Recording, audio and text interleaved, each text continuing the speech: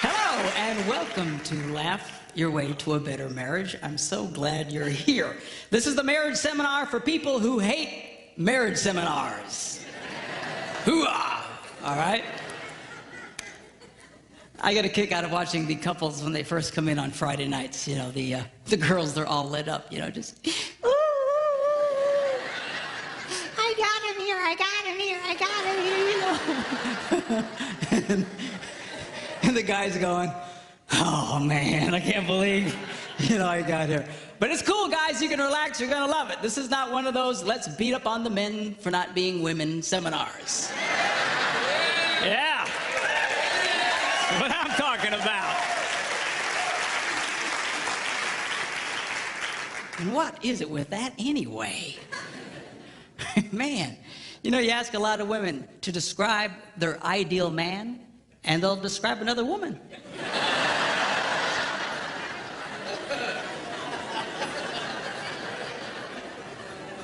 What's up with that? You know? So we're not going to do that. We are going to just go with this thing in a normal, healthy way. We're men. Men are men. We're not sick. We're not perverted. We're not twisted. You know, we're not broken. We're men. All right? And God, yeah, hoo-ah. And God made us the way we are for a reason.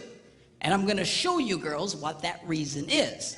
Okay? And I'm going to try and explain to you the world of men a little bit through this thing. We'll also discuss the women's side of things as well. But I really want you to understand this men thing. Women are much more complicated than men. Men are very simple. Simple. S-E-X. Simple. All right? So...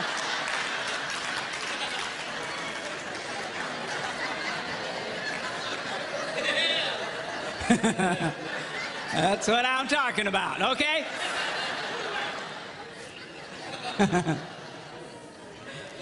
So we're going to have fun. We should have a really, really great time. Now, tonight we're going to do a session called The Tale of Two Brains, hence the two brains. And we're going to be discussing how men and women think very differently from each other. Why is that important? Because men and women are very quick to make into heart problems what are essentially head problems. A woman acts a certain way, a guy feels she doesn't care about him, he says, there's something wrong with your heart, you don't care about me. No, no, no, it's the way she processes information. The same with a guy. A man thinks in a certain way, and a woman thinks there's something wrong with his heart. No, it's his head, okay? So I'm gonna try and explain to you what that's all about. Then tomorrow morning we're gonna do a session called, Why Does He Do That? Why does she do that? Okay? See, it's one thing to understand men and women in general. It's another one to understand the one you got stuck with. Okay? So I'm going to show you how you can discover specifically what makes your spouse tick. And it's powerful information that will absolutely revolutionize your relationship. All right? Then we're going to do what I call the Yo Mama session. And it's called the #1 key to incredible sex. And boys, if you miss that, there's just something wrong with you, okay? So you gotta check. And then we're gonna end with how to stay married and not kill anybody, okay? All very deep emotional stuff. Now, now a lot of people say, well, what's your background? What's your deal? Well, my background is that I'm a minister. Now, if you're not much of a churchgoer, don't let that make you nervous. Some of my biggest fans are heathens. All right? And this isn't one of those things where we sneak you in and then beat you over the head with a Bible. All right? But I do have a Bible verse I need to show you, okay? Because I found a Bible verse that if you followed the advice from this one Bible verse, you will never, ever, ever have a problem in marriage. How many think that's worth seeing? All right? You follow the advice from this one verse, you'll never have a problem in marriage.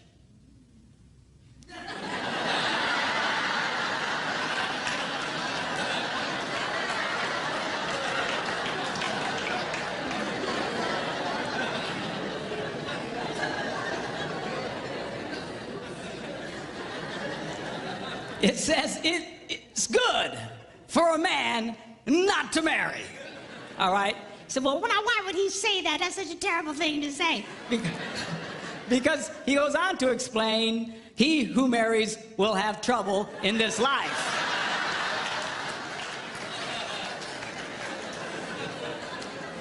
You know, people come up to me, Pastor Mark, something's wrong. I say, what is it? We got trouble in our marriage. I go, no, that's about right. There ain't nothing wrong. That's pretty normal. Now, you don't hear these verses read at weddings very often. Kind of downplay that. You know? You don't see those on Hallmark cards.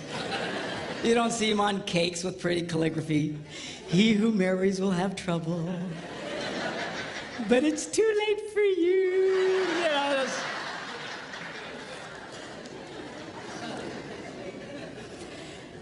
you say, if that's the case, then why get married? Because marriage is absolutely wonderful. It's great. It's fantastic. But it's not that it's without trouble. All right? And I want to show one other verse to you. Now, you don't have the deep theological training that I have, so you might have a hard time understanding this verse. But I'll try and explain it to you. This is found in Proverbs. And it goes like this. Where no oxen are, the manger is clean.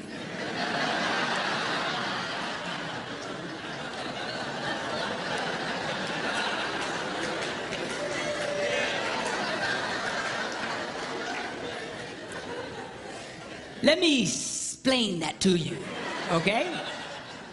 What does that mean? What it means, if you're going to have an ox, you're going to have ox poo, all right?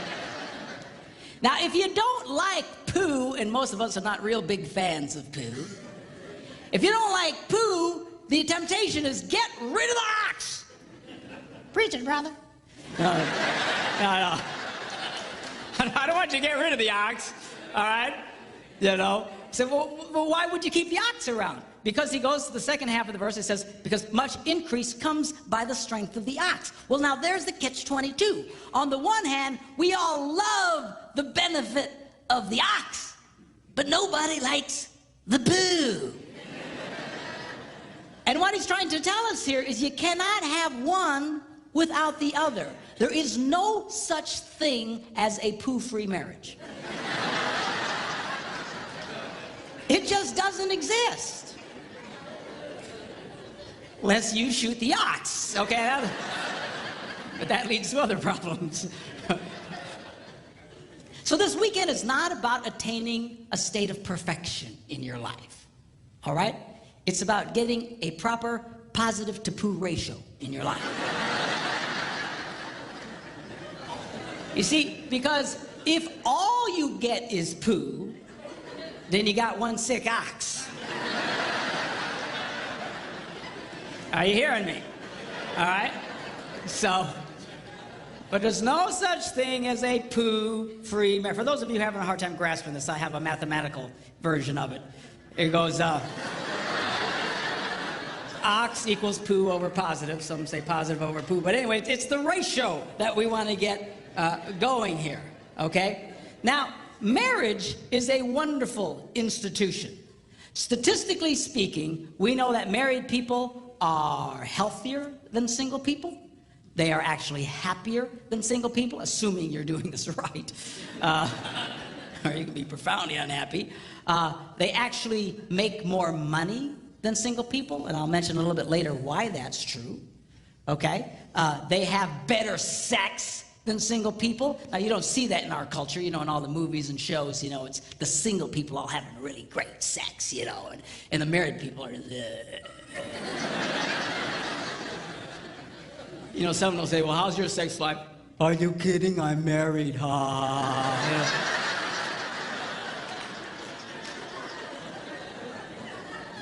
And it's not true, it's a bunch of baloney. Okay? Married people have great sex compared to single people. Single people don't even know what they're doing, for crying out loud. Okay? And statistically speaking, married people live longer than single people. This is particularly true for men. Statistically speaking, one of the most dangerous things a man can do in America today is remain single. It is the equivalent of smoking 2.5 packs of cigarettes a day. It's true. They found that if you take of someone who has 2.5 packs of cigarettes a day and the health problems and the shortness of life and all his difficulties, and a single guy is pretty much the same.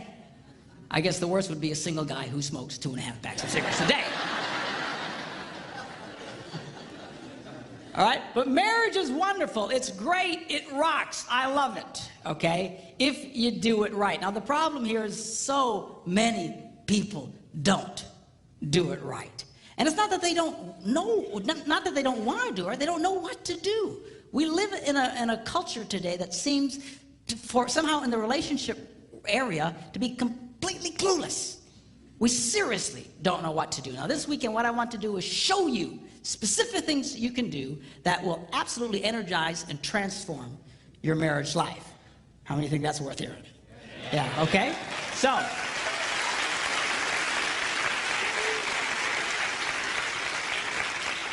now I want to talk to you about what I call the laws of relational physics. You see, the laws of physics affect everybody, whether you believe them or not. Okay? If I step off this stage, I'm probably, in all likelihood, going to go down.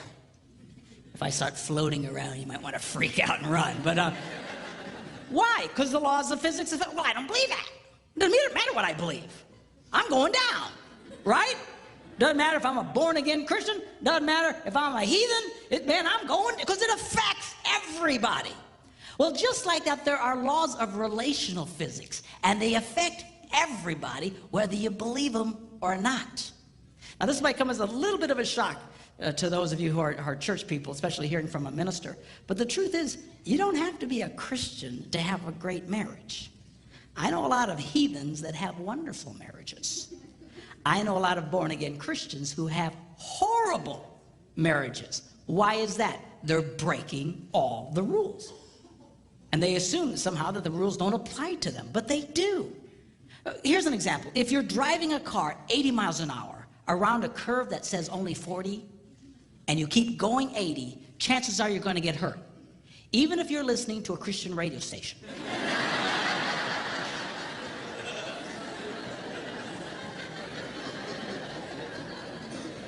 Even if you have a statue of Jesus on the, he might be going, but why is that? Because the laws of physics still affect you, but for some miracle, you're going to get hurt. Same true with relational physics. And I want to explain that to you, and we'll take a look at that. Now, this weekend, I'm going to be speaking to you in basic stereotypes. In other words, women generally tend to be a certain way. Men generally tend to be a certain way. But they're not all that way. I get it. Okay? Some of the people that just have a cow. Well, I don't know. That's you for all men. I'm admitting it's not, all right? Just generally speaking, we don't have time to get into all the shades of gray. But generally speaking, men are a certain way, women are a certain way. If I start describing something that's not you, don't have a cow, just interpolate for your relationships. In Debbie's and I relationship, there are areas where we're completely opposite of a typical man and a woman. I remember when I was first studying this stuff, I thought, oh man, I'm a woman.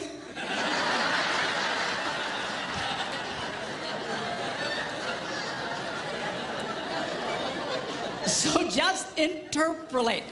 I will say this, that if you tend to be one way in a certain relationship, your wife generally will be the other way. I don't think I've run across a couple yet. I'm sure they're out there that act the exact same way. So if you break the rules, chances are your spouse is breaking them right with you, and you just flip on this deal, okay? For example, a typical stereotype. Men are more interested in sex than their wives. Why would you say that? Because generally it's true. But it's not always true. There are a lot of relationships where the wife is much more interested in sex than her husband. If you're here tonight and your wife is much more interested in sex than you are, I think I speak for all the men here when I say that we hate you.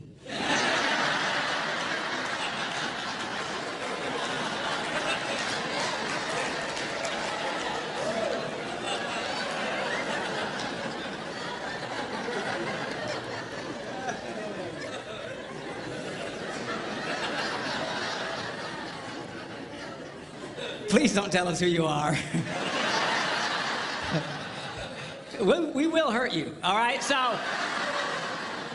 So just go with the flow. It'll be cool. We'll have a great time discussing this thing about marriage. Now, I believe marriage is a life-giving institution. We live in a culture today that believes marriage is a life-sucking institution. It will suck the life out of you. All right? And that's why we say, make sure you're old enough. Make sure you have enough money. Make sure you have enough education. Make sure you've been dating for 37 years first. Make sure that, get all the stuff. Why? You got to get everything together and ready so that when you say I do, you can withstand the, ah!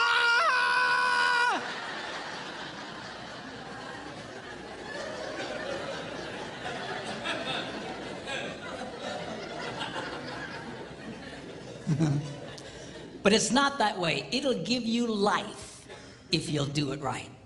If you do this right, marriage can be the closest thing to heaven on earth. If you do it wrong, well, you fill in the blanks. Okay? So now,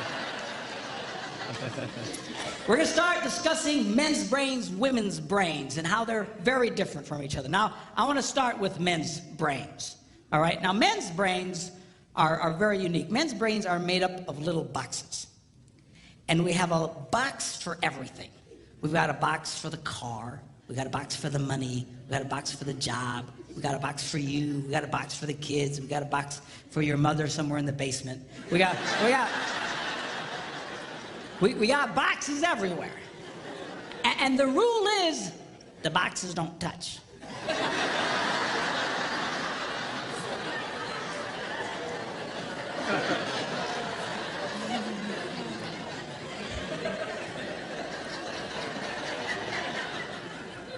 When a man discusses a particular subject, we go to that particular box, we pull that box out, we open the box, we discuss only what is in that box, all right?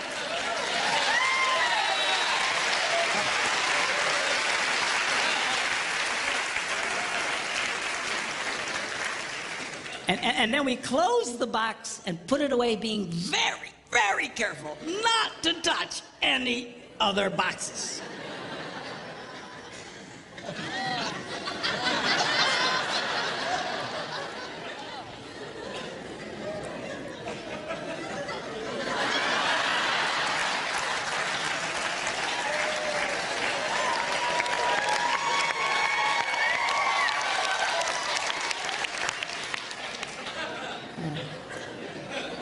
Sorry, my Catholic upbringing got in there for a minute, but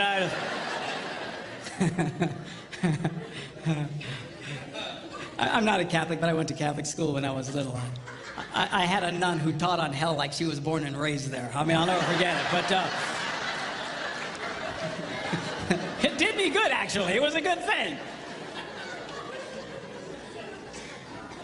Now, women's brains are very, very different from men's brains. Women's brains are made up of a big ball of wire. And everything is connected to everything. The money's connected to the car, and the car's connected to your job, and your kids are connected to your mother, and everything's connected to everything. And it's like...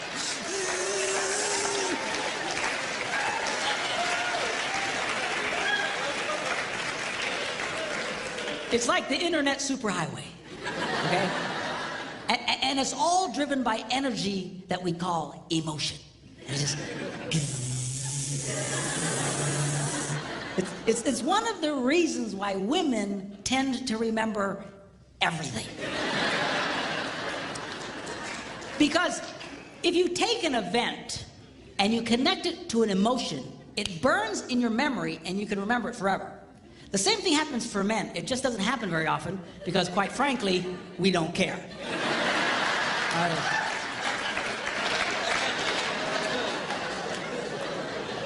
Women tend to care about everything. And she just loves it.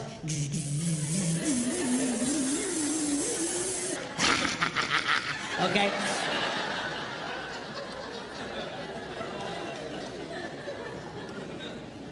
Now, men, we have a box in our brain that most women are not aware of.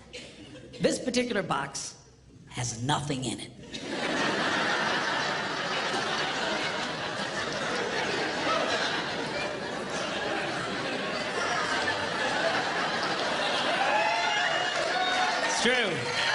true. In fact, we call it the nothing box. And of all the boxes a man has in his brain, the nothing box is our favorite box.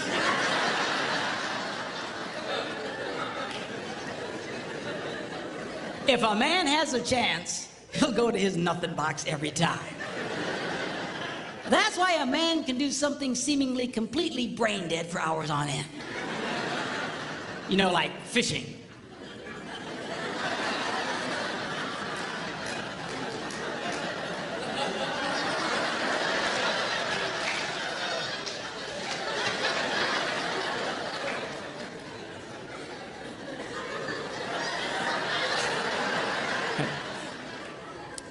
And we love it. That's why a guy can sit in front of a TV and go.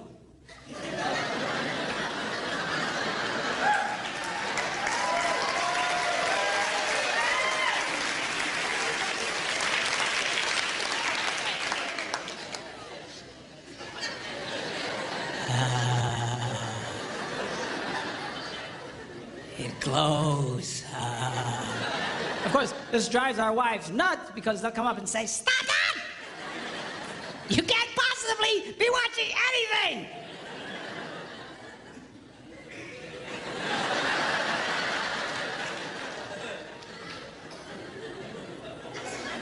I'm not.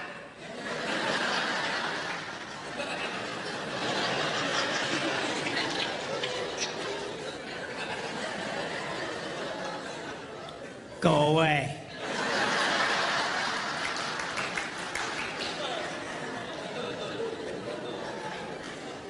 Now, they've actually measured this. The University of Pennsylvania a couple of years ago did a study and discovered that men have the ability to think about absolutely nothing and still breathe.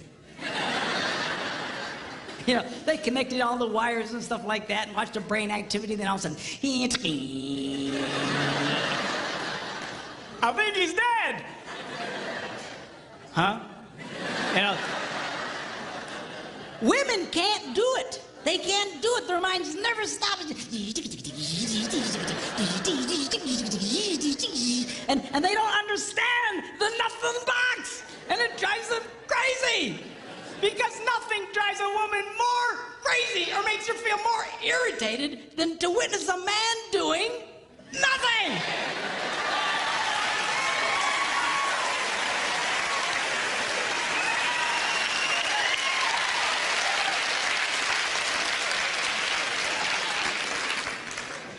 Now, one of the biggest revelations I get out of women is this whole nothing box issue. They just, everything's starting to make sense. And I've had women say, "Oh, it's nothing. Well, can I go in his nothing box with him?" No! Why not? Because then it's something. Besides, you'll walk in there and go, You know, this place could really use some pictures. Nice little table over here, some flowers. Is it? No! Nothing! Get out! We don't want nothing.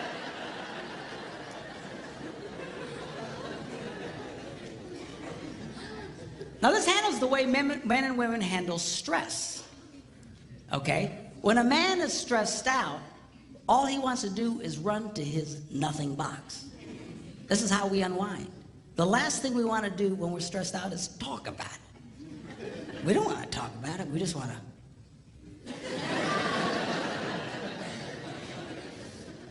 Of course, it just drives her nuts, you know.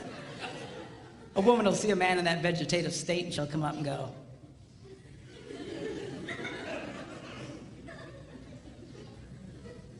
"What you thinking about?"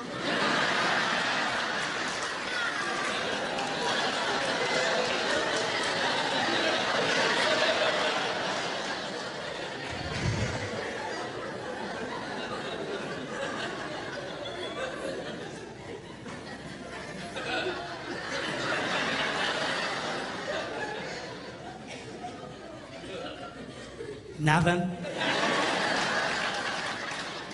We gotta be thinking about something. No, I was thinking about nothing. In fact, I was on a roll till you showed up. Go away, all right? Because that's how he handles stress. He just... Now, when a woman is stressed out, she has to talk about it. If she doesn't talk about it, her brain will literally explode. So she'll start just, I don't know, might have something to do with this. No, I don't have to do that. You know, I never thought about this. My brother over here said to me, and I know men who run from their wives when they do this. They do. I say, well, why do you run from her? He says, because I don't know what to tell her. I said, dear God, man, who told you to tell her anything? She wants you to tell her anything. See, a lot of guys, they feel obligated when you start explaining all your stress, they feel obligated to fix you, right? Because that's what a man does. A man only tells his troubles to another man in hopes that that man will help fix it, okay? But she's not a man. And you try and fix her, she's gonna kill you, all right? She doesn't want your advice. She doesn't want your help. She wants you to shut up and listen. And a couple of ladies, that's right, you tell him. Tell him to shut up. They like that. Now, I had one guy tell me, he said, man, if she just tell me how she feels. I said, she doesn't know yet. He said, what do you mean? So that's how she figures out how she feels, by connecting this wire to that wire, this wire, and so. Now, because they love each other, they offer to each other their answer, their solution. A man senses his wife is stressed out. He loves the girl. He offers to the girl his best and finest solution. Or just quit talking about it.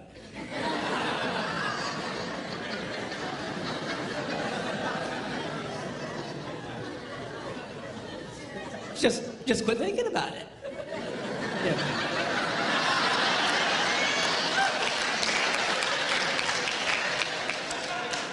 And that's when she starts reaching for the knives and stuff. She's gonna stab you if you keep it up, okay? Now, a woman, she senses her husband's all stressed out. She loves him.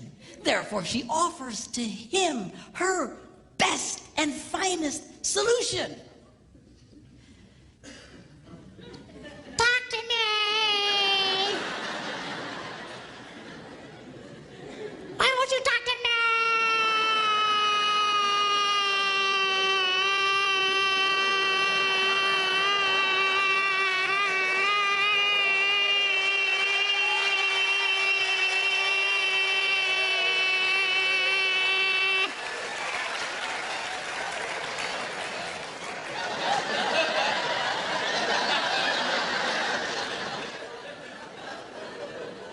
Go away.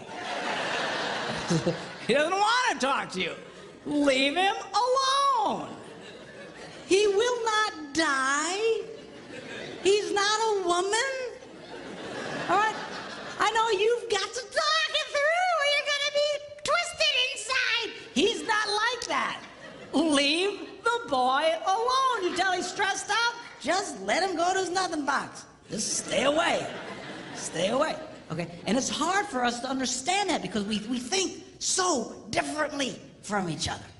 Now, not only does this affect the way that we respond in stress and stuff, the way our brains are wired also affects the way that we use words. Okay? Men tend to use less words than women. That's because the women have all the wires they're trying to connect, and they've got to explain each and every connection. Now, they say that if a man needs to speak 10,000 words in a day, a woman needs to speak 20,000. My wife says, that's because we gotta repeat everything we say.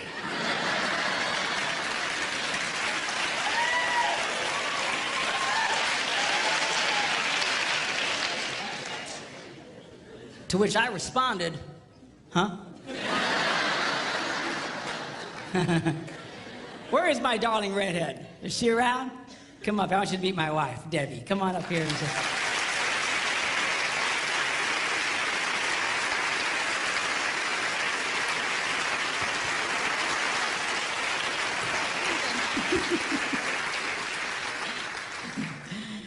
People say, well, doesn't she talk too? Nope.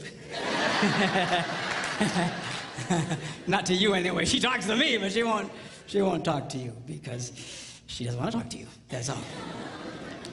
Where's my tablet here? I want to show you something about the whole words thing. You know, they actually measured this. They went in and studied children and babies and found out that they actually went and took cameras and put them in nurseries and analyzed the pictures later. And they noticed the pictures of the little girls. Right from the get-go, their mouths are just going.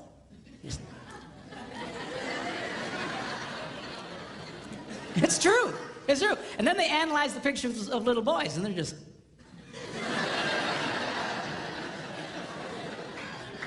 They're still thinking, what was that?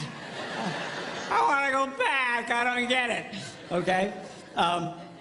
Then they went and they recorded conversations of little boys and girls on playgrounds. And they went back and analyzed them. And they discovered that little girls loved to talk. They were very articulate, loved to use full sentences, just loved to talk. And if they didn't have anybody to talk to, they were perfectly content to talk to nobody. And they would just complete sentences. Then they analyzed the conversations of the little boys. And only about 55% of it was intelligible. Because that's what they were saying. You know, yes. That's conversation to a man, okay? Now, not only do we use different amounts of words, words can mean different things to men and women. For example,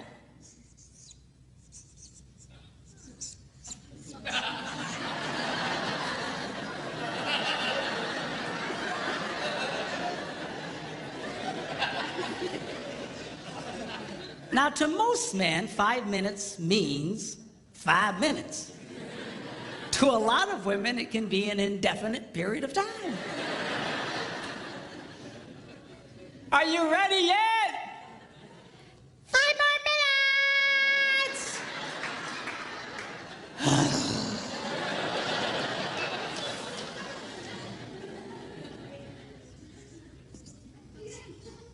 As we discussed, men understand nothing. Women don't understand the significance of nothing. If a woman says nothing, look out, it's something.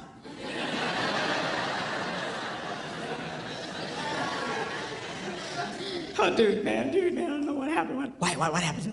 I don't know, I asked my wife what she was upset about. What'd she say? Well, she said nothing. Get out of the house, man, run now, get out!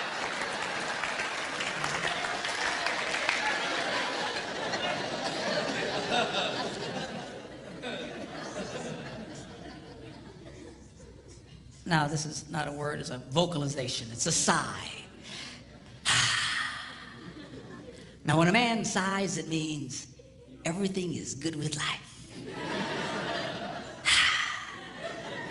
When a woman sighs, it means you are an idiot.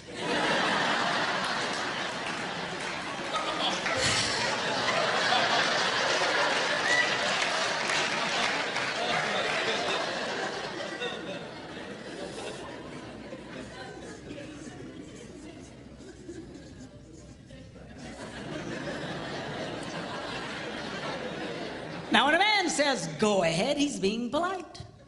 When a woman says, go ahead, she's giving you the opportunity to explain whatever stupid thing it was you just did. But you need to be very careful in the explanation because it's very likely to be followed by a sigh.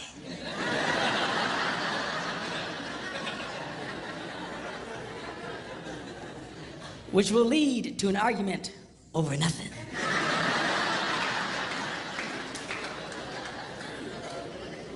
And then you ain't gonna have sex again for at least 5 minutes.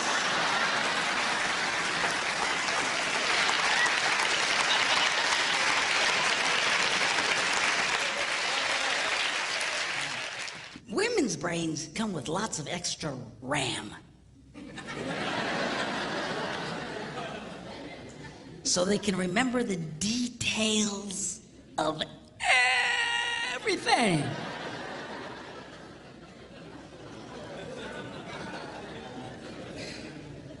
men's brains come with only the minimum basic requirements To keep us breathing and eating. Okay, that's good. That's why men, a lot of men, we don't hang on to lots of details. They don't stick with us. You know, when an event happens, we just categorize it as an event. All right. Whereas women, it's not just the event, it's all the details connected with an event. You'll run into this when a friend of your family or something will call and you know, she just had a baby. And then you tell your wife, oh, so-and-so's called, they had the baby. And she'll say, well, what was it? And he says, well, it was a baby. Well, what kind of baby? I don't know, it's a baby. What difference does it make? Oh, how long was it? Well, I don't know. You know, how long, how tall, how many, you know, how much did it weigh? I don't know, under 20 pounds. What, you know, just... But there's detail. You know, a woman will come up to a guy and say, how was your day? And then we go to the RAM, and all it's there is that it was a day. And we say, it was fine. And she'll say, well, what happened? And we go to the RAM, and there's nothing there. And we panic. And we go, nothing. But women, they've got all this, you know, that's why when a guy retells a story, it's usually pretty much just a bottom line kind of thing. What happened? This happened, that happened, we're done. When a lot of women share what happened, they relive the event in excruciatingly painful detail. I mean, you are there. Yeah. And it can drive, you know, couples can really fight over this. My wife and I still fight over this one. You know, this just drives us crazy. You know, she just, you know, sweetheart, when your husband asks the question, what did the plumber say? He really doesn't want to know what he said. Well, I said, how you doing? He said, it's fine. I said, it was a pretty nice day we're having. He said, yeah. He said, got any kids? No, what did he say? Bottom line. You know, this...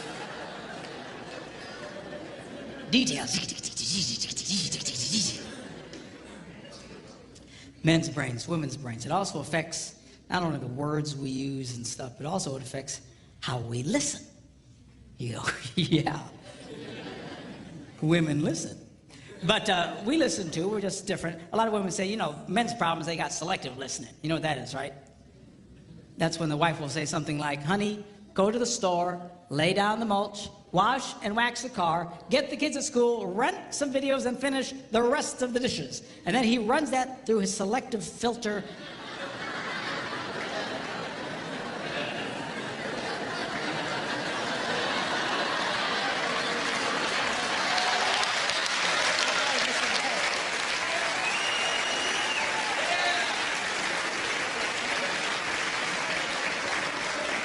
And all he hears is, honey, go lay down and get some rest, okay?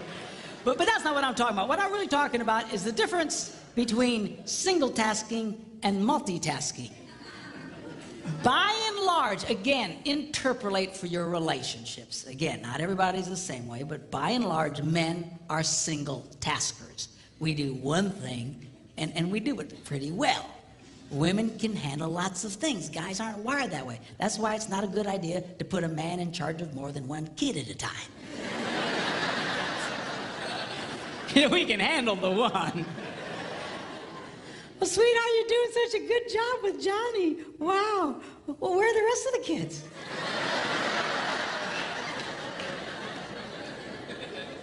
We got other kids?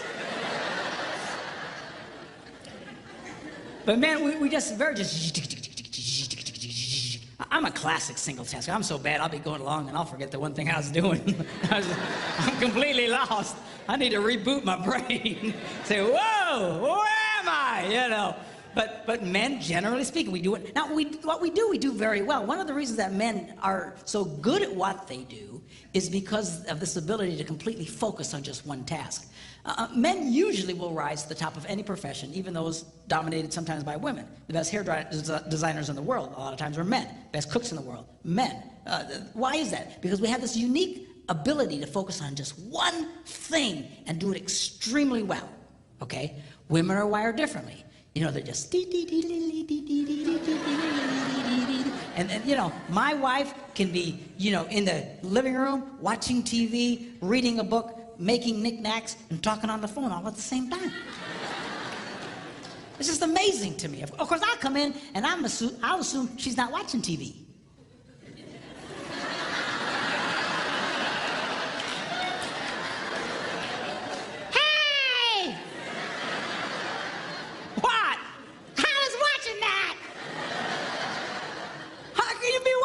You're making knickknacks and such. Put it back! You know.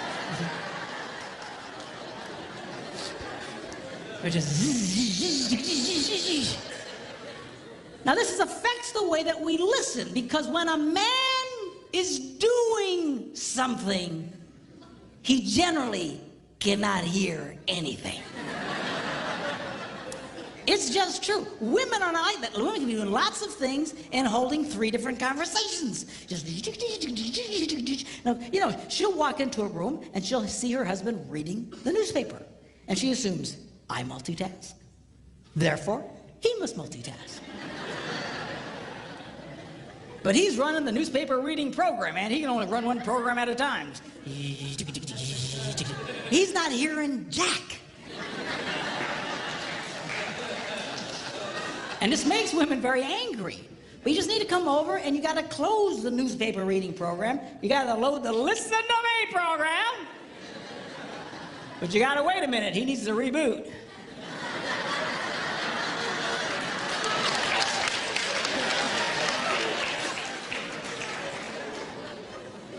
I didn't know you was here. You know?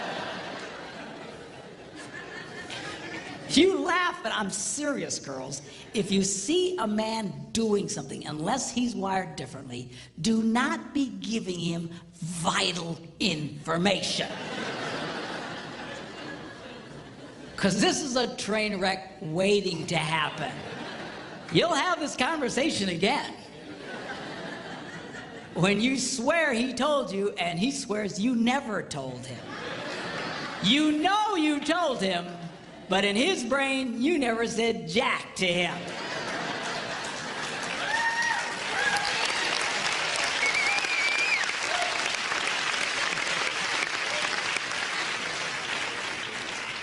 The problem here is, guys, we get ourselves in trouble because men have this natural defense mechanism that at all costs, do not stop doing what you're doing. So when someone starts talking to you, we automatically have this defense mechanism that goes, uh-huh. Yep. Uh-huh. Uh-huh. And we keep doing what we're doing, and we're not, and she thinks you're listening to her. But you're not listening. You need to stop you're big boys, stop what you're doing, turn to the girl, and pay attention to her.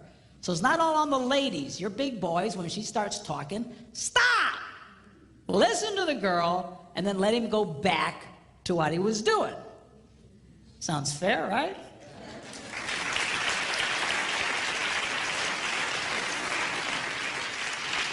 Well, I started doing this, and I thought, this is great. I'm doing a lot better. I'm watching this thing, I'm tasking. Yeah, okay, what?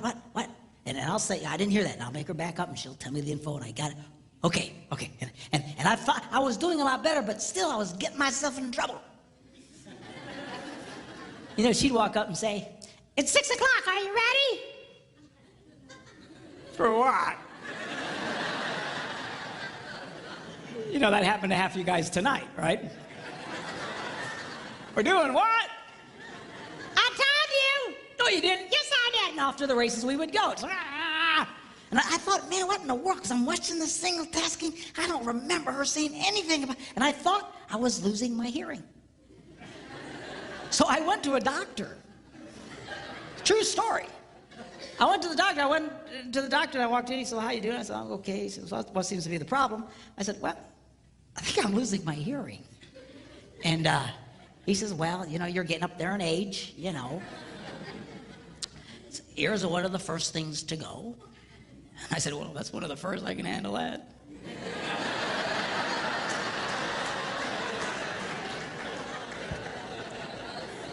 We'll talk more about that tomorrow.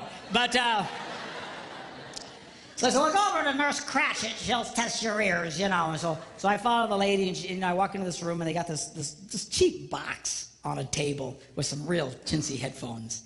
And she says, "All right, now, put on the headphones. When you hear the beep, raise your hand. If you don't hear the beep, don't raise your hand."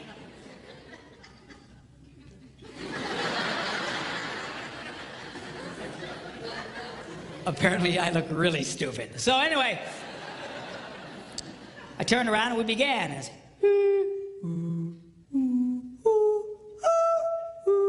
pretty soon she goes, "Really? You can hear all that?"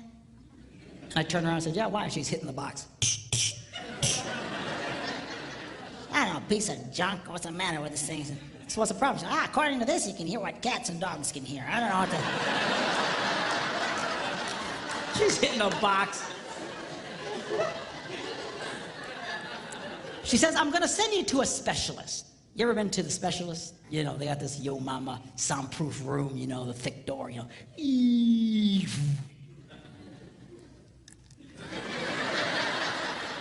You know, you got the person, you know, sitting behind the glass, you know. You feel like you're in a people aquarium. "Sir, would you sit down?" But anyway, so at the time we lived in Green Bay, Wisconsin, and right downtown Green Bay, there was a place called Eye and Ear Associates. I'd never heard of them before. I had no reason to hear from them. But she said, "I'm going to send you these people. They have all this fancy equipment." And so she takes the doctor's pad and she writes Eye, Ear, and she abbreviates Associates and hands it to me.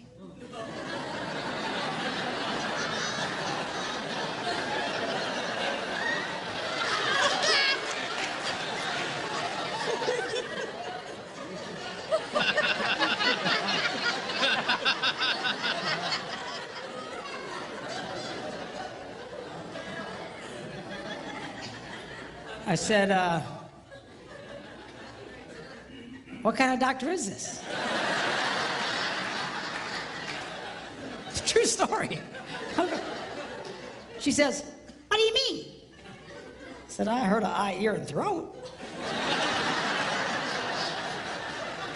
I never heard of this. She said, "Let me see that." Oh, I'm so embarrassed.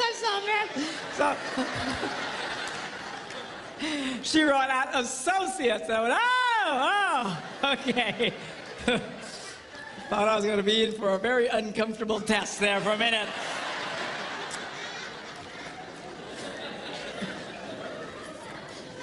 So I go to the eye, ear, and, you know, doctor, and I get in there, and I sit down, and she's behind the glass, and she has to push the button to talk. You know, "Okay, now put on the headphones. When you hear the beep,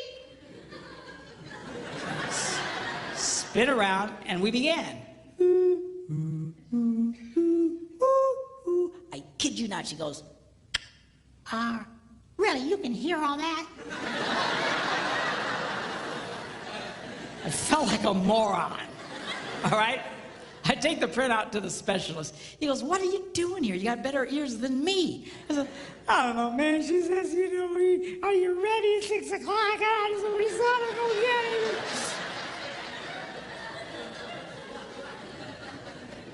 So I go home and I walk in the door and she says, "Well, what'd the doctor say?"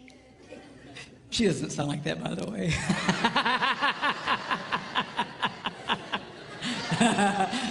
I say that because people used to come up to me saying, "You know, she doesn't have a voice like that." I just do it for effect. By the way, we've been married for 32 years.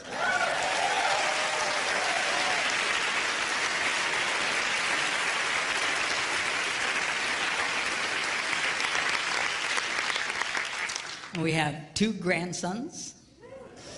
Very cool.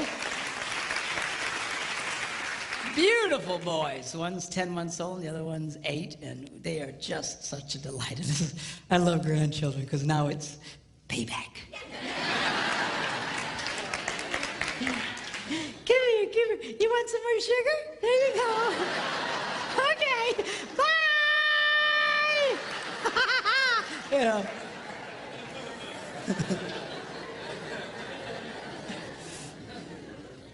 My son Philip's here with us. He's running the audio, and on our 30th wedding anniversary, Phil gives me a call up and he says, "Hey, Dad, 30 years. It's really something." I said, "Well, thank you, sir." I said, "But you know, truthfully, Phil," I said, it only feels like 10 minutes. He goes, "Really?" I said, "Yeah, 10 minutes underwater." Oh, lighten up. All the girls, "Oh, I can't believe he said that. What is he gonna think?"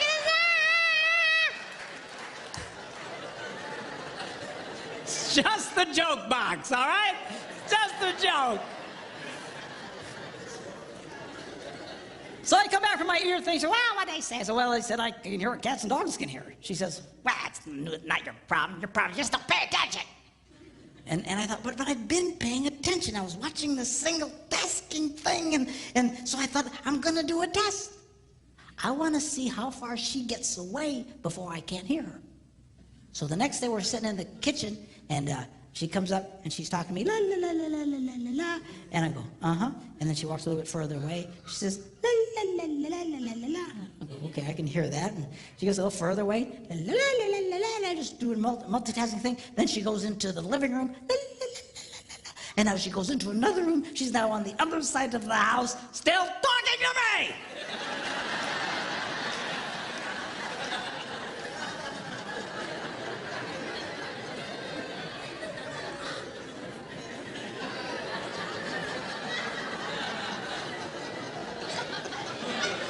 I said, "Hey!" She yells back, "What?" I said, "I'm on the other side of the house." She goes, "You don't listen anyway."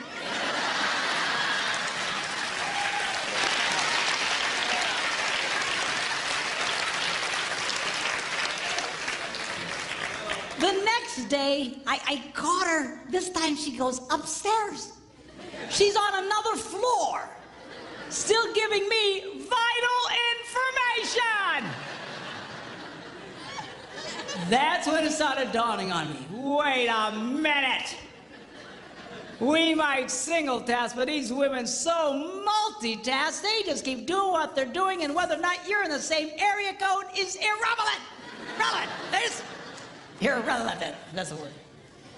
I had a guy the other day, he says, "You know, my wife's like that. She'll be talking to me. She's by the dryer, and she'll be telling me something important. La la la la la. Then she'll stick her head in the dryer, reaching for something. La la la la la la. And boy, you better do that, or you're gonna be in big trouble."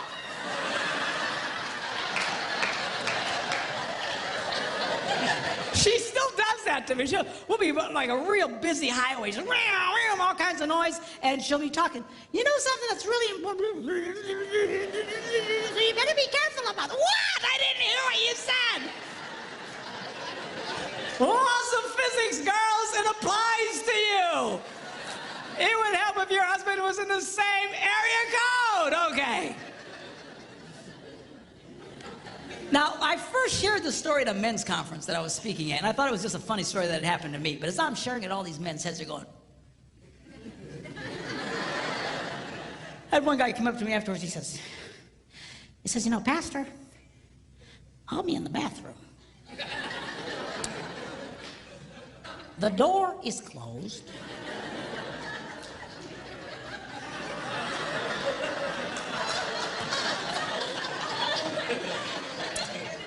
The fan is on.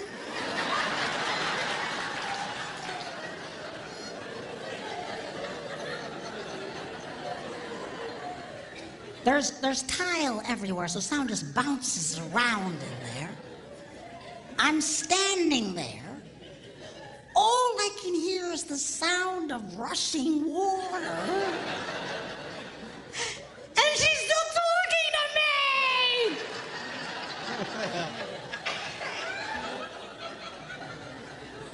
You know, I figured out that's why we miss sometimes, girls. What? What?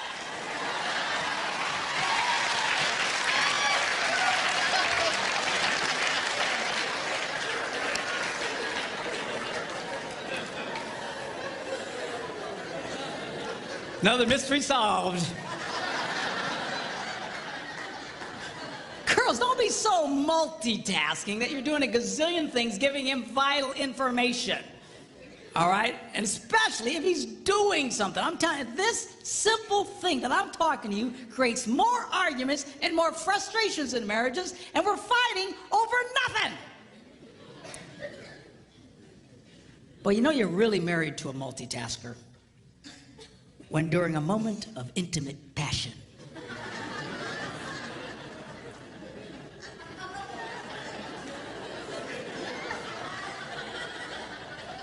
she suddenly blurts out, "Oh, by the way, the plumber says the toilets are broken."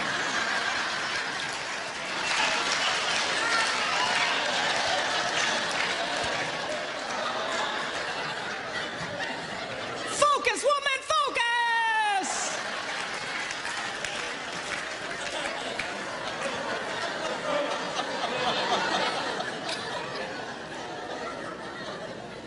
But man, she can make love to you and plan next week's dinners and,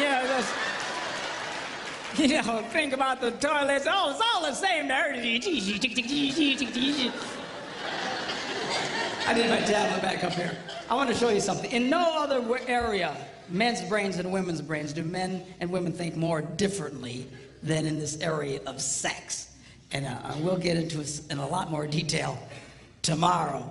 But I want to show you something here that I think will be of great interest to you. Give my lovely assistant a hand.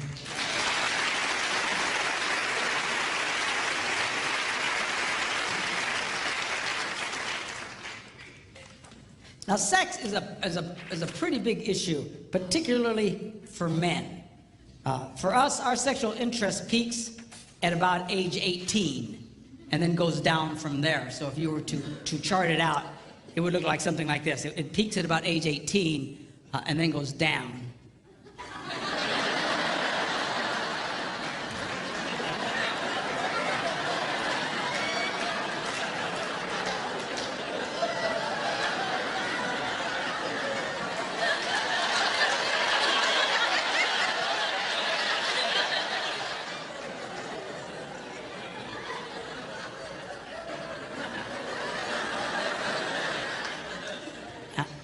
And then you're dead.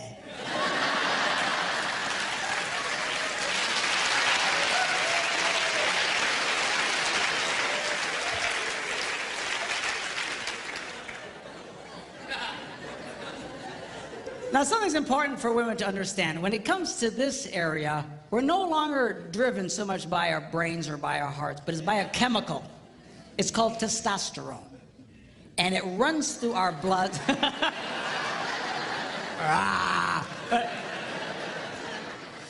It runs through our blood, and it drives us crazy. You just... If you girls knew how much this drove us crazy, you'd be more disgusted with us than you are right now. We downplay it, man. And listen, I'm telling you, and as funny as this little chart is, and as true as it is for so many men, if for some reason as a man ages, his testosterone levels begin to decline, his interest in sex will start to decline. And if his testosterone level drops dramatically, his interest will go way down. Same head, same heart, same guy, and now he's not interested in sex. You treat that man, and it's very easy to do, with testosterone supplements, and boom, he's the same wild man you married. Same head, same heart, same guy. Now he's... Come here, baby. All right? So this is not because we're sickos. It's not because we're perverts. It's not because we're broken. God wired us this way, and he did it on purpose. Well, what was that purpose? I'm going to show you in a minute, but you just need to really understand this. And the truth is, when we get this rush of testosterone, it just messes with us. Now, for the love of God, don't raise your hands. But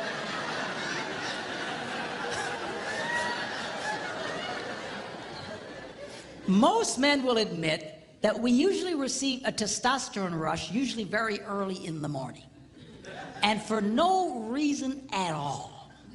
Dun dun dun dun dun dun dun dun dun dun dun dun dun dun. 10 hot.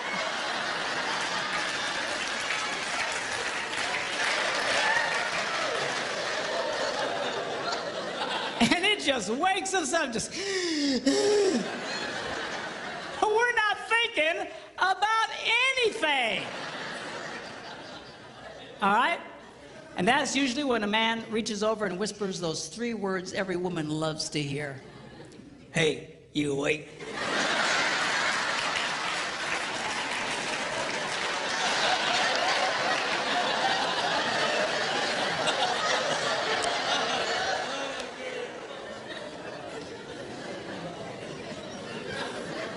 We'll be talking more about that tomorrow, okay? All right, so why does God wire men this way? Okay, now to explain this, I need to do an anatomy lesson. Okay, y'all okay? Hang on, Margaret, he's gonna draw pictures. It'll be okay. We'll keep it clean, okay? Now, we'll call this the girl's heart. And in the interest of keeping everything at least PG-13, we will refer to this as the place of happiness.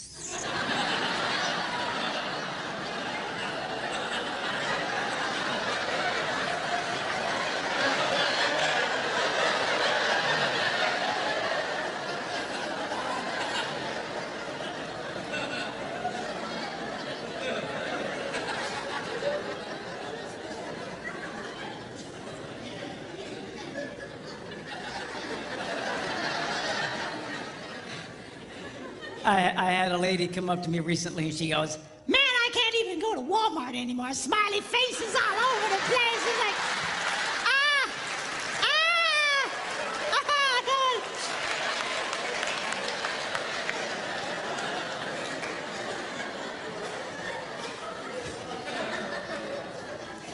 Now, at some fundamental level, this is every man's basic interest in a woman. It's true, it's true. Now, women say, "Well, that's terrible. There shouldn't be about that. It should be about companionship and fellowship and sharing." Girls, if your husband was interested in companionship, fellowship, and sharing, he'd have gotten a golden retriever.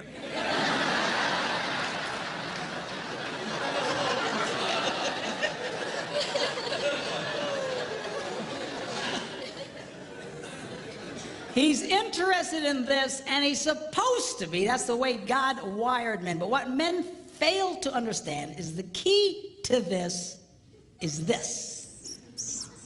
And if a man successfully touches this, she gives him the green light, and now he can touch this.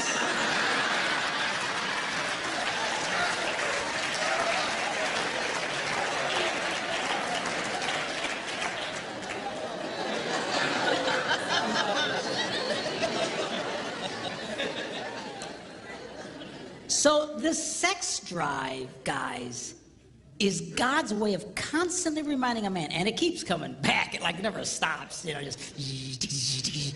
On average, a man will feel the need for sexual release on about every 72 hours. That's every 3 days. Some more, some less. My husband's every 72 minutes. But that's your problem. But anyway. But seriously, the reason that keeps coming back is to motivate the man, be nice to the girl. It's not so you can just go, "Hey, you awake?" Are you hearing me? A lot of guys do that. As soon as they feel the buzz, they're just reaching for the girl. Come here, baby. Come here. Come here.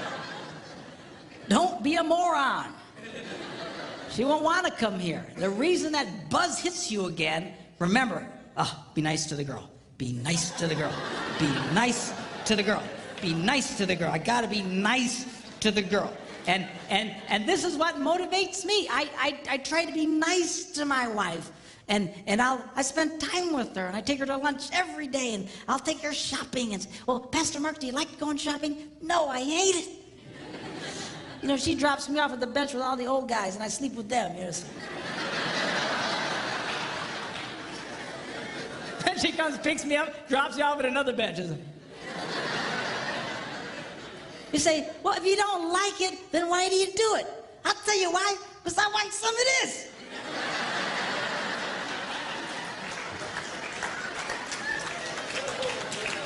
I'm no idiot. You gotta be nice to the girl. You gotta pay attention to the girl. And really, single women, I don't know, how many single women are watching this, but inevitably, there's single women here, and that's great, and a lot will be watching this. But, when a woman gives a man this before marriage, she is a nitwit of astronomical proportions. You would never build a house and pay the contractor in advance. Are you hearing me? If you're gonna build a $250,000 house, and which here in Phoenix will get you a one bedroom with nothing.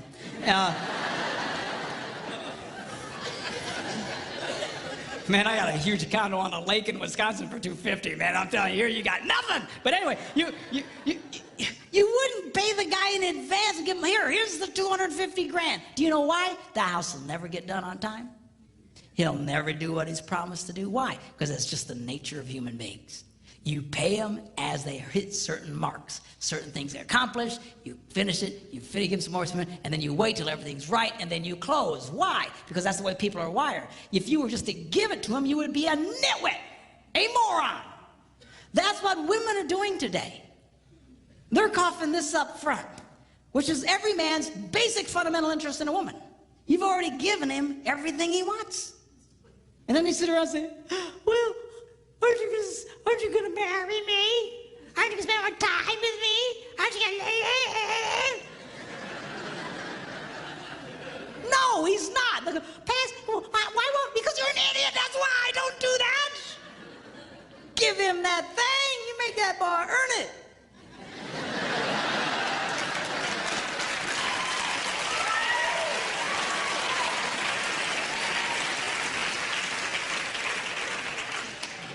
If there ain't no ring, you ain't getting the thing, is what you need to tell him. No, seriously, girl, I don't know what. There's something that really happened in the female culture. I think it's because of the women's lib thing, and they think, well, now we can go out and we can be as sexual as men and stuff like that. But they are fighting against their own interests. There are millions of women in America today that are so frustrated they can never get this. They can never get this. You know why? Because they're dumb.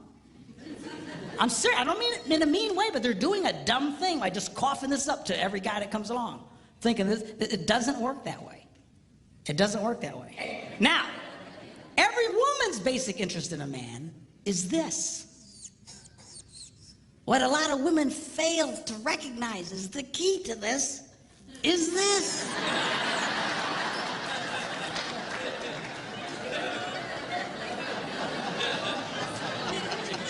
And if you touch that, it gives you the green light and you can touch this.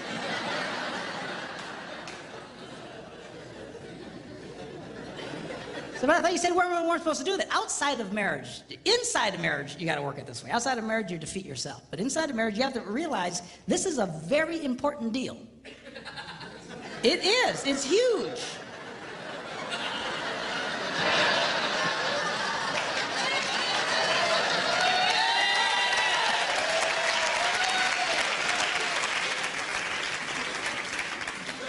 A lot of women treat this like a side issue. It is not a side issue in marriage. It is the central issue. It truly is.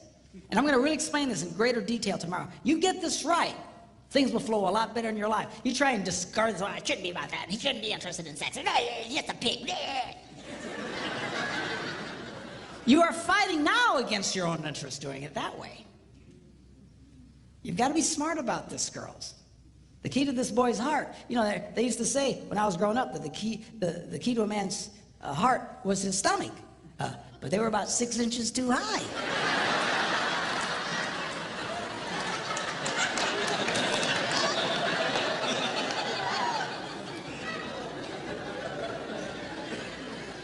And this is important. I got to tell you, girls, if it weren't for this, we probably really wouldn't deal with y'all.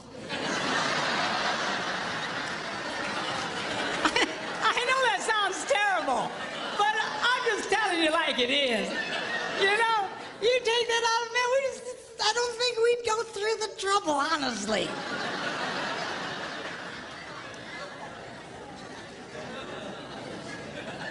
This is a game you got to let him know he can win with you. And we'll talk more about this in detail tomorrow. But the crazy thing about it, see, is the key to what you want, here's the door. And for the guys, for what you want, here's the door. And it is the perfect standoff. It is the ultimate standoff. People say, what was God thinking? People say it to me all the time. What was God? This is exactly what God was thinking. The key to you getting what you want is to give your spouse what they want. Now, it's not easy. And sometimes you'll mess up, but you got to constantly work for this. You can't all of a sudden disregard this. Some guys, they never pay attention to the girl. They're never nice to the girl. And wonder how come they never get any sex. Oh, I never get any sex, how come? Because you're an idiot. I mean, for crying out loud, be nice to the girl. You've got to touch her heart. That's your key. But a lot of guys say, well, I told you I loved you once. If anything changes, I'll let you know.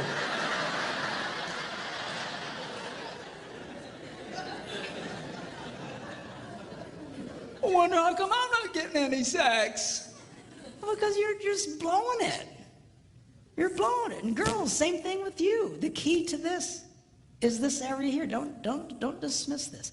If you guys will flow in this thing, it works and it's great and it's extremely powerful. It is the most powerful thing God ever designed to connect two people. And we'll get into it in a lot more detail tomorrow.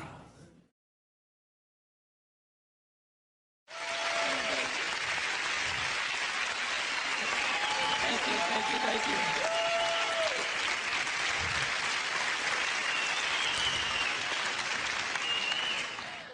All right. Men's brains, women's brains. Women's brains think, give.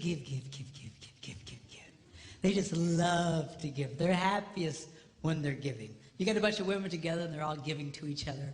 Oh, I love your hair. I love your shoes. I love your outfit. Oh, they just love it. Now, men's brains are a little different. Men's brains think, take.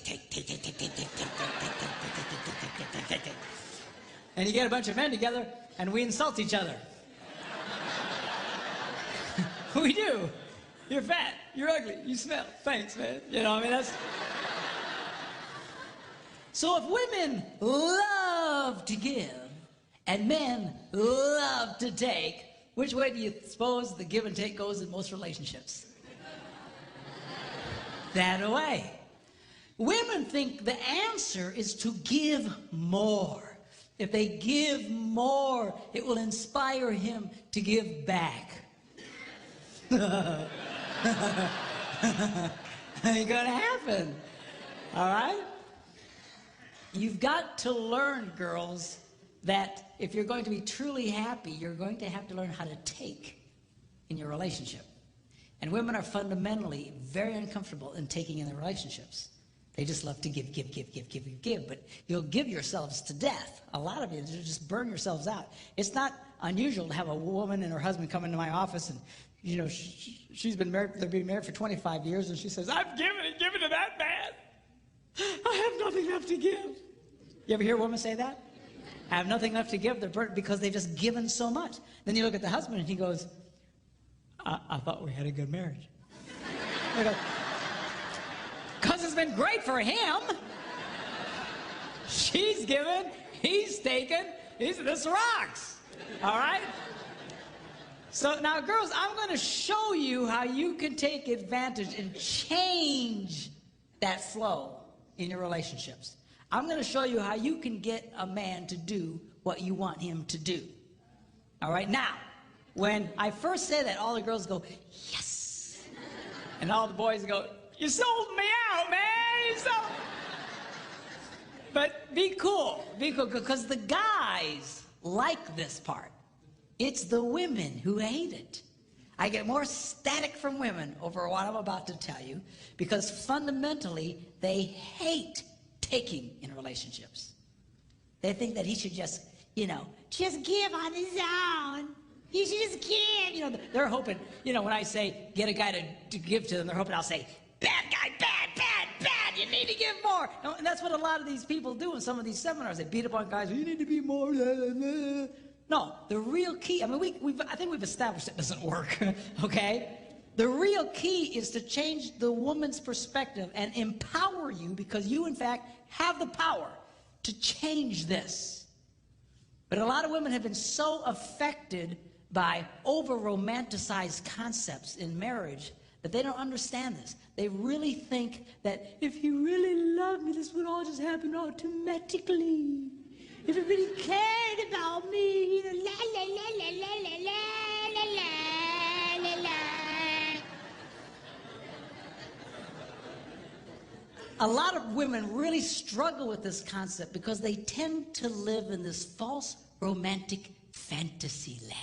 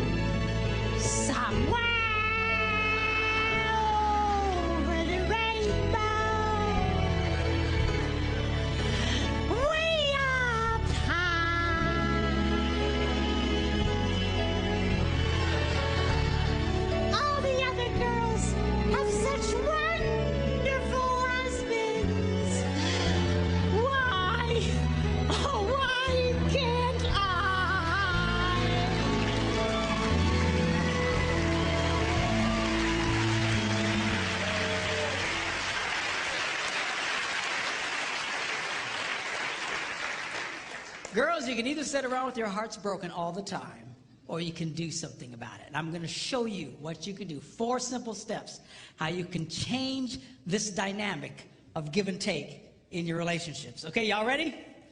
Here we go. Number 1, how to get a man to do what you want him to do. Number 1, you need to ask him more than once.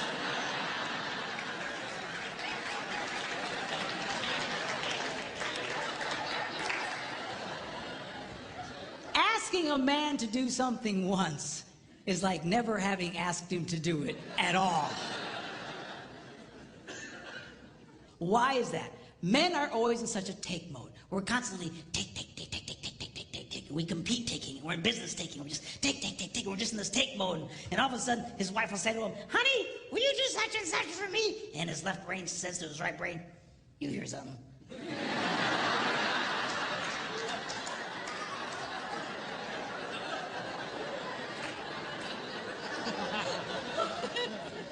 His right brain goes, nope.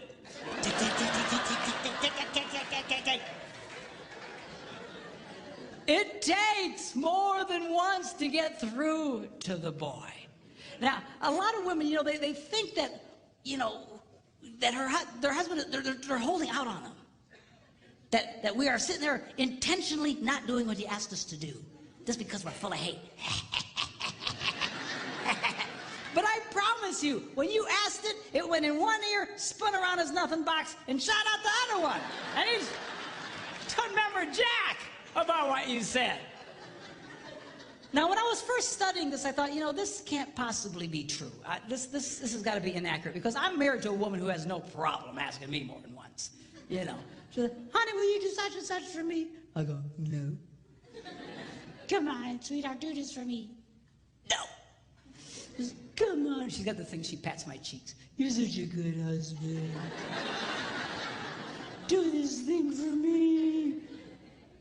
Okay, and then I do it. So when I was first reading this, they were saying women only like to ask one time. I thought that can't possibly be true. And I remember I was in a church in Green Bay, Wisconsin at the time. I was one of several pastors at a large church there. And I before our service started, I thought, I'm going to ask some ladies because this can't possibly be right. So I quickly came up to a lady. I said, let me ask you a question. She said, yeah. I said, do you have a hard time getting your husband to do stuff for you? She goes, Pastor, you have no idea. She says, I asked that man to paint the ceiling. That was back in October. It's March. He doesn't do it. He walks in every day. Just she's just getting mad. Tell me about it, okay? And I said, okay. I get it. But let me ask you a question. Because remember, I want to prove what I just been reading wrong. I said, let me ask you a question. How many times did you ask him to do it? And she stared at me like a dog at a new dish.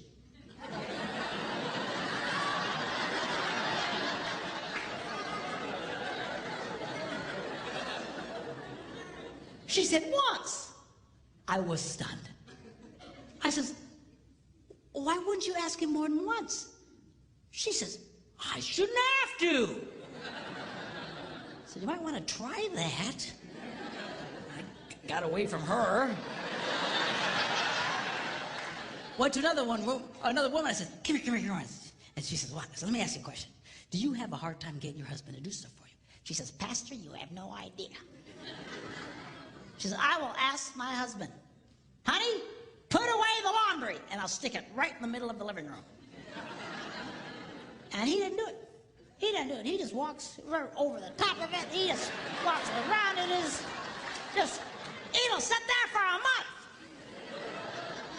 And she asked me with all seriousness, she said, Pastor, can't men see laundry?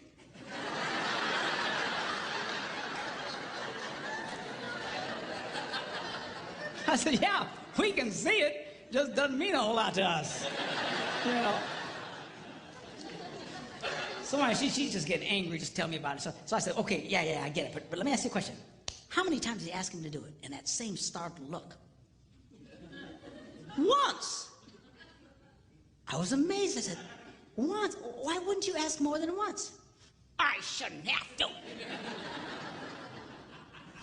Time was running out, church was going to start, and I grabbed another lady real quick. I said, come here. She says, what? She said, do you have a hard time getting your husband to do stuff for you? She says, Pastor, you have... Apparently I'm a complete idiot because I have no ideas. But, yeah, no idea. And she goes on to start living out the horrible transgressions of her idiot husband. And I asked the same question, okay. But how many times did you ask him to do it?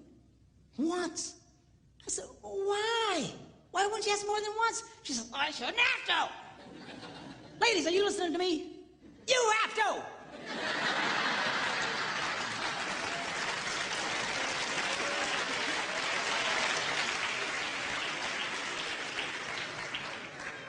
To just get mad and madder and having a cow over nothing.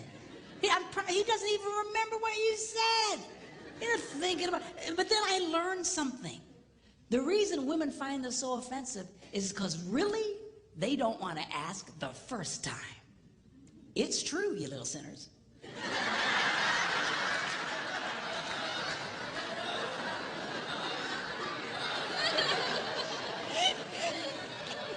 Because over the rainbow, if he really loved me, I wouldn't have to ask.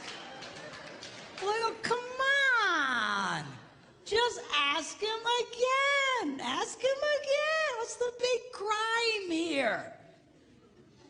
You know what it is you resent the fact that he's resistant to do it, because not only do you want him to do it, you want him to want to do it. You do.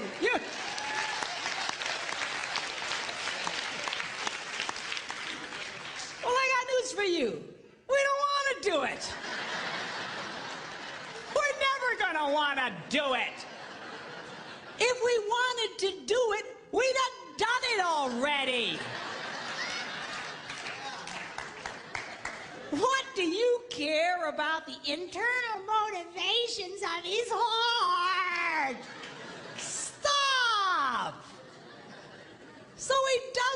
I do something my wife wants me to do. I don't want to do it. I don't do it. And she just...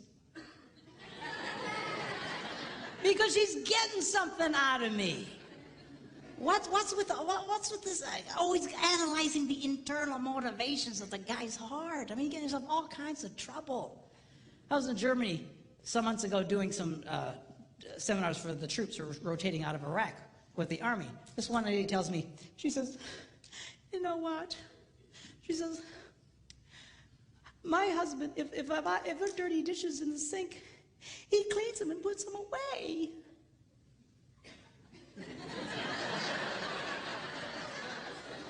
I go, yes, and? She said, well, I asked him, why do you do that? And he said, because I hate dirty dishes. And she started crying.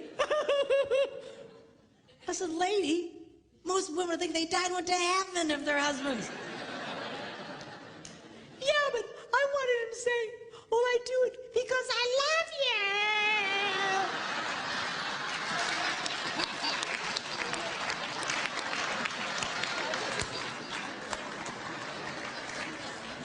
Who cares why he does it?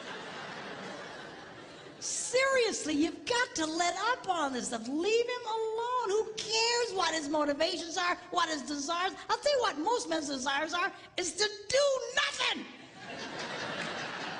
Okay, have we established that?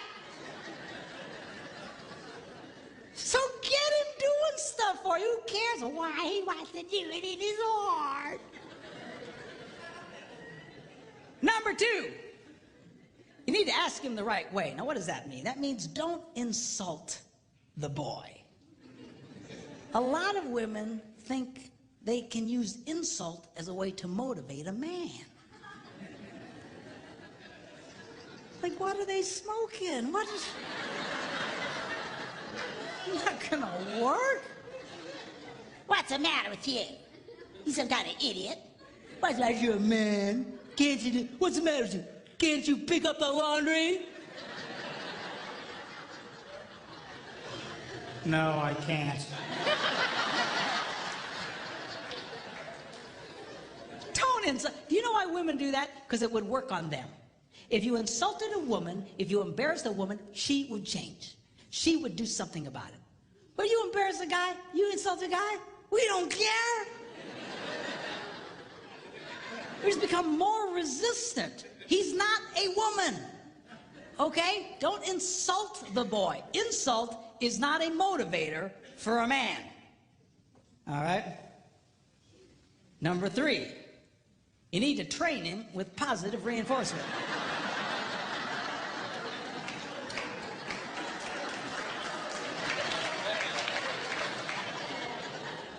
What does that mean? Well, training a man is kind of like training a chimpanzee. If the chimp does what you want, you give him a reward. If the chimp doesn't do what you want, you just don't give him the reward. You don't beat the snot out of the monkey. Because then you got a freaked out ape. Every time you come around, he'll just... He'll run away from you. So, well, how does a woman reward a man? Very simply, by appreciating the pathetic things he does. Because men love to be appreciated. And the problem here is that women only like to appreciate unexpected kindness. If it's unexpected, they light up. Oh, oh, oh. But if it's expected, it's like, yeah. You know, seriously, I mean, that's, in the beginning of your relationship, that's how he got you to fall in love with you in the first place. See, because unexpected, everything he did was, oh, God, seriously, man, that's how you got her to fall in love with you. She knows you're ugly.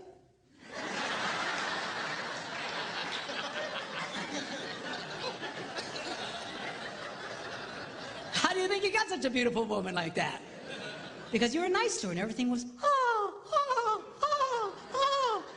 But after 32 years, it's hard to come up with unexpected, man, I'm telling you. But the more you appreciate the kindnesses that he does, the more he wants to do it. Men respond. Men, I'm telling you, they love to be appreciated. Now, give you an example. I was at home, and I had a dirty dish in my hand. I was up by myself, and I'd actually gotten trained to the point I could put it away in a dishwasher. And I went up to the dishwasher, and I opened it up, but it was full of clean dishes. And that's a moral dilemma to a man.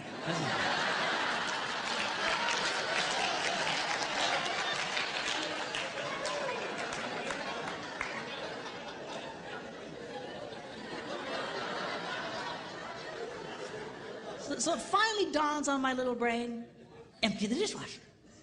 So without being asked, I empty the dishwasher and I put everything away. And then, of course, I stick around because I want to see what happens. Why? Because I love to be appreciated. So my wife comes home, she's la la la la la la la la. She goes over to the dishwasher and goes, "Huh, you emptied the dishes." And she goes, "You're such a good husband." and I eat it up.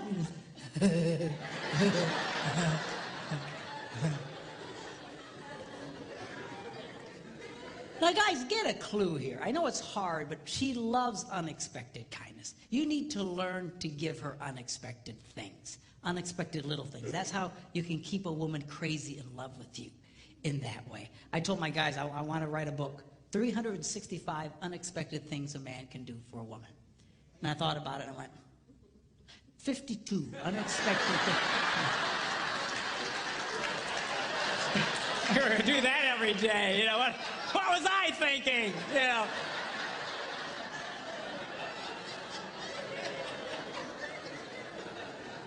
Because they light up, you know. Some time ago when I was first doing this, I couldn't afford to take my wife with me. And so I was doing a lot of traveling by myself. And I was at a grocery store or gas station. I was paying for the gas, and I saw one of these rack of greeting cards. And this one caught my eye. It said, "My favorite place to be is wherever you are." And I thought, oh, I should get that. How much is that?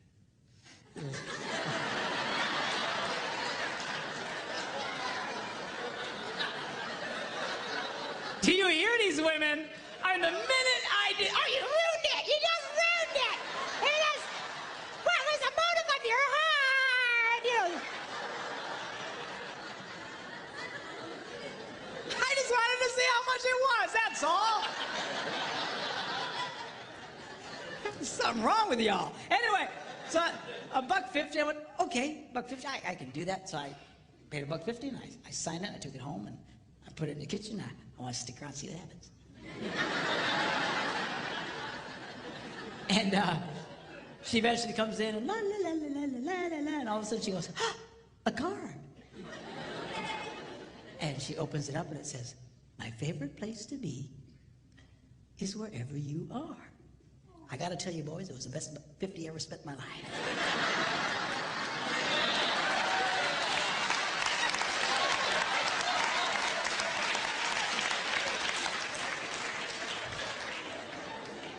But we'll talk more about that tomorrow. Okay, now. Number 4, barter with him. Now, how does that work? Very simply, you become aware of something he wants to do. You know you got something you want him to do for you, and you just say to him, "Honey, would you like to do this thing you would like to do?"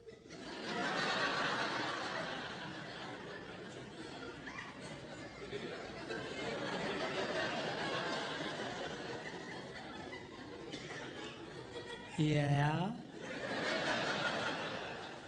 "Well, do this for me, and you can do that." What's the catch? There's no catch. So now he's doing it. It's a trade out. It's just, you know, so guys like this thing because we know what the rules are. And men are used to bartering. You know, that's why we do what we do in life. That's why we go out and work. I gotta promise you, if they didn't pay us, we probably wouldn't do it. You know, I don't care how much you like your job, if they didn't give you the cash, I don't think you do the job. It's all part of the bartering system. Men like that. Okay? Now, the strongest bartering tool a woman has, we'll talk about tomorrow.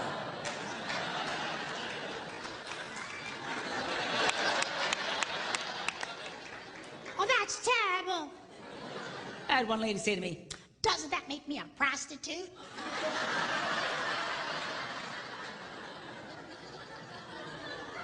I said, he's your husband, for crying out loud. women have no idea the power they held over us. Just, they have no idea. I'm telling you, you can get a guy to do almost anything.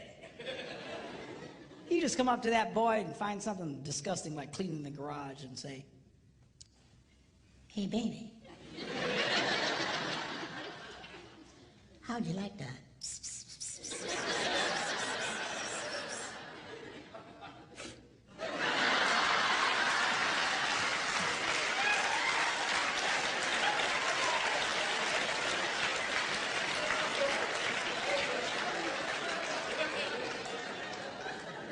why, yes, I would. Well, I tell you what, you go clean the garage and then come and find me. Man, you got yourself a motivated boy.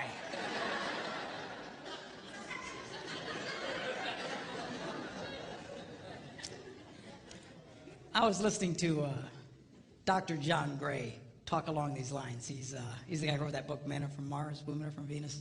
Really a brilliant guy. And he was telling the story of how his wife came up to him and said, John, take me to the opera. and he said, I don't go to the opera. Hate stupid opera. Dress up like a penguin and go out there. And right there, a lot of you girls would have just went,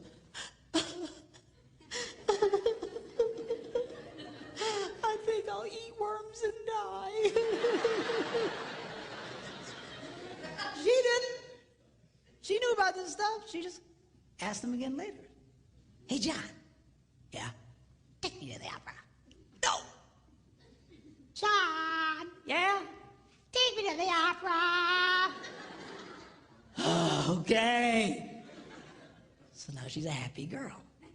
Now he's all dressed up like a penguin, taking her to the opera, and right there a lot of you girls would go, where's my stupid husband to take me to the opera? You guys are such seriously, a lot of you girls, you envy other women's husbands because they're always doing things, but you don't understand. Women who get their husbands doing this stuff know exactly what I'm talking about. They do this all the time. You sit around with your heart broken because you won't do these things. You think he should just cosmically do them on his own. I mean, Somewhere over the rainbow.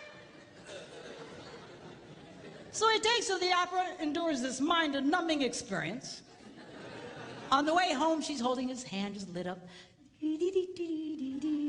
And he says, when we got home, I pulled into the garage. As soon as the garage door closed, she reached over and grabbed me and made love to me right in the car in the garage. I assume they weren't driving a subcompact.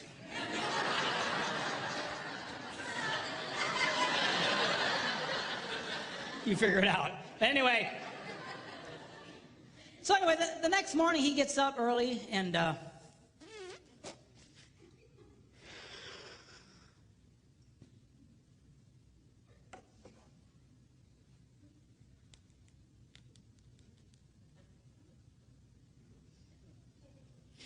yeah, I was wondering, how much are season tickets to the opera?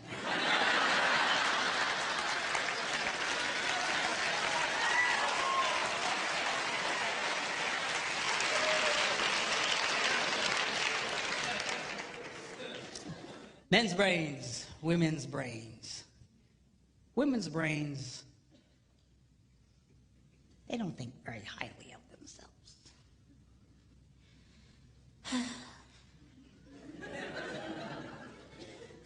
I'm too fat. I'm too tall. I'm too oily.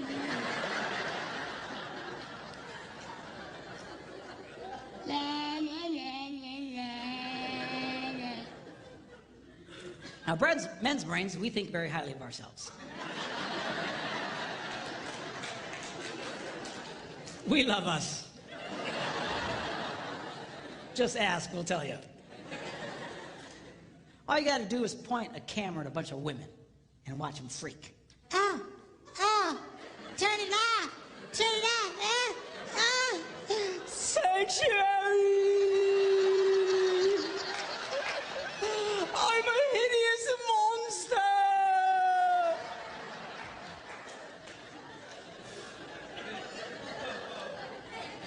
Point a camera at a bunch of guys, what do you get?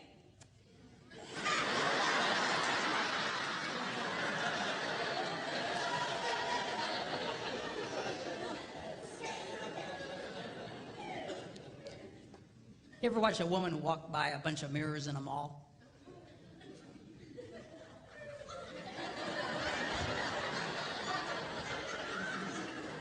You ever watch a guy?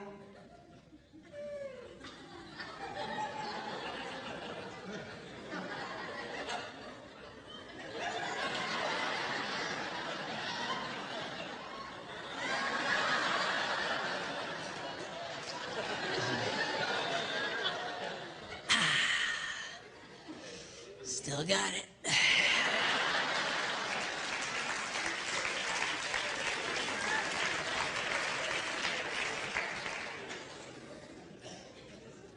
A lot of women they can be such a drag because their husbands try to be nice to them and compliment them and be, nah, don't say that, nah, I'm ugly, nah. And you know, why do you do that? Here's a secret. You want him to like you. Why are you pushing him away? And it's, you know, that's such a drag.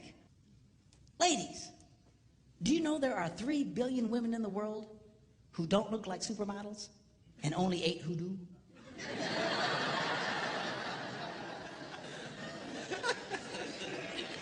Are you seeing a pattern there? Do you know Marilyn Monroe wore a size 14? Not too many guys going, oh, I don't know, she's a little chubby, I think, for me.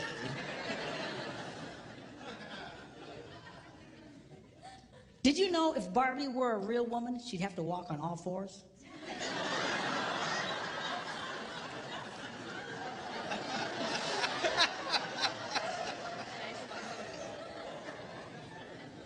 Explain it to her later, okay? I don't understand. Okay. Do you know the models in magazines, they're airbrushed? Do you know what that means? That means even those women don't look like those women. They're constantly staring at these pictures.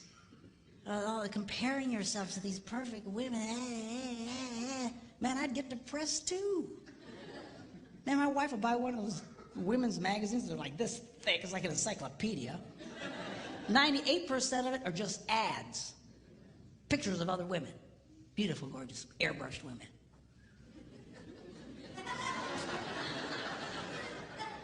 Good night. Do you know 1 out of every 4 college-age white girls has an eating disorder?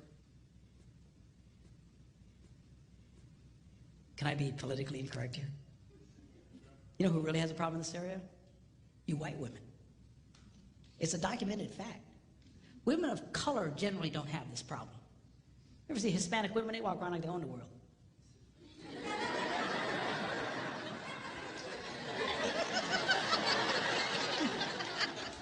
Black women, they carry themselves. What are you looking at?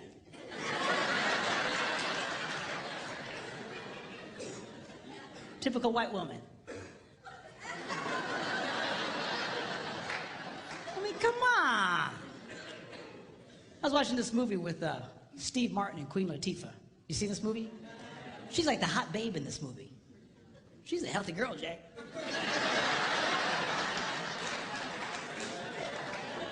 She's all over the place. But you know what? She came across as very sexy in that movie.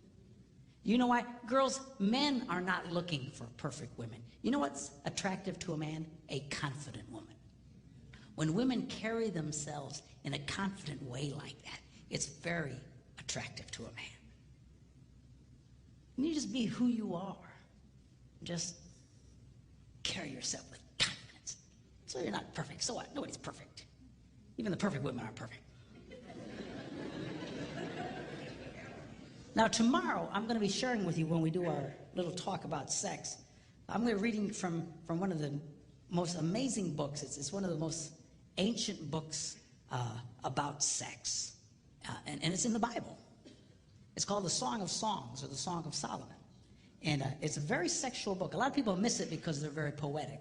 They talk about pomegranates and bloom and secret gardens. And people go, man, people sure are into gardening. What's the deal here? You know, just... No, it's not gardening, okay? It's about sex. We're going to look at that tomorrow. But tonight, I want to just take a quick look at halfway through this book. He describes this woman that he's absolutely crazy about. I want you to see his description of her. He says this. He says, how beautiful your sandaled feet, O prince's daughter. So apparently she had great feet. Your graceful legs are like jewels, the work of a craftsman's hand. So she had great feet, great legs. Your navel is a rounded goblet. So she's got great feet, great legs, but she's got an outie.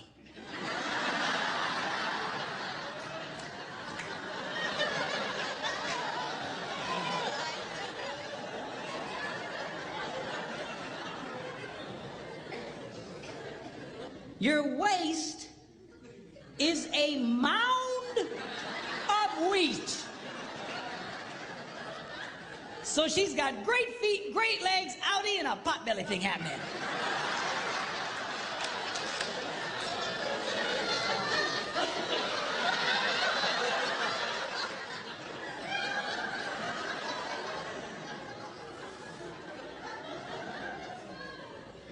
Your two little itty-bitty breasts are like two little itty-bitty fawns. So she's got great feet, great legs, outie, pot belly, and little boobs.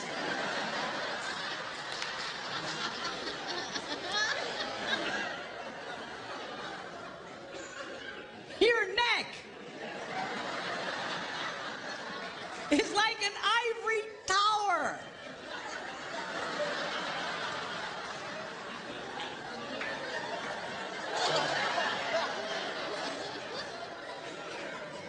So she's got great feet, great legs, outie, pot belly, little boobs, and a big neck.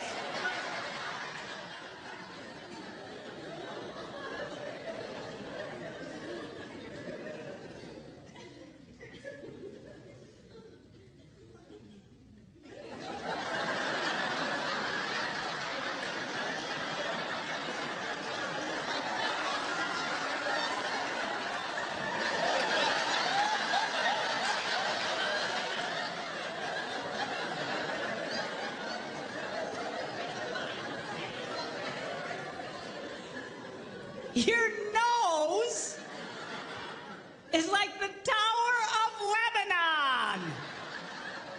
In fact, I think they can see it from Lebanon.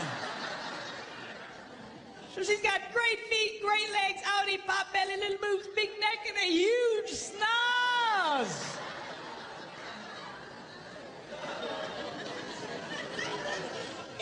What does he say about her?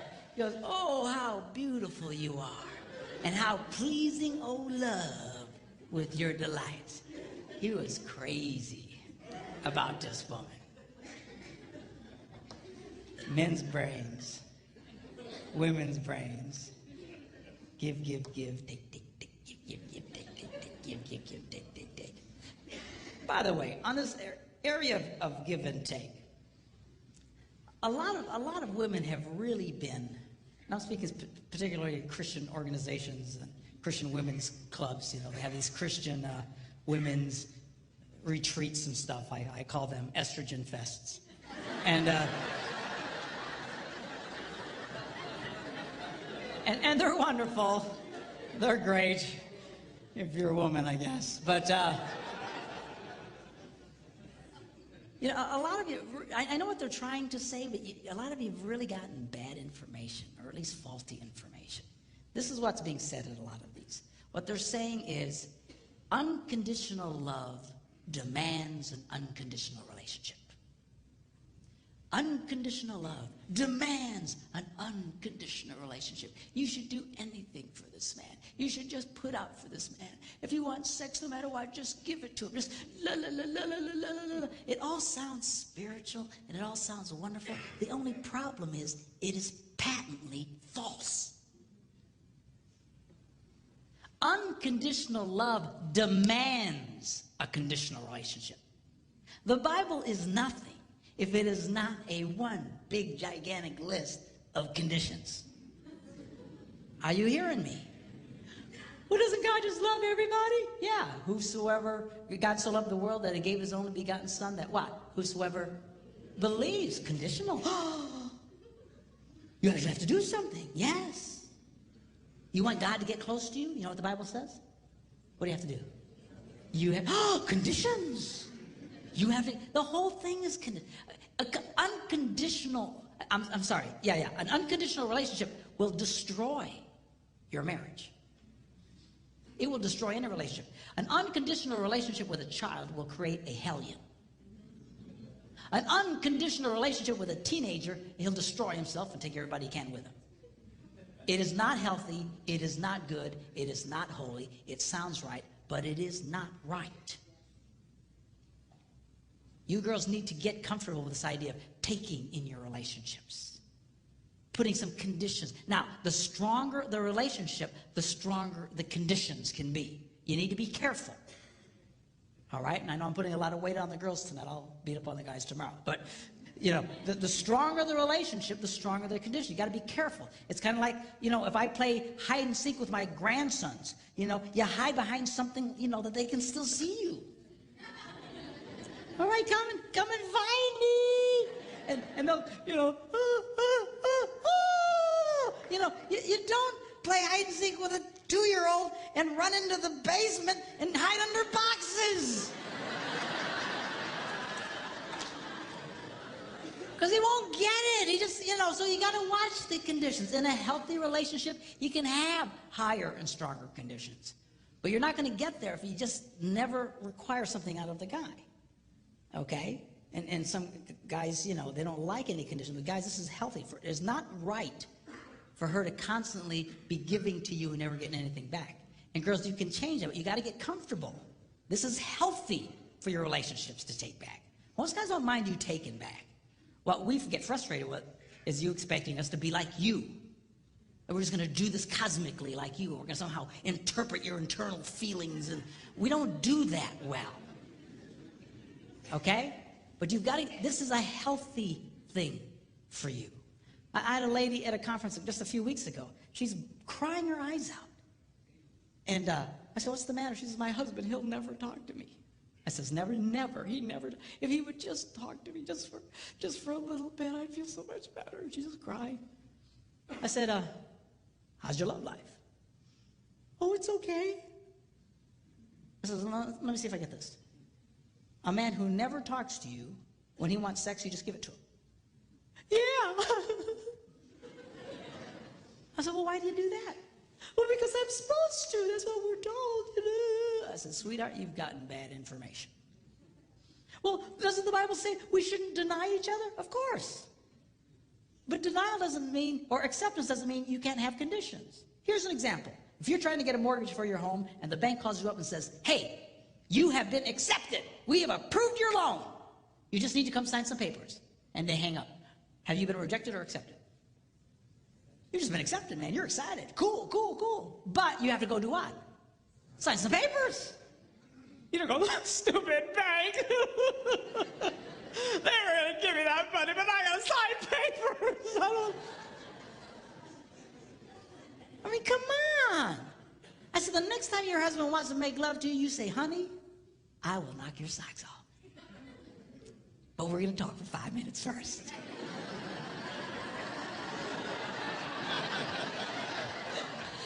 That's fine. That's healthy. You can do that? Yeah, you can do that. And most guys don't mind. Again, get us in that position. Start taking back from us. But again, you got to be careful. You got to be careful. If your relationship's real weak, you can't be demanding real heavy things. The heavier the start of the relationship, the tougher you can be. Here's an example. My wife, we have a very good relationship.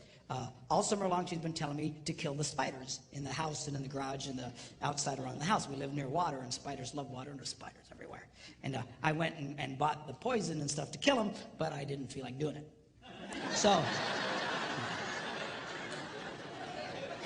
So she was on me for weeks about killing the spiders. Yeah, I'll do that. Yeah.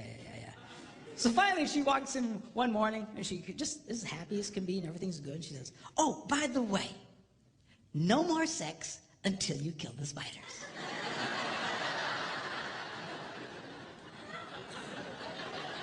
And she walked away.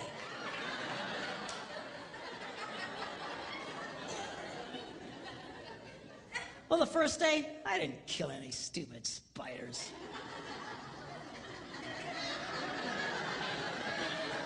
Second day, I didn't kill any stupid spiders.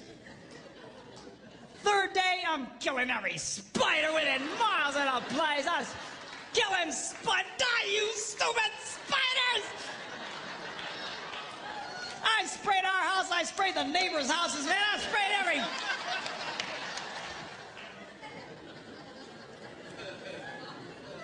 Did I want to do it? No. Did she care? Nope. And she's getting stuff out of the boy.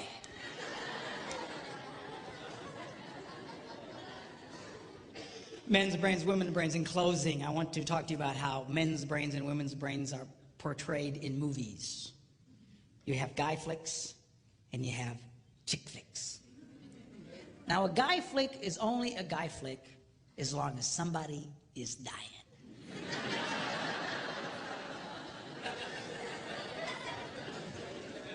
And the more horribly they die, the more we love it. You know, some guy gets his head chopped off, we go, oh, yes! Dude, rewind that, man. This is, that's gotta hurt. Oh, play it again, man. We love it!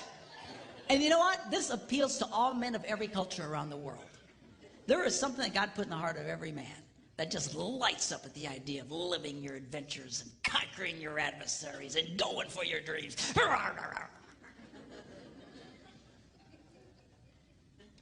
You see it even in the smallest of boys, you girls that have little boys, you know what I'm talking about. They're always doing something dangerous. Stop that, you're gonna poke your eye out! That's the point, Mom.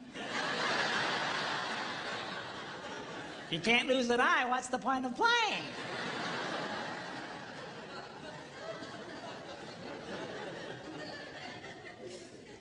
It wasn't a woman who invented football. And we like that. There's something just blesses the heart of a man when he watches one man kick another man's butt. Yeah! Light up on the inside. Just... We love it! I believe God put that in. I'll tell you, you can't possibly read the Bible and not see that God is a first-class, #1, grade A butt kicker. Not a chance.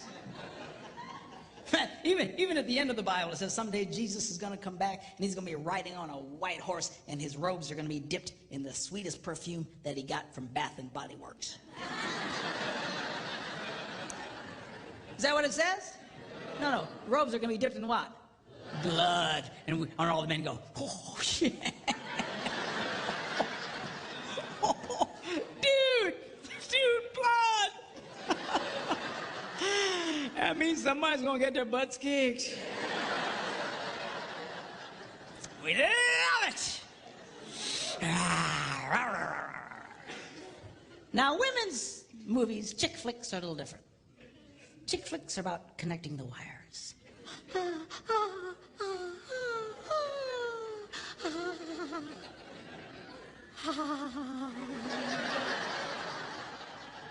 You know, chick flick can be 2.5 hours of 4 women sitting around a kitchen table talking.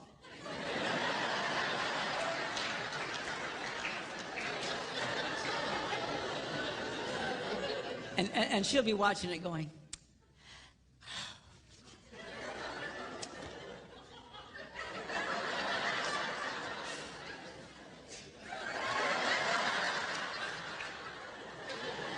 and her husband's watching it with her going, I want to kill myself.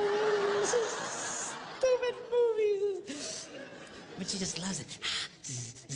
And these movies, they appeal to all women of every culture in the world. Why? There's something God put in the heart of every woman that says, connect the wires, connect the wires. It's all about relationships. It's relationships. One of the reasons why married men make more money than single men is that married men become more skilled in their relationships and become more successful in life. They become more valuable to their employers. Because when a man marries a woman, he's marrying a handbook on relationships. It's true. It's absolutely true. Single men remain as they came into the world, clueless.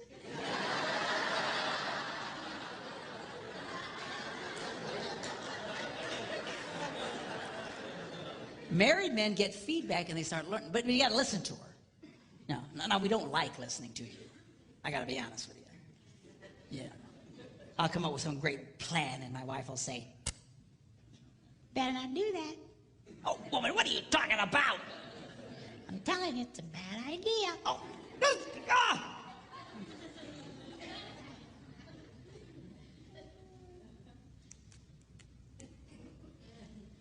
yeah, you guys, yeah, we better not do that. Yeah. I just feel it in my spirit.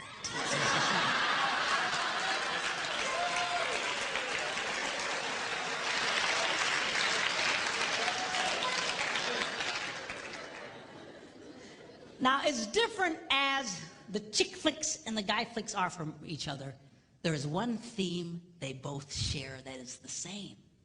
And that is this: the hero always goes back for the girl. You see it in the guy flicks, man. They're just fighting their battles and they're on the edge of victory, and suddenly the hero starts to pull back and his men say, "Where you going?" And he says, "Going without me, boys. Ugh, I got something I gotta do."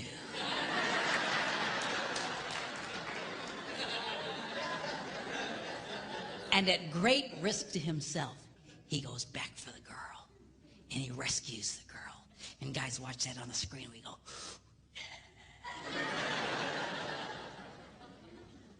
women have the same theme. The boy always comes back for her. I was watching this chick flick, Jerry Maguire. Have you seen this one? And in this movie, they'd broken up, and finally he wins the big contract, and he realizes it doesn't mean anything because he doesn't have her. And he quick hops on a plane and he flies home, and he walks into the house and she's there with a bunch of her girlfriends, and he walks in unexpectedly, and they all look up and he goes, "Hello." And she says, "What are you doing here?" And he starts to explain to her that he had finally succeeded and gotten everything he dreamed of, but it meant nothing without her. And he said to her that you complete me. And she goes, "You had me at hello." And all the girls see that and they all go, "Oh, yes, yes, yes, yes." All I'm saying to you boys is this: do what's in your heart. Live your dreams. Live your adventures. Overcome your obstacles. Do what you gotta do. Just don't forget about the girl. I've never met a man who was a financial success and who had lost his family who ever said to me, "You know, it was worth it." It's never worth it. Don't be like Adam. You remember Adam in the Garden of Eden? Women say, "Where would you be without women?" I say, "Garden of Eden." But,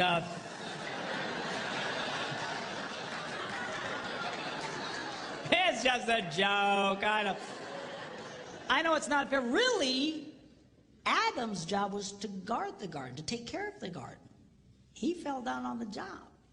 When that serpent came around, he should have kicked that thing out on its butt. I don't know if serpents had butts, but they don't now. When God takes care of you, man, I'm telling you, lose your butt altogether.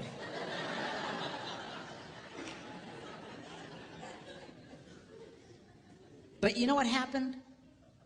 He didn't do anything. So how do you know that? Because if you read the story, Eve listened to this story and then took of the forbidden fruit and then turned and handed it to whom? Adam. She didn't have to go running through the jungle going, Adam! Where you at, boy? I know you're here.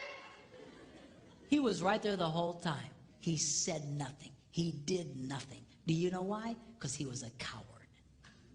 He was a coward and the father of cowards. Of men who claim to be men, but they're no more men than the man in the moon. They are spineless jellyfish, impersonators, who are afraid to engage their wives, afraid to engage their children. You, sir, are no man. Don't be like that, Adam. You need to be like the second Adam. You see, the Bible refers to Jesus Christ as the second Adam. The first Adam messed everything up. The second Adam set everything straight. And at great cost to himself, he came back for the girl. He came back for you and for me. That is a man. You need to be like that. Live your adventures, yes. Go for your dreams, yes. Overcome your obstacles, yes, yes, yes. Just don't forget about the girl. Don't get so caught up in your puking little life you forget about her. You start working too late at some point, you just stand up and start heading for the door. All the guys will say, hey, where are you going? Just say, go on without me, boys. I got something I gotta do.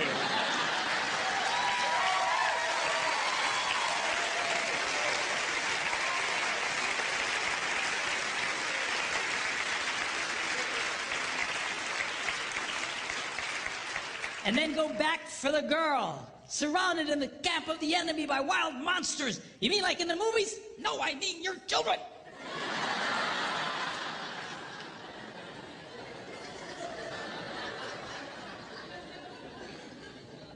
All I'm saying to you is do what's in your heart. It's in the heart of every man here, and it's in the heart of every woman here. Don't forget about her. Don't neglect her. Do what you need to do. But make sure that you go back for the girl. Are you glad you came tonight?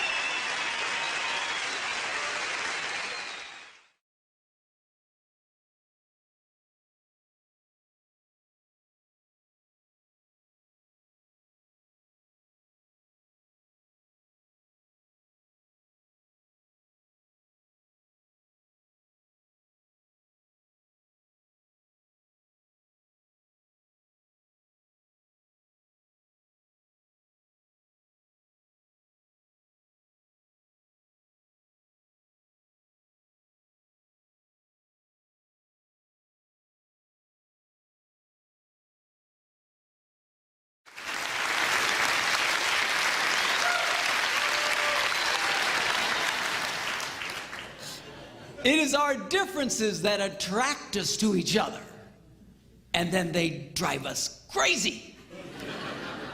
And a lot of the struggle that happens in relationships is fundamentally trying to get you to be like me. Why can't you be like me? Why can't you be more like me? Why can't you think and act and respond like me? Because he ain't you, that's why, all right?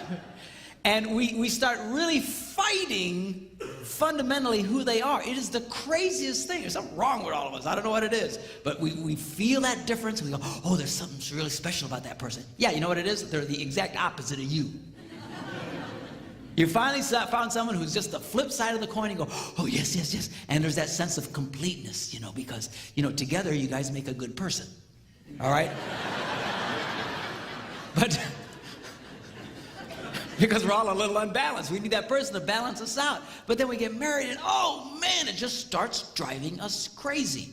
Now, what I've discovered is most couples don't understand what those differences are. They know there's something there, but they don't really get it. And we start fighting against fundamentally what the other person loves the most about life. Because what they love the most about life is usually not what we love the most about life. And couples have a real hard time expressing these feelings and these emotions and finding a way of clarifying just exactly who they are on the inside. And we've developed a program that helps couples to do this. It's called The Flag Page. And it was written by a good friend of mine, Larry Bellata, a brilliant man who discovered the key to helping people succeed is showing them what's right about them, not what's wrong with them. So much of our efforts to help people starts with the premise, well, let's find out what's wrong with you. A lot of couples counseling is, let's focus on what's wrong with you. Now, I don't know how many of you are aware of this, and if you're a counselor or something here, and you have a different result, don't get mad at me or throw anything. But the truth of the matter is, most people are not aware of it, but most counseling fails miserably. By and large, they have an 80% plus failure rate. Can you imagine going to a doctor where 80% of the people came out dead? That's contemporary marriage counseling, marriage therapy. And I'll tell you what, churches, pastoral counseling, marriage counseling, isn't much better. Some of them is equally as bad. That's why a lot of pastors hate doing it. As soon as the church gets big enough, they hire somebody else to do it. Because it sucks the life out of them, and it's frustrating, and they're not succeeding, and they want to give up on the deal. One of the reasons why they struggle and fail so much is because the premise is wrong. They start focusing on what's wrong with you. They bring in a couple and say, okay, well, what's wrong? Well, why is that wrong? Don't you think it's wrong to do what's wrong? It's like trying to lose weight by thinking about food all day long. They're focused. We have discovered if you get people to discover what's right about them, they come alive. It changes the dynamic. And while so many people have an 80% failure rate, using this approach, we have discovered an 88% success rate with couples. No one was more shocked than I, because I was like a lot of other ministers. Ministers, we do marriage counseling by default. They come to their minister, they want help, and okay, we get like one class on it kind of thing, and we typically just beat you over the head with the Bible, and hope you change. But I failed just like everybody else. And when we started using this approach, the turnaround in couples' lives, and I just went, wow, this is absolutely amazing. And we continue to fine-tune and develop this program, and we use it with couples all across America, all over the world actually, to help them discover what's right about them. We call the program The Flag Page. And this program is a very unique program. It's I don't know how many of you have ever taken a personality test or anything like that. They ask 250 questions and stuff, and I hate those things as much as you do. That's not what this is. This is not a personality test. We don't care about your personality. Twisted as though it may be, okay? This program focuses on one thing, and that is, what do you love about life? What is important to you? That's it. We try to measure passion. All right. Now, it's a test that you do online. You go on the computer, you go online, you enter a code. You have to purchase this little code, and you enter the code, and then you can go in and do the program. The program consists very simply of 3 steps. It's so simple. When I first took it, I thought, this is stupid. It can't possibly be accurate. And I was blown away by the results. But the 3 steps are very simply. Number 1, it gives you a list of words. And then you simply click all the words you believe describe you. Now, this is not what you wish you were. All right? Because a lot of you girls, you go, oh, I wish I was that, I wish I was that, I wish I was... you'll just look like somebody else is all it is, okay? You'll look like what you wish. We don't care about that. Don't think in those terms. This isn't what you wish you were. This isn't what your mama told you had to be, okay? This is, yes, that describes me, yes or no. Boom. You pick the ones, you click a button, you go to step 2. You rate on a scale of 1 to 10 how specific words make you feel.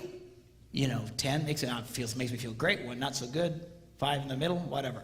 Then you get step 3, where you prioritize those, the ones that are the most important to you. You push the button, and then in seconds, you get this printout. We call it the flag page. On this program, it'll show you why you act the way you act, why you react the way you react, where you're most likely to succeed in life, and most importantly, the 5 things that you love the most about life. Now, let me explain very briefly just the top portion of it. That's the most powerful part of it. And we're going to start with this area in the corner here that shows these pictures. What we do, the first thing this thing does is breaks you into 4 temperament categories. Control, fun, perfect, peace. We call them countries. Fun country, control country, perfect country, peace country. Why? Because it's like coming from different countries. Different countries have different traditions. Different countries have different ways of looking at things. I used to use the analogy of like someone from China trying to relate to someone from Yugoslavia or something. But we discovered a really better example is like someone from the United States trying to relate to someone from England or from Australia or from South Africa. Why? Because we all speak English. We assume, there's a general assumption, we understand each other. But if you've ever been in these countries, you can find out in a hurry, different words mean different things. And you can insult people very, very quickly. We were in England some years ago, and I met this young couple, and they had this little boy about 2 years old, little toddler running around. I love kids, and I'm goofing around with this little kid. And at some point I said, "Come here, you little bugger," and I'm reaching to grab him. All of a sudden, the parents grab his hand and just storm out of the room. I was stunned. I looked at the guy next to me, I said, "So what happened?" He said, "Well, over here, a bugger is a homosexual."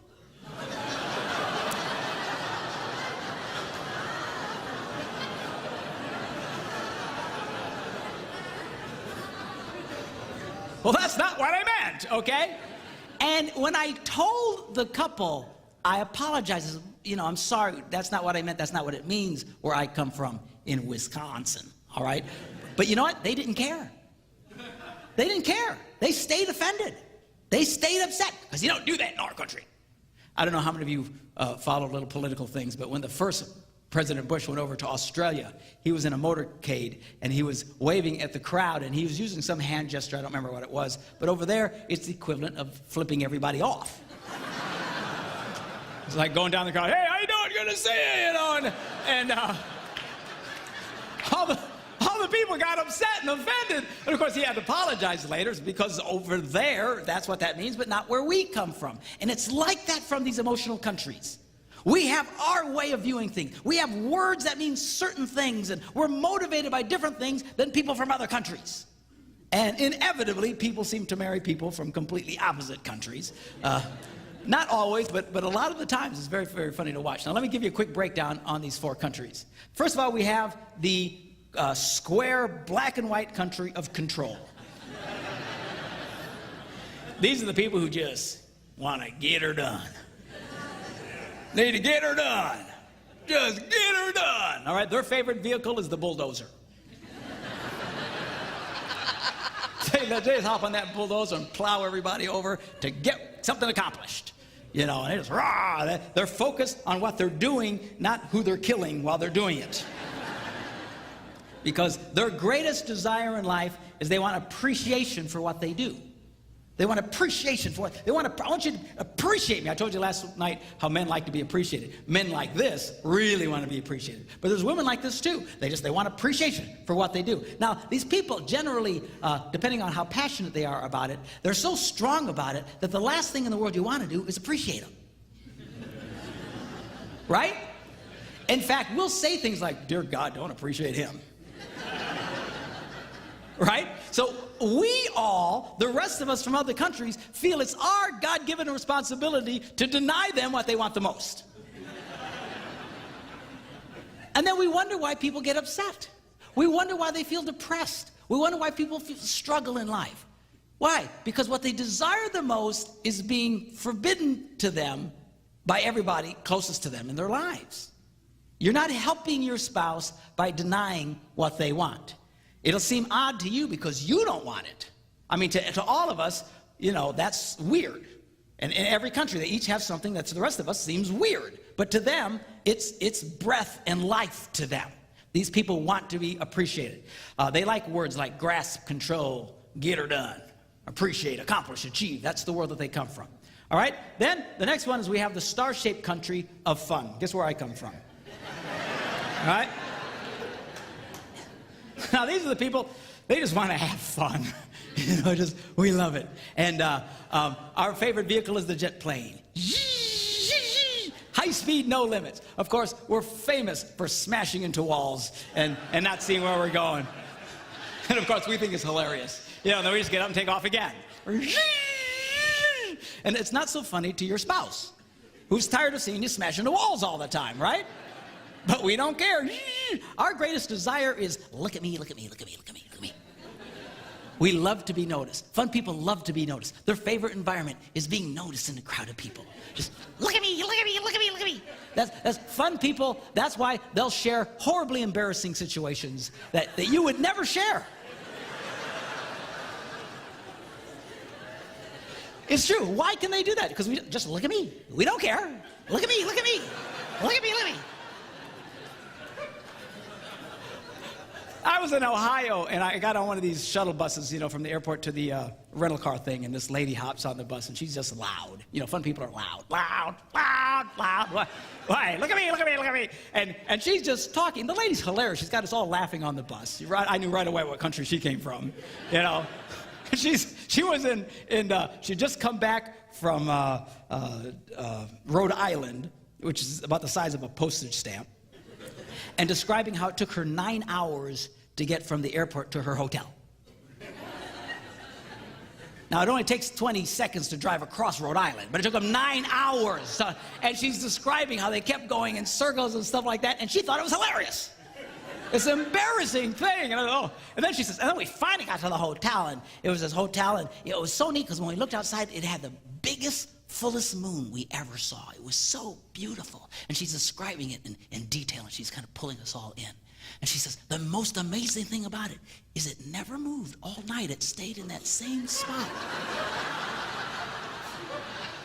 And I'm thinking, really? And she says, the next morning we got it, we saw it was a big lamp right outside our window. Oh my God. Oh, I felt so stupid. You know, it was...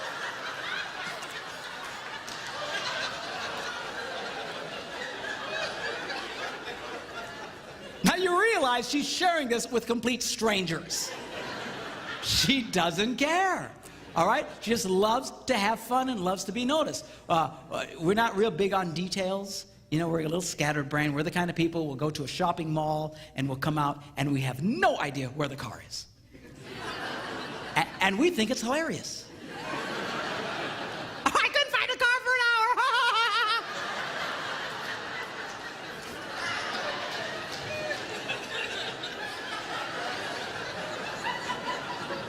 And of course, your spouse is not nearly as entertained by this. Highly irritated, okay? And what do? These people, they want to be noticed. All you fun people, what have you heard all your life from people? Oh, God, don't notice them. Don't encourage them. Don't encourage them. So everybody closest to you works the hardest to deny you what you want the most. And if they succeed, you will be depressed. You will be frustrated. You will not be happy if they win. There's this constant war between the countries here. Now look at the words they like to use. Really, happy, good time, funny, great, ha ha ha. Now, we get a lot of people from Fun Country coming to my event because it's called Laugh Your Way to a Better Marriage. And just the title alone, they're in. Ah, okay, let's go. I love it. I love it. And what are they doing? They're trying to sell everybody by using their words. So if they're married to a control person, they're coming up saying, oh, come on, you need to come. It'll be really fun. It'll be really great. Oh, that's such a blast. But you're speaking Swahili to this guy. See?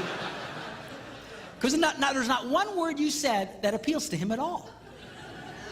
Oh, come on, it'll be really fun. It'll be really fun. It'll be really fun. We all like using our own language. And then we can't even begin to comprehend why the phrase really fun doesn't motivate you to come.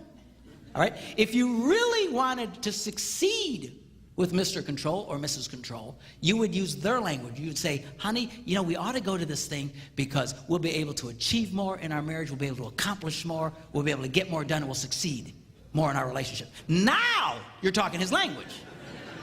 Do you see the difference? But we don't want to do that. We don't even care what the other language is. We just want to use our language. And it gets us in trouble. So this is important to try and understand. Then we have the people from the diamond-shaped, hard, perfect world of perfect. And these are the people, they just want to get it right. It's just details, details, details. They view the world under a magnifying glass, you know. And they're always looking for flaws. And their way of saying I love you is, let me tell you what's wrong with you. You know what I'm talking? Some of you got that. You always telling your spouse, you know, you need to quit doing that. You need to do this better. Why do you know, this is their version of love. If they didn't care, they'd let you just burst into flames. They wouldn't care. You're about to drive over a cliff, they don't know you, they don't care, just see you. You know. But if they love you, they're always pointing out what's wrong and how you can be better. These people, they're perfect, their ideal vehicle is the train. That's because unless this rail is exactly, it has to be exactly from the same distance from this rail, or the train's not going to move. These people are often accused of being control freaks, and they're not, and they get mad. If you have a spouse that you say, you're just a control freak, and they get mad at you, I promise you they're not a control freak. They're probably a perfect person. Control people, when you accuse a control person of being a control person, you know what they do? They go, that's right. You know, they love it. Rawr, rawr. That's right, I'm a control.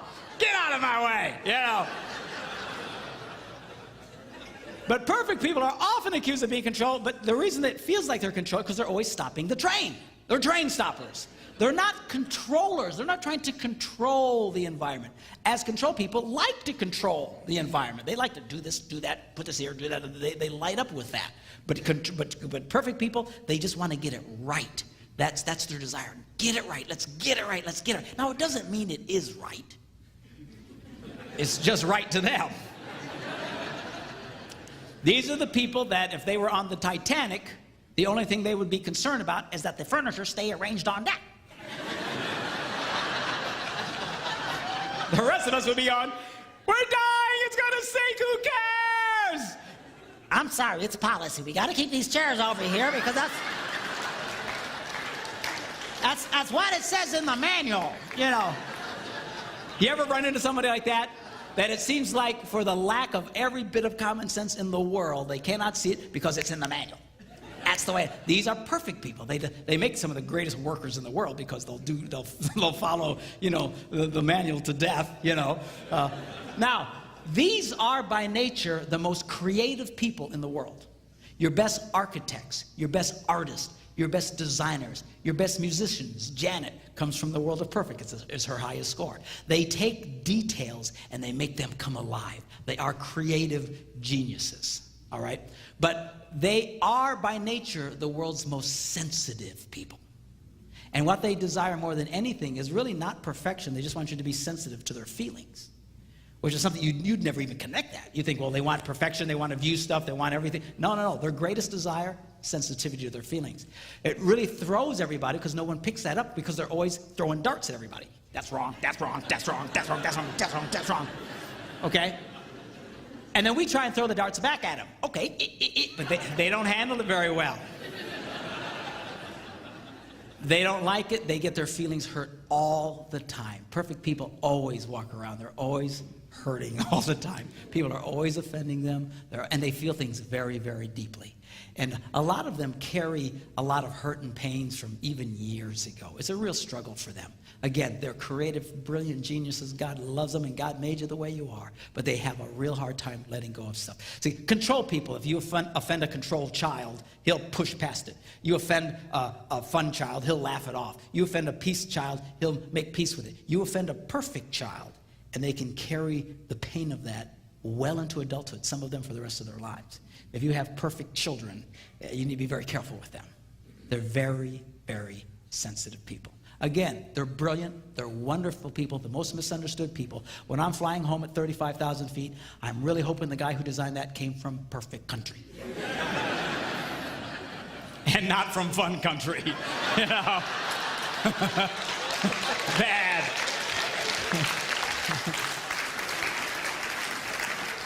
Because all we care about is that it looked cool. And if it blows up, we go, oh man, did you see that? Oh, let's make another one, you know. So we just...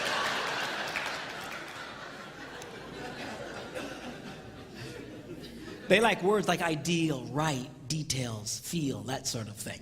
All right? Then we have the final country, the country of peace. These are the people who just want to get along with everybody. Can't we all just get along? I call it the Rodney King motivation. Can't we all just get along? You know, their favorite vehicle is the gondola on calm waters.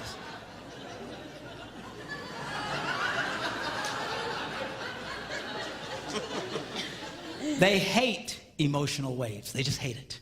Inevitably, these people marry people who do belly flops in the pool. Stop it! You know, they just hate it. It drives them crazy. This picture of a person in a hammock while mowing the lawn, that's not laziness to these people, that's efficiency.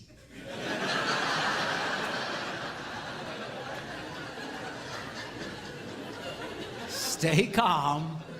Just stay calm. They like words like no hassle, the easy way, relax, low maintenance, smart. You know, they just like doing things, you know, with as little discomfort as possible. Now, these people's greatest desire, the control and fun are the easiest to recognize what their desire is. Perfect and peace is harder. Perfect, I explained to you, but peace people, what their greatest desire is for you to respect who they are.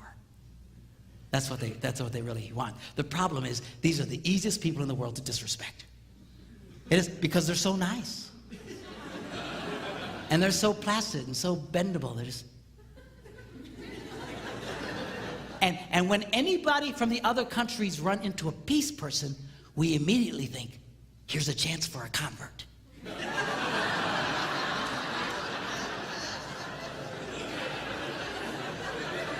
That's what we do. We can get him to the dark side.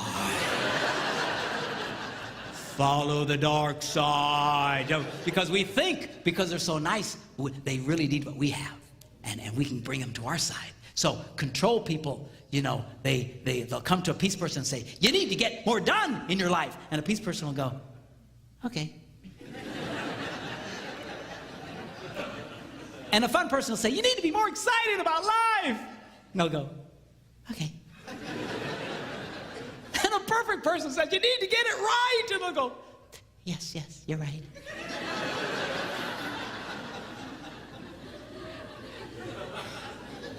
And you can push them along just so far. These people will all of a sudden shut down on you in a heartbeat.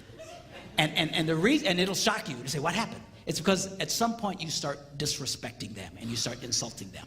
They'll put up with a lot because they're peace people. By nature, they'll suffer the slings and arrows of many outrageous fortunes, okay? But you start insulting who they are, they'll shut down on you, they'll go cold, they'll get really upset. A control person pushes too hard, it makes a peace person feel stupid. You make a peace person starting to feel stupid, they'll really get upset with you. A fun person can make them feel like a dud. You make them feel like a dud, they'll shut down. You know, a perfect person make them feel like a failure. You start making them feel that way, you're insulting them, they will shut down on you. If war breaks out between the other three countries, these people all hide.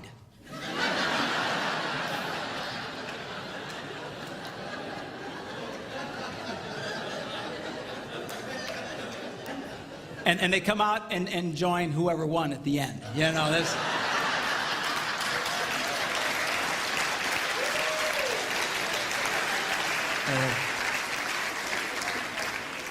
Which makes the other two want to kill him. Okay, so that's the temperament thing. This is just the beginning. This is why you act the way that you act, the way that you approach life. Then what this program does is it measures what we call your hard motivations versus your soft motivations. Now, soft means calm, patient, peaceful, low-key, easygoing. Hard sounds bad, but it's not bad. It's great. It's wonderful. Strong-willed, bold, born leader, organized, self-sufficient people. These are wonderful, wonderful people.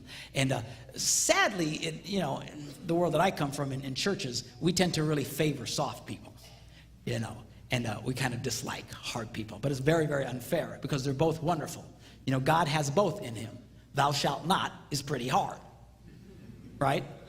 When Jesus was whipping people and throwing them out of church, that's a little on the hard side. All right, but then he also was compassionate and forgave people even their most outrageous offenses. And that was his soft side. So, while God is perfect, we have varying degrees of all this. And this program actually measures this in you. And it's very, very interesting. And then we'll stop with this part of it. But this is what we call the flag, hence the name flag page. And this shows you your top 5 motivations, the 5 things you love the most about life. And we do them in order of importance to you. And this is really significant because oftentimes couples not only fail to appreciate what the other person loves, but they criticize it in them.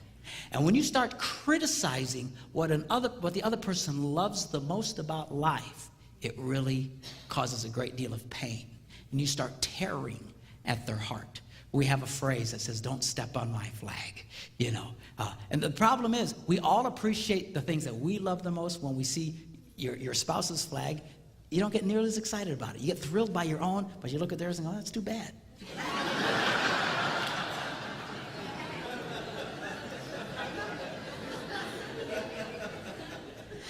Now, we're going to take a break. When we come back, I'm going to show you, I've got a couple of couples, guinea pigs, that have already taken this program, and I'm going to bring them up on the stage, and I'm going to go through just a part of their flag with them so you can kind of get a sense of how this program works and how couples can try and learn so much about each other and learn how to succeed with each other. So we'll do that when we come right back, all right?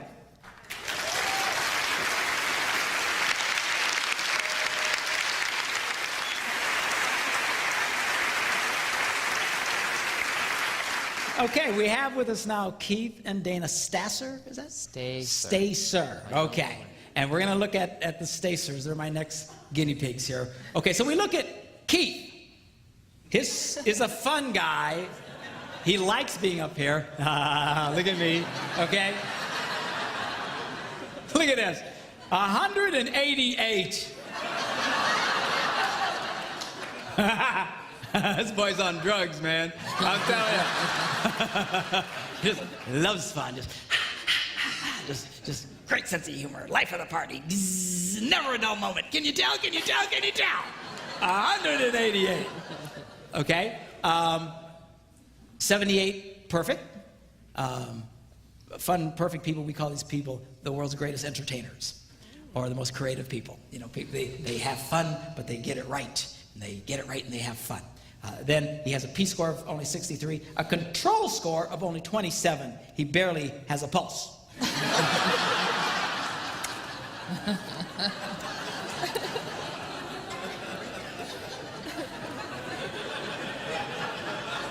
Who just happens to be married to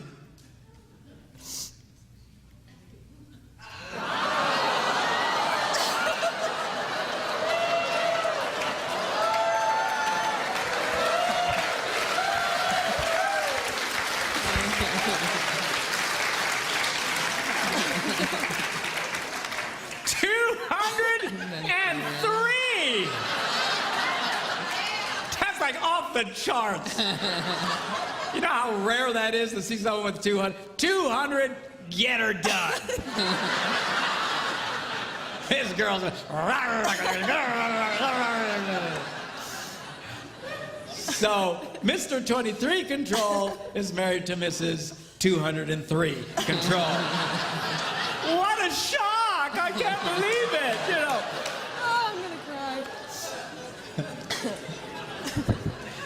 Now, her next highest one is peace. So she's what we call a controlled peace woman, peace control woman. We call these people the world's greatest managers. Why? They get stuff done, but they get along with people. They get along with people, but they get stuff done. And that's her world. That's the world that she moves in. Okay? Now, whoops, wrong button. Keith, we measure here is hard and soft. Look at the difference here. 89. He's very high on the soft side, very low on the hard side. Here's a guy who's very much a soft-hearted guy, desires to be very relational. That's a huge jump, 89. Usually, and I don't know Keith, but usually guys like this, if you force them to go into the hard side, you don't like the result. These are the guys, they get upset, they go psycho on you.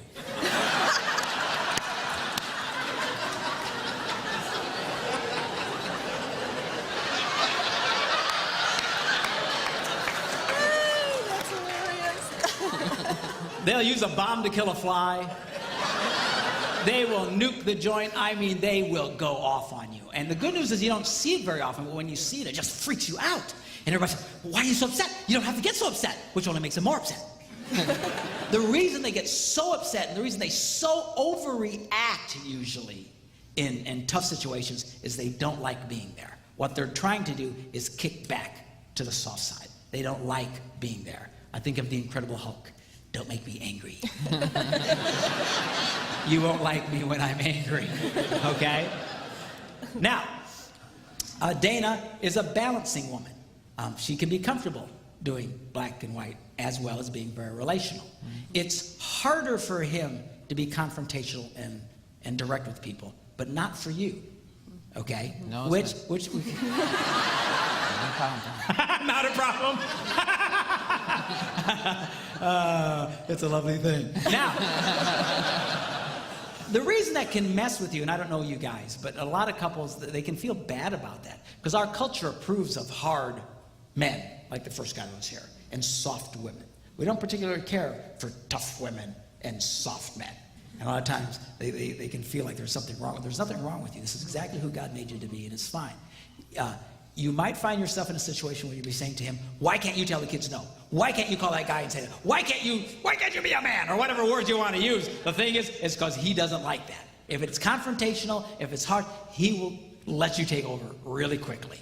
And that's fine. There's nothing wrong with this. In fact, a woman who's a big control, tons of confidence, quick to action, she just, there's nothing wrong with that. It's great.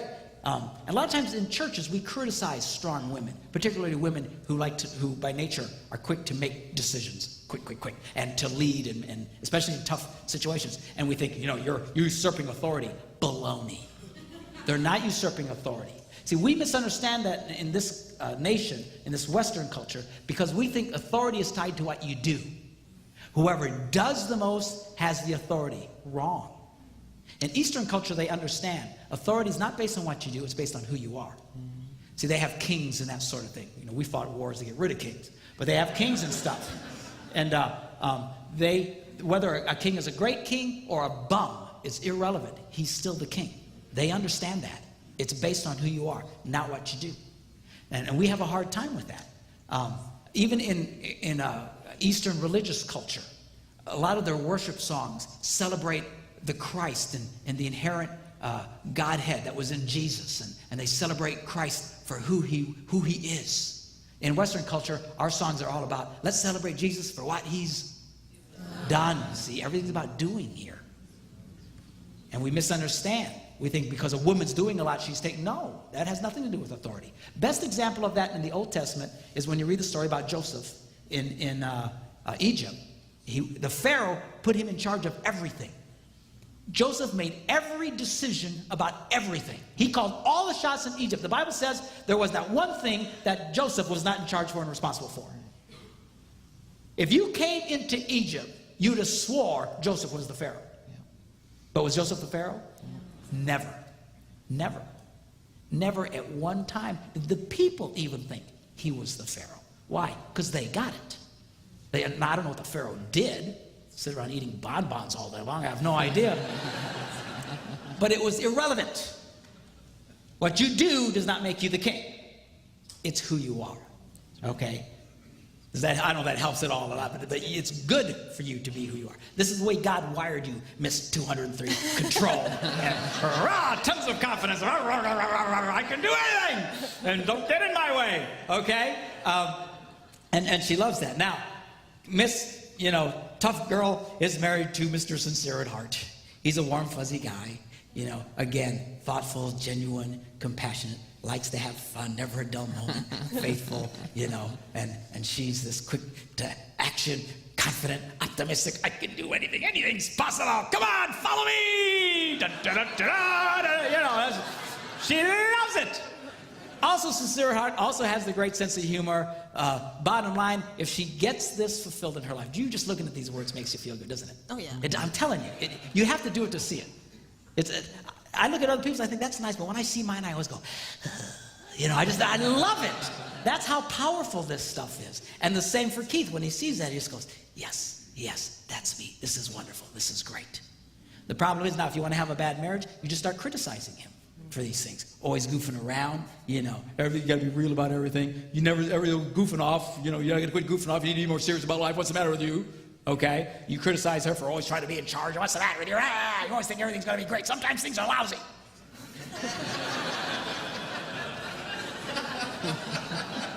You need to be more real. What's the matter with you? And when you do that now, see, you could say that to me, it wouldn't hurt me. Because I don't have any of this. I just go, oh, all right, I can work on that. You do that to her, now you're tearing at her heart. You're tearing at who she is. A lot of times what you criticize most in your spouse is what they happen to love the most in life. You don't even know it. They've never told you. And then you wonder why you're struggling and why you're hurting each other so much. This program will help you discover it. Let's take a look at Dana and Keith's rules for feeling loved. Dana's rule for feeling loved, tons of confidence. Encourage and release me to go to the next level. She wants you to approve of her being this big control, get her done chick. Yeah. That's her number one rule for feeling loved. That's right. You know that number, and she's got number 2, 3, 4, and 5, by the way. She hasn't done all this yet, okay? That's right. But you work this through, and you come up with her 5 rules for feeling loved. Tell you, it's impossible for her not to feel happy if you respect those in her life. And for Keith, sincere at heart, his number one rule is I need you to sincerely appreciate me. And when he says sincere, it means to be real. You got to be very, very real with him. Again, these guys who have sincere, they can smell phony a mile away. They can tell when you're being, just blowing smoke at them. The more real you are with them and you appreciate him, the more he'll come to life. And again, he also has 2, 3, 4, and 5. And again, you get these 5 rules in their lives, and these people will come to life, and they will succeed at a level. And check it out, neither one of them has to change. And they can be completely happy. I believe you could stick virtually any 2 people in the world together. This is not eharmony.com, okay? We do not care about that. This isn't trying to find, why are we the most alike? It doesn't matter if you have exactly the same stuff or you're totally different. Bottom line is if you will respect, honor, and encourage each other, just these 5 things. Stop and think about that. You do this program, I can show you 5 things. If you will do those 5 things, you will have a happy wife. Take it to the bank. Amen. You do these 5 things, I can show you how you can have an absolutely thrilled and encouraged, happy man in your life. But a lot of us don't even know what they are. We never talk about it. That's the power of this program. All you have to do is when you do the program, again, you just have to go online and enter the code. Now, when you buy my book, where's a copy of the book? There's a copy of the book over here. Very professional on the floor here. Okay, here we go. Here's a copy of my book.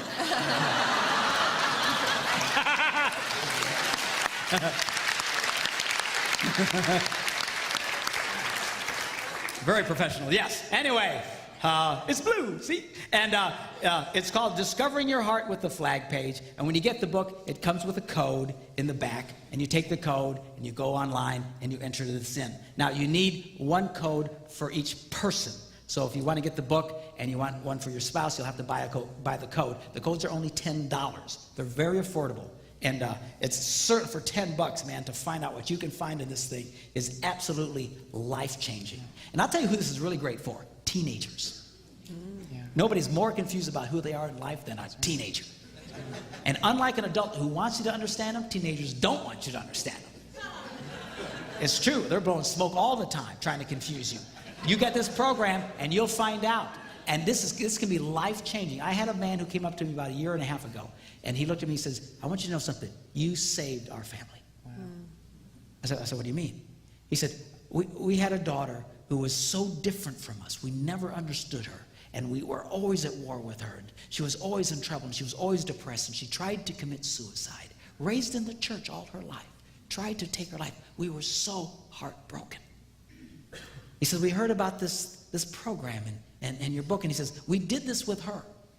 And we came up with her 5 rules to feel loved. And when I saw her 5 rules to feel loved, he says, I wept. Because I realized I had been breaking all 5 of those all the time.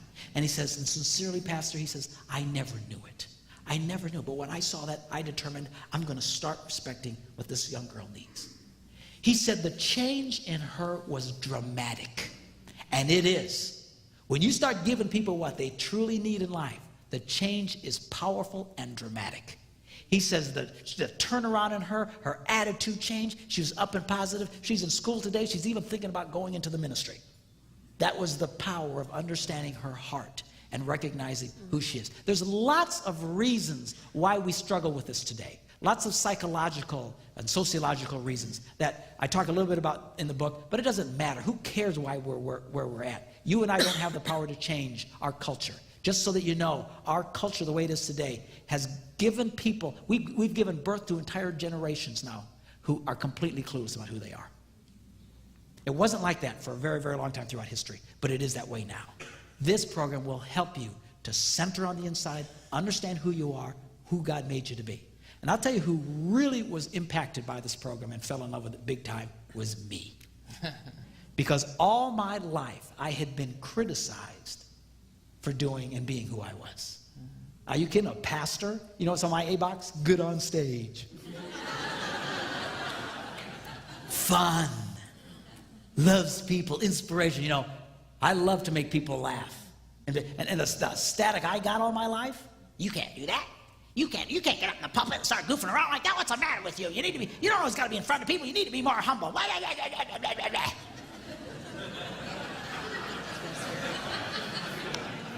All from men who did not have any of those things in their hearts. They didn't have it. I had it. Something's wrong with me. All my adult life, I spent the majority of my time, I'm a musician. I'm very good at what I do. I was also a video producer. And churches loved hiring me because I was in charge of their music programs and helped do their multimedias and stuff. And I spent, here's a guy who loved to be in front of people, inspire people. I spent the majority of my day in a dark room with a computer or a keyboard. Na na na na na na na na na. Na na na na na na na na. Na na na na na. And the thing is, I'm very good at it. And I was told all my life, all that matters is you're good at what you do. Wrong. It's important that you love what you do. And when I saw that printout, I was heartbroken. And I said, oh, yeah, that's me. It's too bad. Seriously, I thought that was what was wrong with me. And Larry, the guy who developed this program, was showing this to me. He says, no. This is what's right about you. I said, no, it's what everybody hates about me. He said, well, I don't know what they hate about you, but this is who you are. And you need to be this. And I remember taking it to the senior pastor where I worked. And he says, is this really how you feel? He says, yeah. I said, man, you need to change your life. And he helped me launch into what I'm doing today. And now I'm touching millions of people's lives, doing all the stuff everybody told me I couldn't do.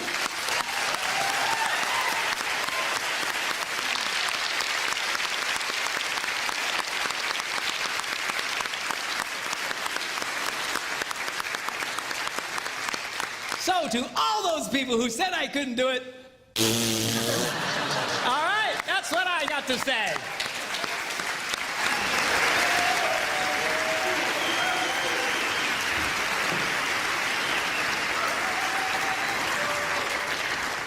Okay, now we're going to do the Yo Mama session, the #1 key to incredible sex. And I just want to set this up a little bit for you guys so you can kind of understand where I'm coming from. In addition to some of the things that I do, being a minister and a relationship speaker and a musician and whatever, I'm also a pilot. And if I were to try and tell you how to go from my home airport in Stevens Point, Wisconsin, to Green Bay. Ooh, we got a Green Bay person there.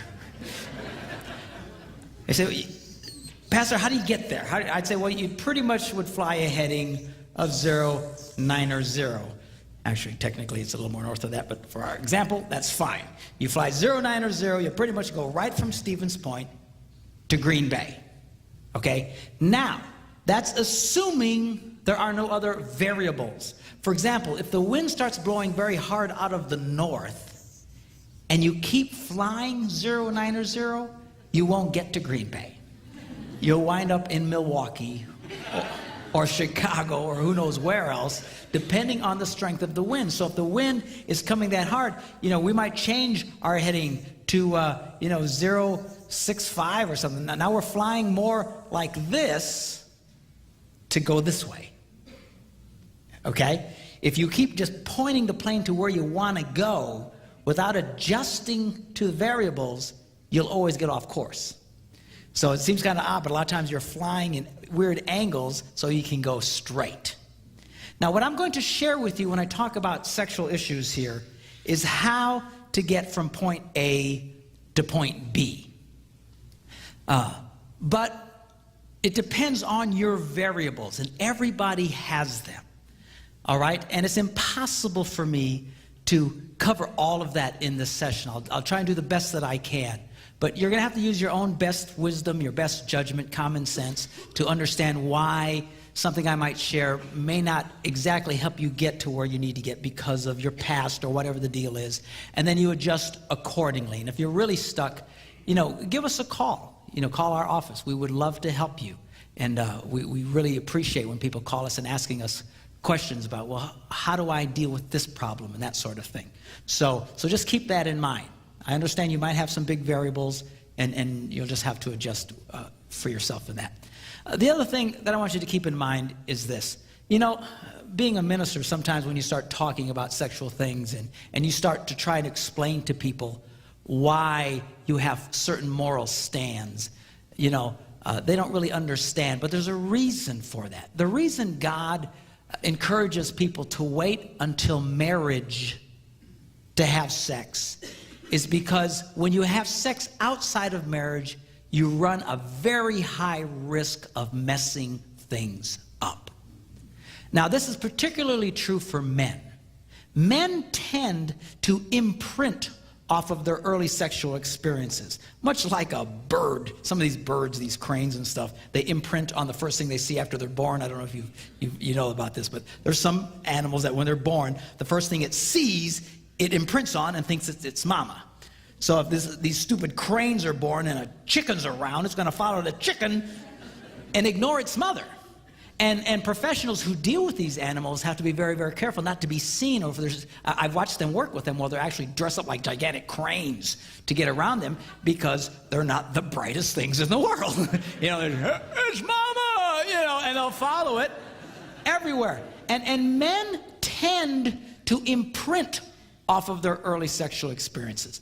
If a man's early sexual experiences are in the context of lust, which is what they are outside of marriage. It's not really about love. It's about lust. It's about heat. It's about the backseat of a car. It's about someone they don't really know. They tend to imprint on that.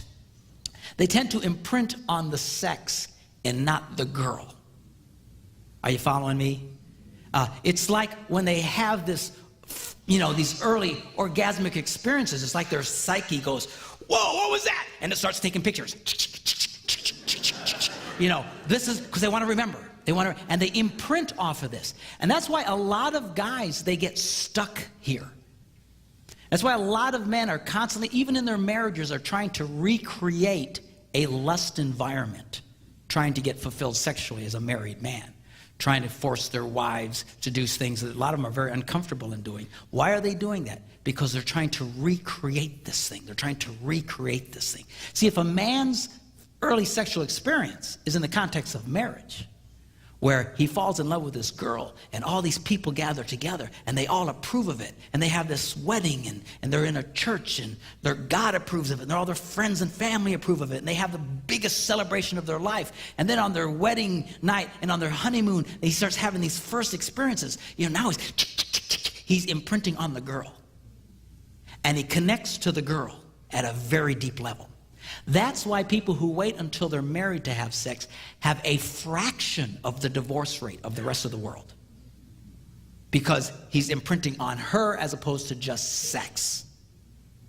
I met a man not too long ago who told me after a session, he says, I got a problem. I said, what is it? He says, I'm just not interested in sex. Which to a Puerto Rican is very odd. And it's like speaking Swahili, man. I don't know what he's talking about. and I said, well, what do you mean? He says, I don't know. I'm just not interested in her. And then she's really upset with me. And I said, well, are you never interested in sex? He says, well, if we go out and have a nice dinner and go to a hotel or something, then I can get into it. And I said, let me ask you a question. Were you a virgin when you got married? He goes, no, no, no. And I says, were you pretty sexually active? You know, his eyes kind of lit up. Well, yeah. And I said, why don't you tell me about it? What would be a typical experience? Oh, you know, I'd find these women and pick them up in bars and take them out for dinner and go to some hotel. I said, do you see what you've done? You've so imprinted off of that you constantly try to go back there. You try to go back there. In fact, psychologists today, our whole sex culture that you get from experts is all lust-based because they assume virtually everybody's already done this. So they try and encourage people to keep recreating and keep fantasizing and keep imagining and all this other kind of stuff. And it can be very, very destructive. And men can have a really hard time really truly connecting with their wives. Can you get past that? Yes, you can. And I'm going to show you how. But you just got to understand it's going to be different for you than for everybody else. Same was true with women. They also imprint, but they imprint in a different way. It's not so much on the sex as so much what happens after the sex. And when women have sex outside of marriage, nothing happens after sex. There's no connection. There's no follow-up. They imprint on that sex equals nothing. Sex means nothing. That's why so many married women have such negative attitudes about sex. What I was talking about last night, how this is such a key thing, they don't even comprehend it because they have learned falsely that sex means nothing. If a woman waits until her wedding night and sees how that is how she connects with this guy, she understands this means everything. This is a key. This is a very fundamental thing.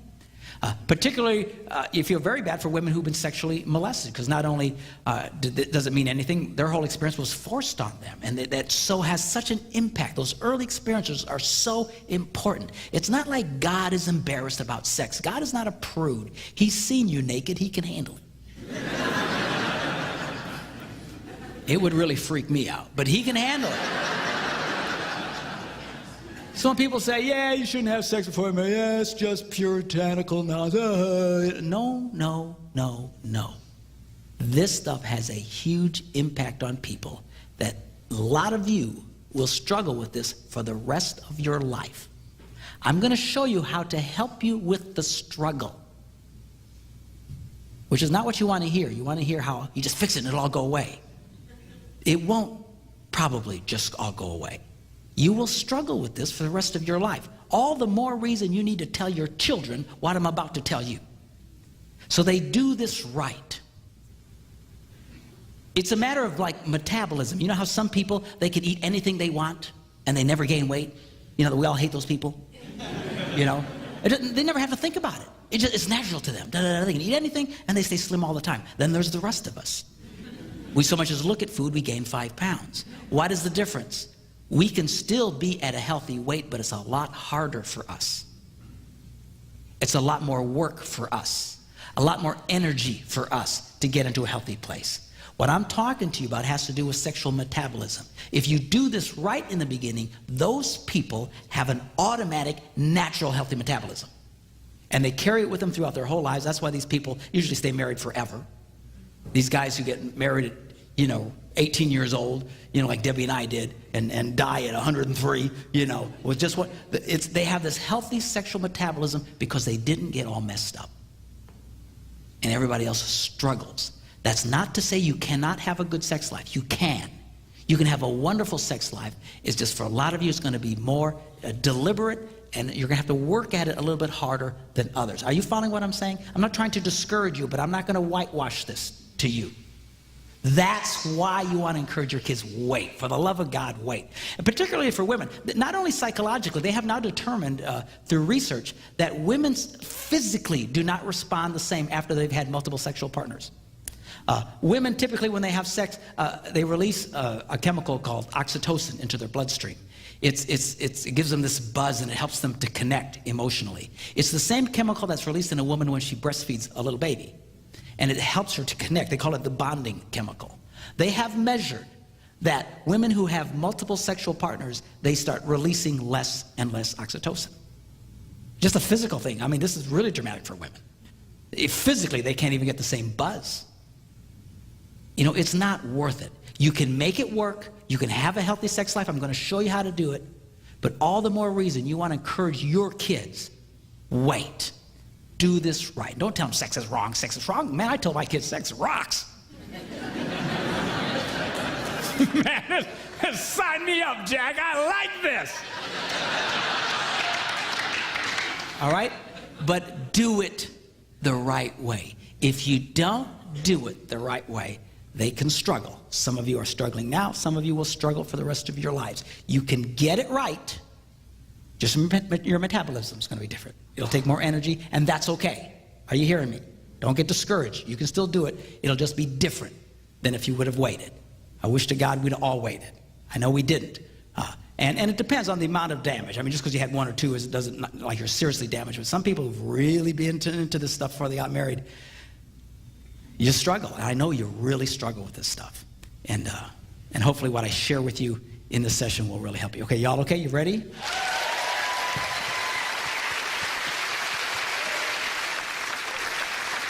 Now what we're going to do is we are going to focus on the woman. You say, why is that? Because she's a lot more complicated than you.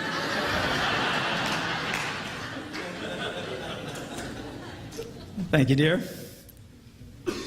So we're going to focus on what it takes for a woman to experience great sex. You see, all a man needs for great sex is for you to show up.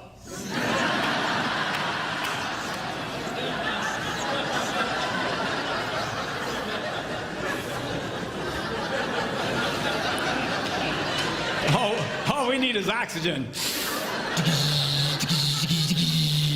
Where is she? All right? All right, so guys are easy. Women are a little bit more complicated, and we're going to approach this. And again, keep in mind, I'm going to be dealing with this issue from a stereotypical standpoint that a man is more interested in sex than his wife. If you're the opposite, you just have to interpolate, and a lot of the same rules apply. All right? So anyway, so number 5.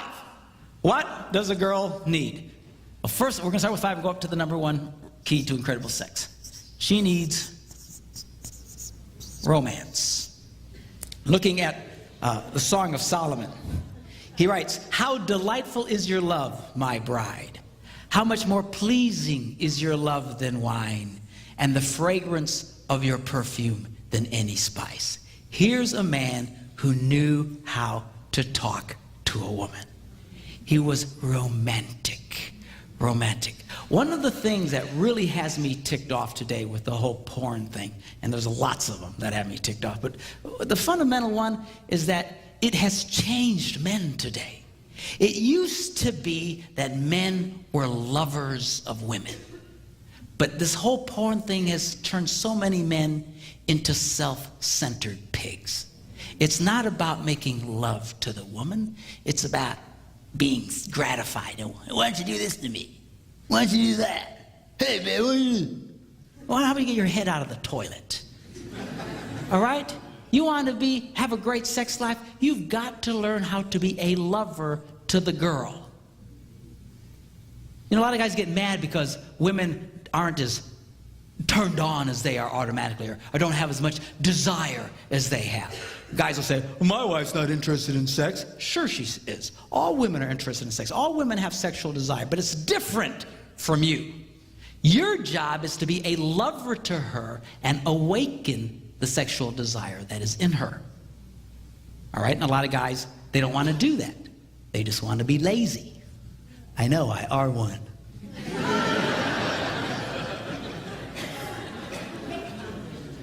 The guy should focus on the girl. It should be the man's goal to bring his wife to orgasm. You know, and you usually can tell by the way she responds, the little oohs and the ahs, and some of y'all it's yee-haw!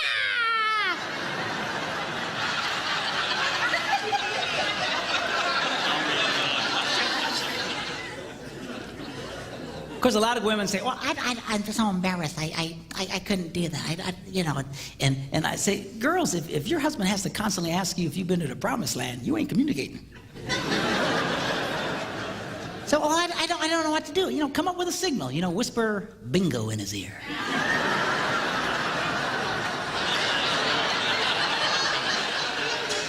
It makes for great code later. You can talk around the kids. They have no idea what you're talking about. Hey, baby, you up for some bingo later? can do some bingo, you know. Your kids will say, man, you ever see mom and dad play bingo? What's with the bingo thing, you know?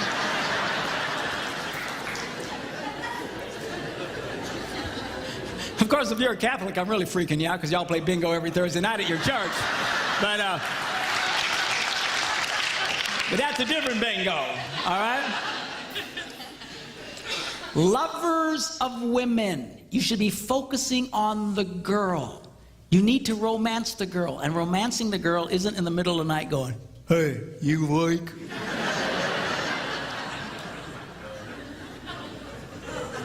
Say, well, I'm interested then. Well, you know, look, if your wife likes you waking her up in the dead of sleep, then go for it. I don't care. The minute you feel turned on, you don't have to be immediately gratified. All that's doing is God reminding you, be nice to the girl. Be nice to the girl. Be nice to the girl. All right? And then that should kick you into your romantic mode, not your, hey, come here, baby. Help me out, will you?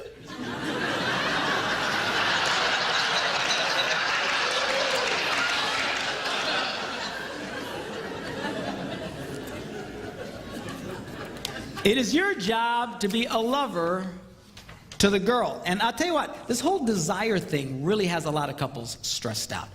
Because we've always heard, you know, all of our lives and all the books and all the sex education, this is how it works. You know, desire leads to arousal,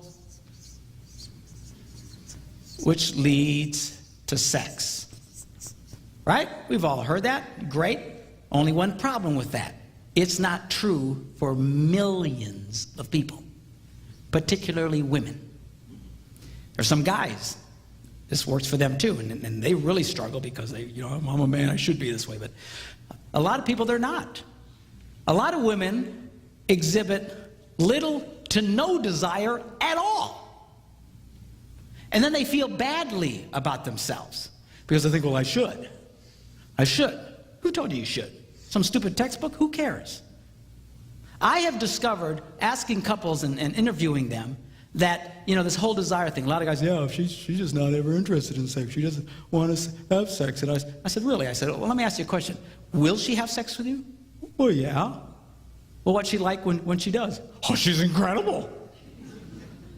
In fact, I've actually come to the point, I don't have any data to support this, but just, you know, from the couples I've talked to, but I've come to believe that some of the most sexual people on the planet exhibit little to no desire at all up front. In fact, a lot of women who are incredible sexual animals only feel like doing it when they're doing it. They don't lead with this big desire thing in front. Now stop and think how that changes your view of yourself. Because right now, if you think, well, gee, I never feel that much, there's something wrong with me, and then you develop a negative attitude about sex. See? And a lot of guys get angry at their wives because, well, she never initiates it. She never wants. Well, who cares? Who cares? I promise you, in my house, I am the initiator.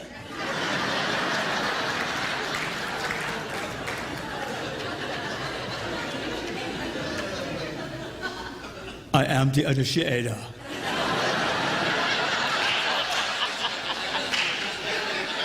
I will initiate, and then I'll be back.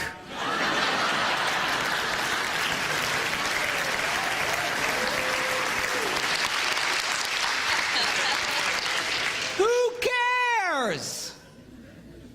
Who cares? This has really got a lot of people messed up. I'm telling you, a lot of women, it's just not there until you start waking it in her. Okay? So you've got to learn to be a lover to the girl. Learn how to awaken the desire that is in her. Which leads me to the next point, which she needs foreplay. Now you're preaching, brother.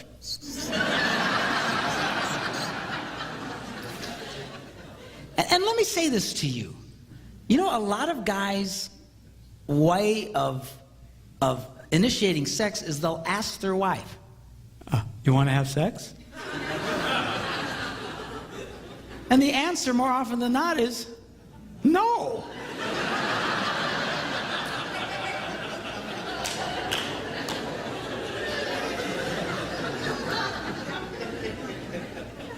Why would you ask a question that's most likely to be responded with a no? I never ask my wife if she wants to have sex. Never. I just go for it. Because I am the initiator. You may not feel like it now, but you will when I'm finished.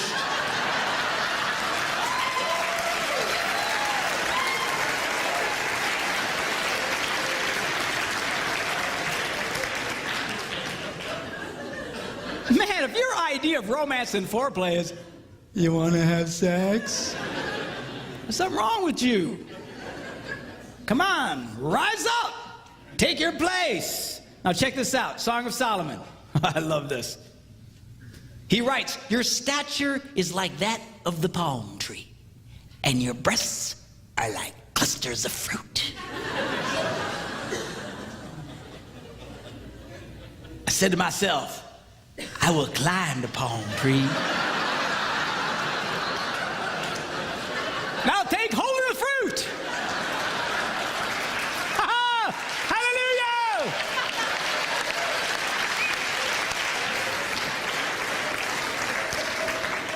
Now the problem here is most guys don't want to take the time to climb the palm tree. They just want to hop in a cherry picker and swing in and grab the coconuts. Hey, baby, come on. You want to have sex? You awake? Come on. Stop that. You've got to learn how to climb the palm tree.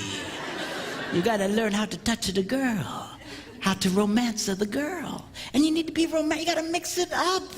Don't be so puking predictable. A lot of you guys, the minute you touch her, she knows what's coming.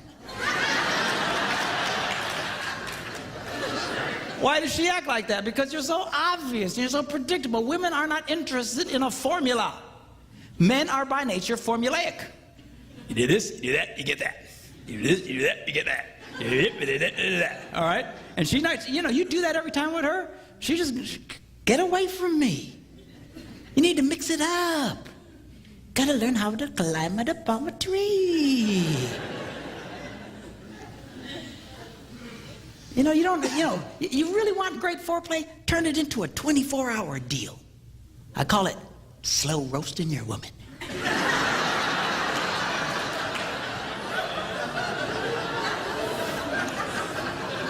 Man, it rocks! Don't be in such a hurry. Kiss the girl, leave her alone. Flirt with the girl, leave her alone. Touch the girl, leave her alone. Keep her guessing. What's going on? What is this? My wife will come out of the shower and say, hey, baby, just lay down. I'll give her a back rub and she'll fall asleep. Now, cover her up. Now, just crawl into bed next to her, turn off the light and go to sleep. So I couldn't do that, Pastor. I'd go blind.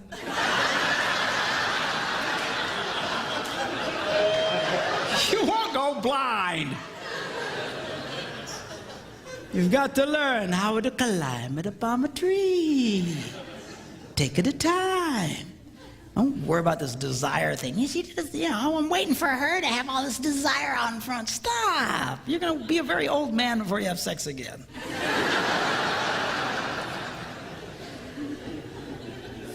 All right? Number 3. She needs time. Check this out.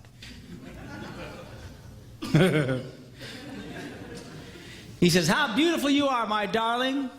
Your eyes behind your veil are doves. Your hair is like a flock of goats.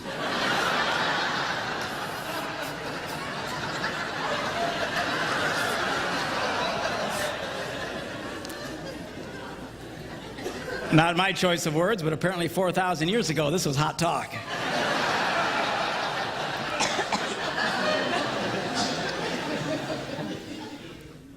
Your lips are like a scarlet ribbon. Your mouth is lovely. Your neck is like the Tower of David. Your 2 breasts are like two fawns, like twin fawns of a gazelle that browse among the lilies. Check this out. He says, until the dawn breaks and the shadows flee.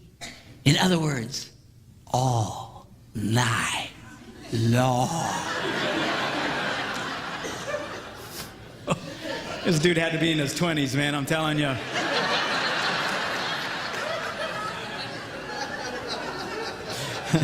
Those Puerto Ricans way past all night long, I gotta tell you right now.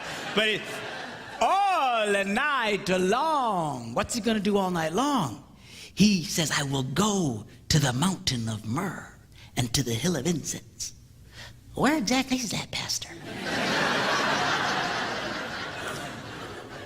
Let me explain it to you. If you look in the back of your Bible where they have all those nice maps of the Holy Land and stuff, you can look as hard as you want. You won't find Myrrh Mountain anywhere.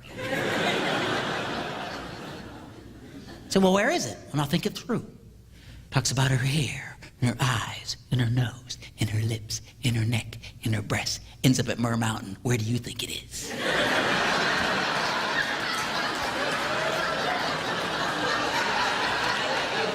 That's in the Bible? Yes, it is. And the wild thing is he's there all night long. Which brings me to a very delicate subject. And for the love of God, don't raise your hands or point out anyone. But this is a problem for a lot of guys. I was watching this TV show once. My wife was in the hospital, and I was in the hospital with her, and we're just kind of killing time watching TV and flipping through the channels and all these daytime shows and different chick shows, talk shows, and we hit this one, and the lady says, today we're going to be discussing why women have a difficult time achieving orgasm. I said, okay, I'm in.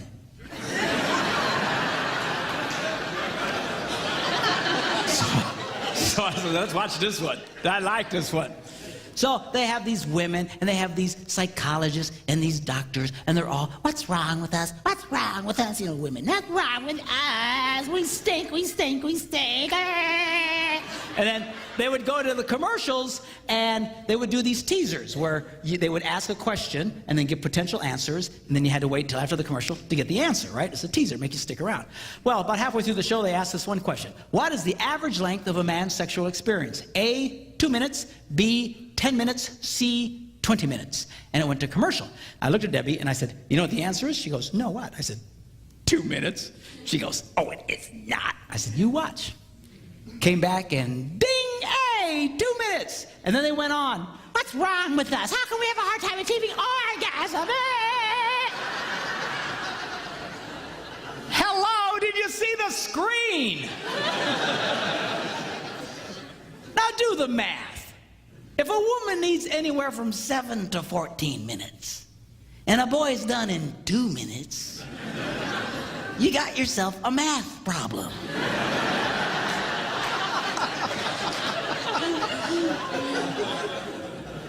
And the worst part of it is,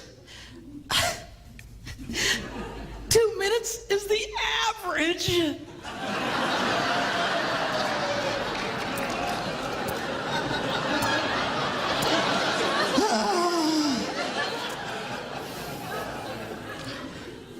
Now, guys, you can do better than the 2-minute drill. There's all kinds of things you can do. There's all kinds of books. There's all kinds of helps. There's exercises you can do. And I don't like exercising, but this stuff I can do. You know, that where you can get past this 2-minute drill problem. Now, ladies, you have to understand the number one element to enable a man to beat the 2-minute drill is regular, consistent sex. Yeah, that's what I'm talking about.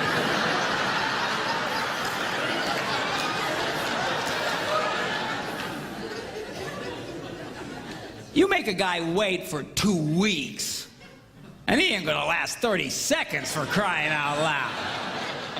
All right, you need to help this boy become a lover to you. You gotta help him get his stamina up, all right? But you gotta be focused on the girl. Now, if all you are is focused on yourself, a lot of guys, that's 2 minutes is more than enough time. It's all about them. Oh, get my release, okay, thanks.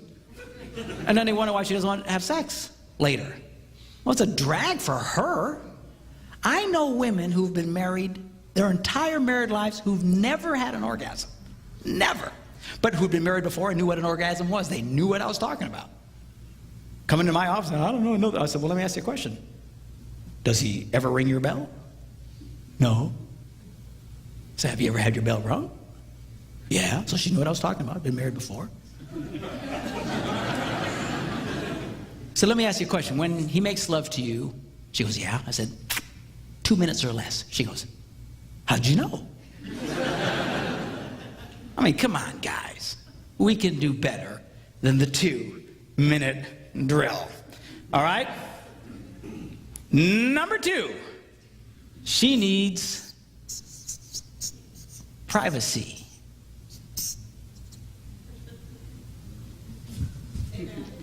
Amen. He writes, let us go early to the vineyards, secret place, private place, to see if the vines have budded.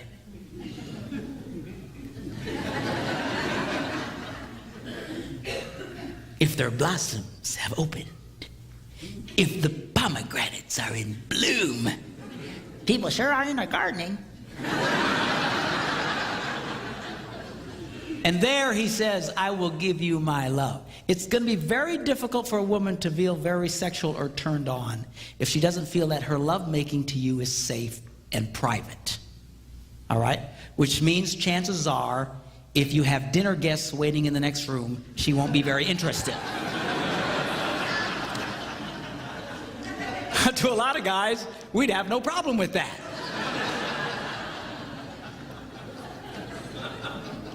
Make yourselves at home. There's Doritos in the cupboard.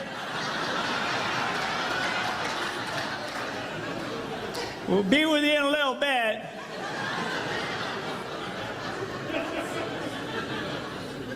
About 2 minutes, I'd say.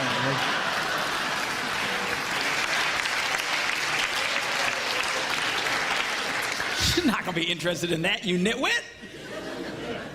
That's why for a lot of women, just having children makes it difficult for them to feel very sexual. I call children the anti-sex. Because they're always around, it's always around, and it's hard for them to feel very sexual. You got to work with her on that. And ladies, you know, there's locks on your doors, use them, you know. You can't just neglect the sexual needs of your husband until they're 18.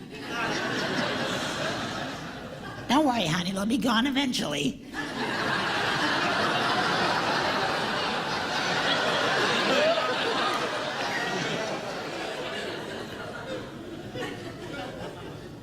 Everything changes with children. You know, you're not the same anymore. Women, guys have to understand that physically they're different, emotionally they're different. Everything's changed. Those beautiful, seductive breasts are suddenly transformed from erogenous zones into public utilities.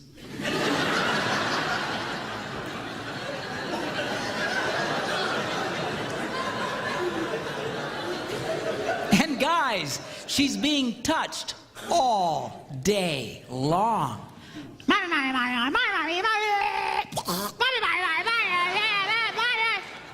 And then you come home.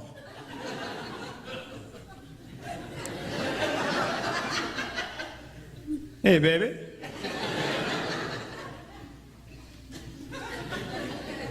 Touch me and die.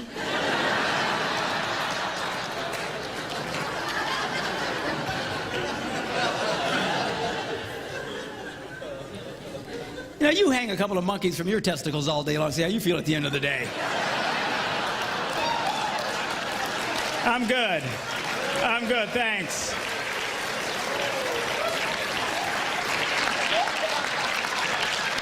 I'm okay, thank you.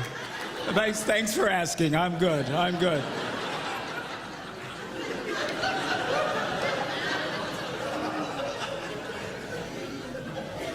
Boys, she's not the same, but girls, he is. Ain't nothing happened to him. He's still the same wild man you married. And a lot of couples, they really mess up at this point in their marriages. That's why a lot of marriages only make it to about the 5 to 7 year mark. Just long enough for the rugrats to come in, upset the apple cart, and you fail to make the proper adjustments. And it destroys the relationship. Ladies, you cannot get so engrossed in being mommies that you forget about the sexual needs of your husband. Say, but Johnny needs me, Johnny needs me. I'll tell you what Johnny needs. He needs a father. And if you keep it up, he's not going to have one. It's not worth it. And girls, you have to be really careful about rejecting your husband sexually. I don't know if you're aware of this, but for most men, as few as 3 or 4 rejections in a row, and he'll begin to shut down sexually. If you have a husband who argues with you about sex, consider yourself blessed by God. Because at least you keep it on the front table. But a lot of guys, they just shut down. I have women in conferences like this who come up to me, tears running down their faces, saying, I did that to my husband, now he won't touch me. It's not worth it.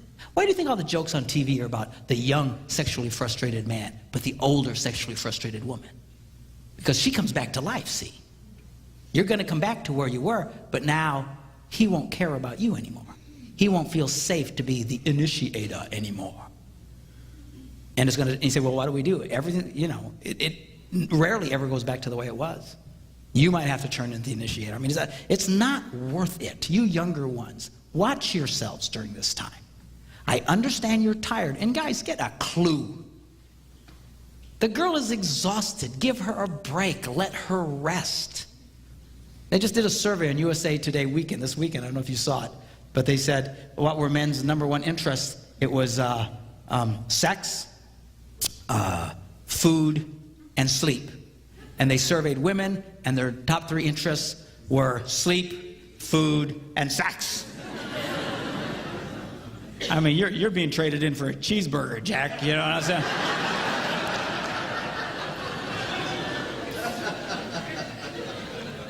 Help the girl. Let her rest. Give her a break. You want her to be a lover to you? Let her take a nap. You take the little rugrats for a while. Let them peel your brain apart.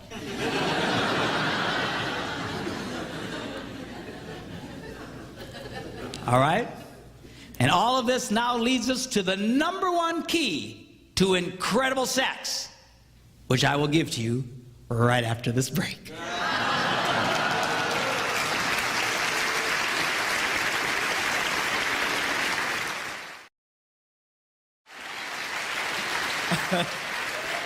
Alrighty, here we go. The #1 key to incredible sex.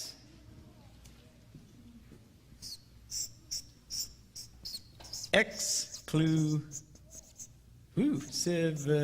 I can't spell. Exclusivity. When one man focuses just on one woman. Looking at the Song of Solomon.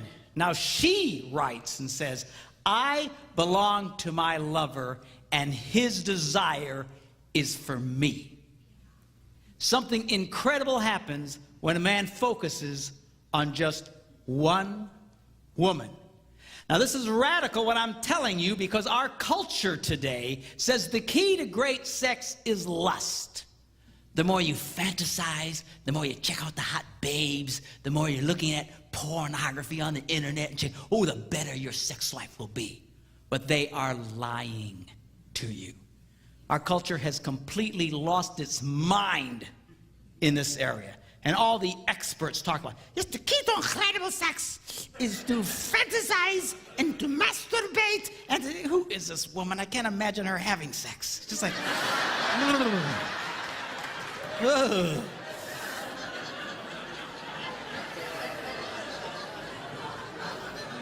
Hollywood. Hollywood. The people who can't stay married for more than 3 months at a time is giving us the perfect scenario for great sex. Lust, fantasy, ooh, ooh, ooh, ooh. But it is a big, fat, stinking, puking lie. It doesn't work. You say, well, you're just against it because you're a preacher. No, no, no. I do not oppose lust on moral grounds. I could preach you to hell and back if you wanted. But I don't have to. It doesn't work. At least if it worked, it would make some degree of sense, but it does not, and no one challenges it today. You ever read that story of the emperor's new clothes? How everybody went around and told the emperor how great he looked, and oh, he's just walking around in his underwear, and everybody, oh, you're great. And some little kid finally says, You know, he's naked. I feel like that little kid. All the experts today, they keep repeating the same lie over and over and over and over again. And everyone just, oh yes, the emperor's clothes are magnificent. Oh yes, lust and pornography and masturbation. Oh, this is fantastic sex when you do this. But it doesn't work. And the proof is in the pudding. People say, oh, it's your proof. By proof is you guys who do it. Let me ask you guys who sit around in the dark and check out the hot babes on the internet and sit around and yank on your wanger.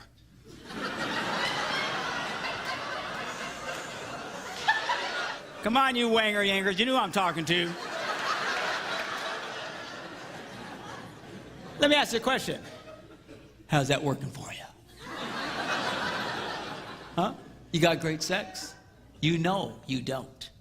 In fact, the more you do it, the more you indulge in it, the worse your sex life becomes.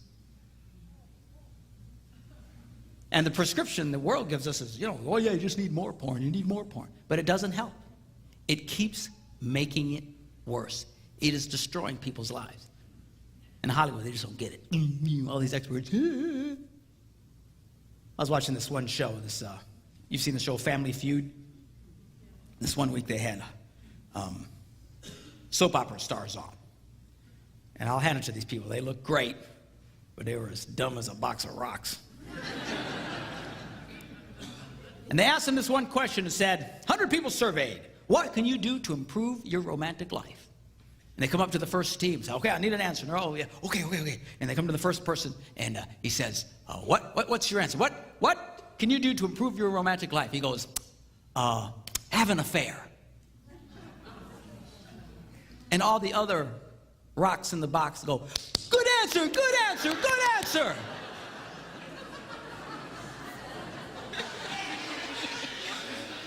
Have an affair. How can you be so stupid and still breathe? The way to improve your sex life is to have an affair with somebody else. But that's the culture they live in. The more lust, the more naughty, somehow it improves. It does not improve, it destroys. I know psychiatrists and psychologists who have prescribed to couples in an effort to improve their relationship, have an affair. So ignorant are they that the emperor is walking around naked. Went over to the next, he said, have an affair. The guy looked at him like he was nuts. Okay, have an affair. Went to the next rock. What can you do to improve your romantic life? View pornography together. Good answer, good answer, good answer. View porno. Every answer they came up with was lust-based. 3 strikes. They couldn't get it. Went over to the other box of rocks. Same thing. I'd never seen it before. Neither side could get one answer.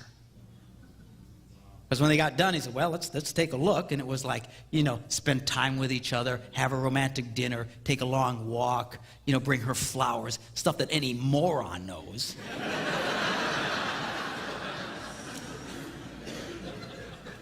But these people don't get it. They don't get it. Oh, yeah, that's great. Look, the world's answer to great sex, their formula is number 1, fantasize. Oh, yeah, that's a good idea. Ignore the real woman in your life and focus on one who would never give you the time of day. Oh, yeah, let's do that. Let's pretend. Let's live in a fantasy world. We are trading in real women for fantasies. How can we be so stupid? And this is becoming a real problem. And you know who's beginning to notice it? A lot of people way off on the liberal left are starting to notice it. They're starting to write about it. They're starting to realize there is a problem. Men are becoming more and more diminished sexually and are becoming unable to perform because they have so overstimulated themselves with pornography. It is destroying them. I've met women who've told me that their husbands prefer pornography and masturbation to actually making love to them. I had a woman in my office, and she's a 20-something-year-old, good-looking woman, like Hoochie Mama, okay? So, well, I didn't think pastors notice that sort of thing. Hey, I may be sanctified, but I'm not petrified. All right.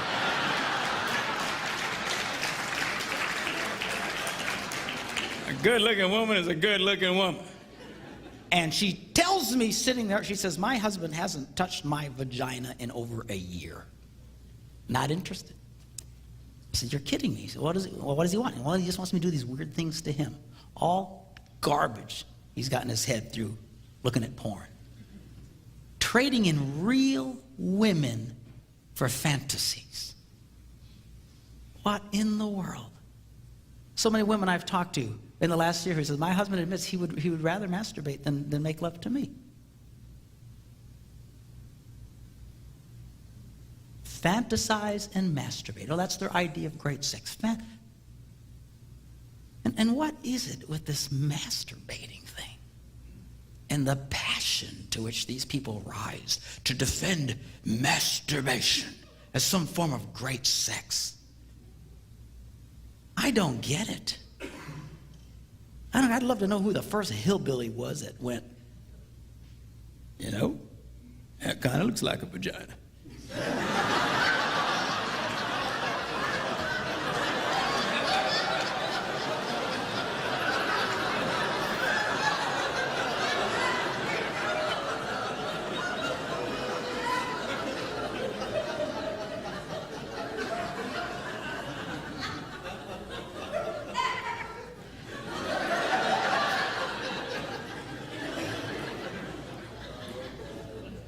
And this is starting to destroy a lot of men's sex lives. Do not fool yourselves. There is no way in the world you can keep doing that over and over and over again and not retrain your body. Everybody knows this. When it comes to anything physical, athletes know this. They train, they do the same repetitive action over and over again in order to train their bodies so their bodies will respond in a certain way. Athletes do this. Whether it's tennis or football or whatever, they train over and over again so that without thinking about it, their body reacts in a certain way. The military knows that you train young men to react in a certain way. They do the same drills over and over and over and over again. Why? Because you train your body so that without thinking, you act in a certain way. How in the name of God, our culture is teaching our young people from the age of 13 to start masturbating 2, 3, 5, some of them 7 times a day, thinking that it will not retrain them. The truth of the matter is there are a lot of men today who are no longer able to function with a woman. And I hear this all the time in these seminars. Guys who come to me, women who come to me, who tell me their husbands cannot perform. There are a lot of men today who cannot perform with a woman. I had a guy call our office. He says, man, I can have sex with my wife for hours. Nothing ever happens. Incapable of achieving an orgasm. But he can do it by himself. Oh, that's great. Oh, that's wonderful. Yeah, let's get all our kids doing that. Let's get them doing that.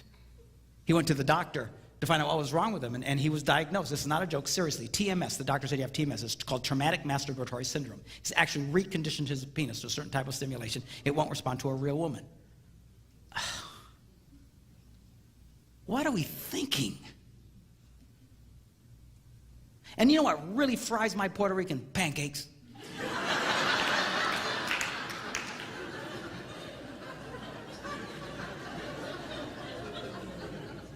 Is when they say, well, this is how you can achieve orgasm. You masturbate until you achieve orgasm. And they tie the words masturbation and orgasm together. They are crazy. You cannot achieve an orgasm through masturbation. You can ejaculate, you can have something physically happen to you, but it is not an orgasm. An orgasm is when you're making love to a woman and you reach your peak and endorphins are released into your bloodstream and every cell in your body stands up and grabs the hand of the cell next to it and goes, hallelujah.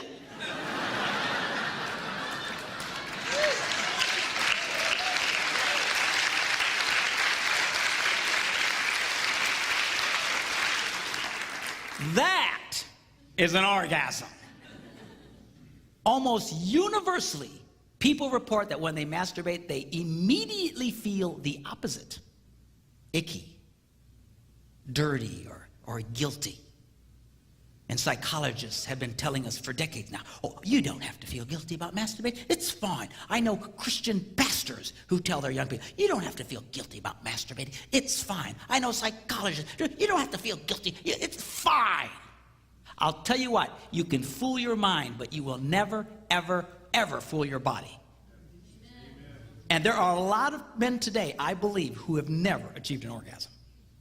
They ejaculate. That's all they do. They've so trained their... You cannot get your body doing this over and over and over again and think you can function normally. All they've trained their bodies to ejaculate, they never really achieve an orgasm. Oh, that's great. Oh, that's wonderful. Yeah, let's get all our kids doing that. The misinformation our kids are getting today, a lot of you have gotten it, but dear God, our kids are getting it in spades.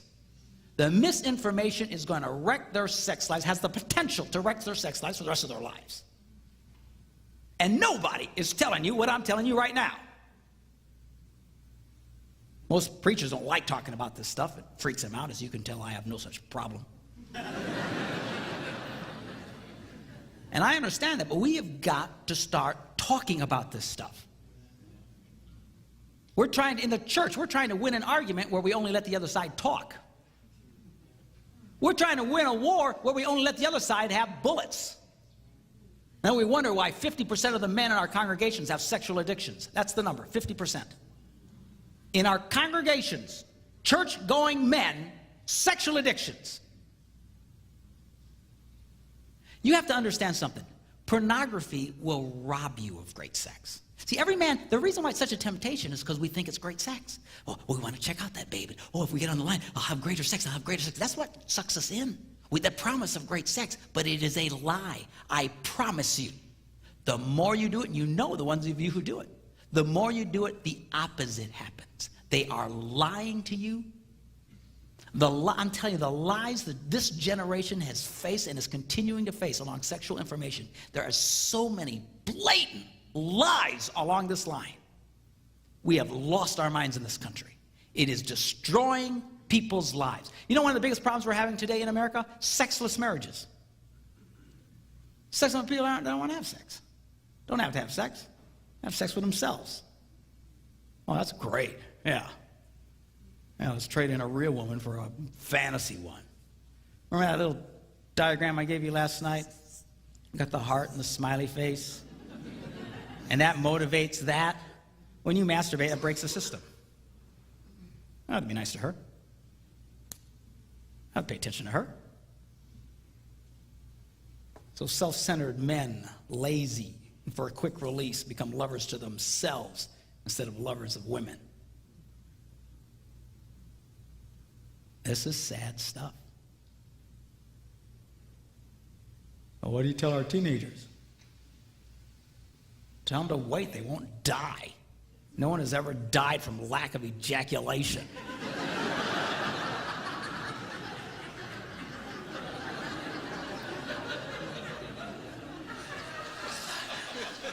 And there's a lot of misinformation about that. People talk about this condition called blue ball. And not to try to gross you out, but that's, well, I have women, well, what about my son? Won't they get blue ball if they don't masturbate? No, they won't. That's one of the biggest urban myths that there are. It's the most ridiculous bunch of nonsense. There is a condition like that, but it has nothing to do with ejaculation, nothing. It has to do with being overstimulated for a long period of time. And the answer is just quit being so stimulated and go back to normal. It is not a chronic condition. You're going to walk around tortured for the rest of your life if you don't masturbate. There's never been a morgue anywhere in the world where on the toad said, cause of death, failure to ejaculate.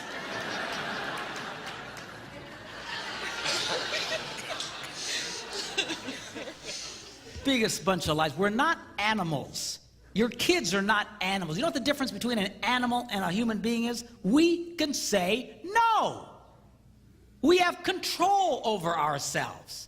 We live in a culture where the idea of having control over yourself is ludicrous. It's absurd. There's people who will hear this video who will go, oh, I can't believe he's saying that. What false information? What false information?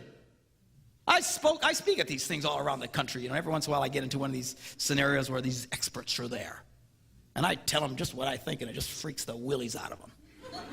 And they get, what? Where's your proof? You gotta have proof. Where's your proof? I'll give you my proof. You know, and it's so ignorant. Like, we need to prove this? We need to prove this? Some things are so obvious. It's like trying to prove, well, where's your proof that oxygen is good for your lungs? So I attempt to prove it to them. Let's start with our scientific explanation, shall we?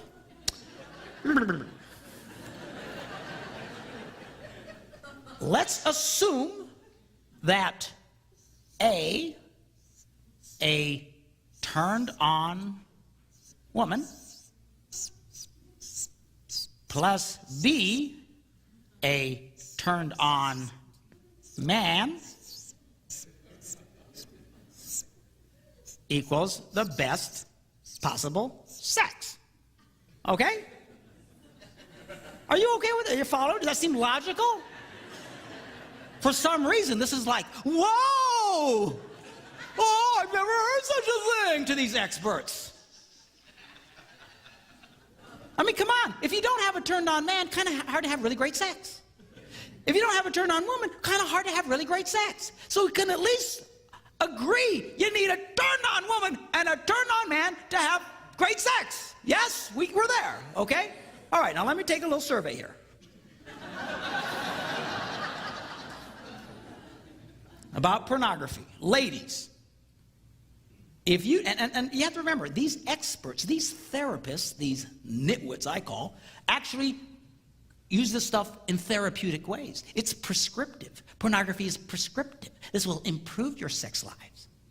So let me ask you, ladies, if you knew your husband had just been watching pornography and wanted to use you to satisfy himself while thinking about that other woman, how many of you that would make you feel very sexual and turned on? Let me see your hands.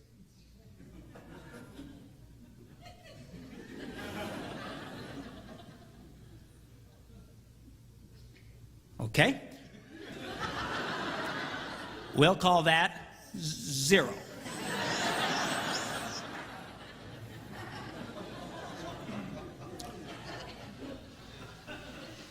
I presented this to some people. Said, "Well, you can't do that. You're not going to ask women if they're turned on. They'll never raise their hand. That will never work. This is improper." Okay. Let me change the question. If you knew your husband only thought about you and treated you like the only woman in the world without thinking about any other women, how many that would make you feel sexual or turned on? Let me see your hand. Oh, so women will raise their hands.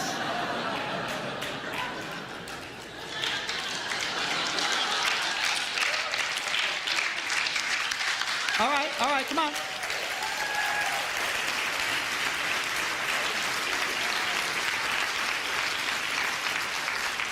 right, let's see your hands again. I got to get a count.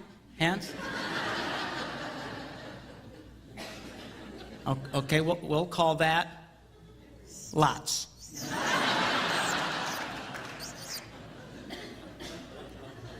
Now, for our formula, for these experts who need... All right, I have checked with some of the greatest mathematical minds in the country, some graduates of MIT, and have determined, after repeated and at length discussions, that lots is greater than 0.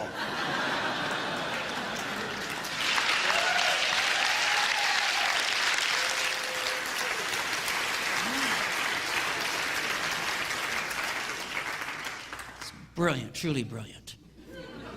So we know now that porn results in a turned off woman. Well, right there, you got yourself a problem. If women are turned off by this idea of her husband fantasizing, then their prescription for porn to improve their sex lives is pure, unadulterated baloney. Because as soon as you remove, you can't get to the best possible sex.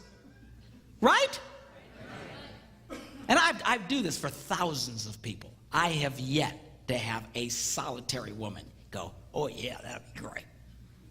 And I'm sure there must be one or two out there. But this is so lopsided, it blows one's mind. So blind are these people that the emperor's walking around naked. Oh, well, but we've learned that. And all the experts say. Well, we know that repeat porn exposure results in a diminished male. And I'm telling you, these people are starting to notice this. We're getting writings of people in secular magazines, liberal magazines, who are complaining, you know, hey, men are not able to perform. This is impacting men physically. They're not able to perform as a result of this stuff. I know of men, I know of ministers who, while they're making love to their wives, insist on having a dirty magazine open next to them so they can stay stimulated while making love to their wives. You can imagine how wonderful that makes her feel. Why do they have to do that? Because they cannot maintain an erection if they don't see that. That is the addictive power of this thing. And these people think this is good sex. This is great sex. So we know that repeat porn exposure results in a diminished male. Well, what's the scientific sign for a diminished male? If this is a scientific sign for a normal male, this would be the scientific sign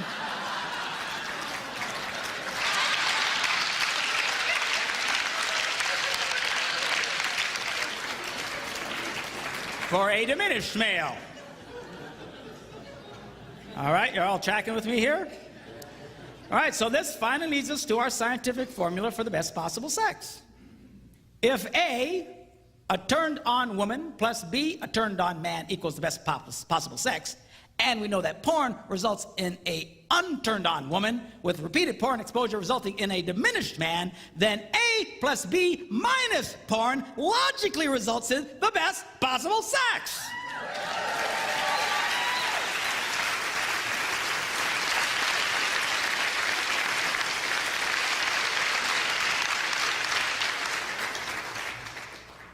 Which means that these experts' information has to be based on broken science.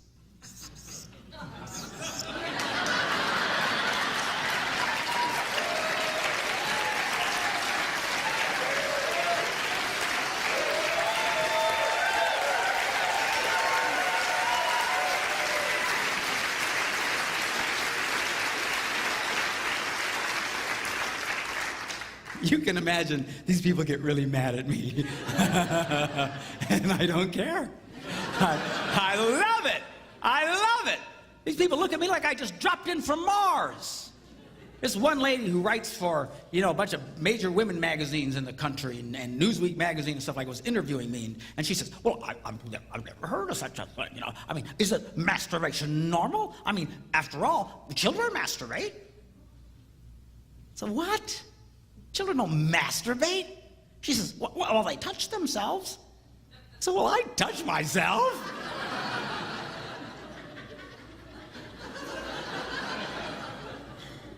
and besides, is this our standard, children? I said, my grandkids will eat their own poop if I let them.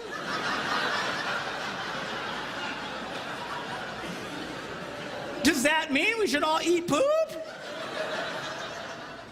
These people do not think, I'm telling you, they're the most intellectually dishonest people in the world when it comes to this issue. You know why? Because they're all addicted to this nonsense. And you know, I need more porn, I need more porn, I need more fantasies. And because of this imprinting that I talked about to you at the beginning, these men have so imprinted, they've got to constantly react and relive pornographic or naughty scenarios in their minds so they can enjoy sex. And if you've been there, I'm telling you, you need to break yourself of that. You need to refocus. You need to take out the camera and start taking some new pictures. You make love to that girl, forget about that other stuff. Quit trying to relive garbage in your head. It won't give you great sex. It will rob you. I promise you, the key to great sex is focusing on just one woman. You see, lust is like eating snack food all day long. It'll ruin your appetite for the real thing. Your mama was right. Snacking will ruin your appetite. You out there checking out that babe, checking out that babe, checking out the magazine, checking out porn. It's going to wreck your appetite for the real thing. You just try it. Try it for 30 days. Anybody can do anything for 30 days. For 30 days, do not look at another woman. Don't fantasize about another woman. Don't look at some stupid magazine or pornography. You just focus on that girl and see what happens to you. She will just come alive to you.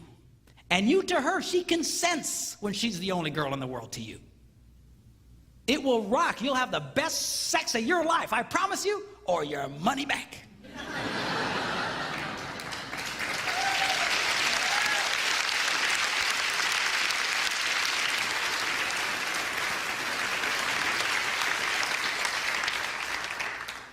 Let's get this right.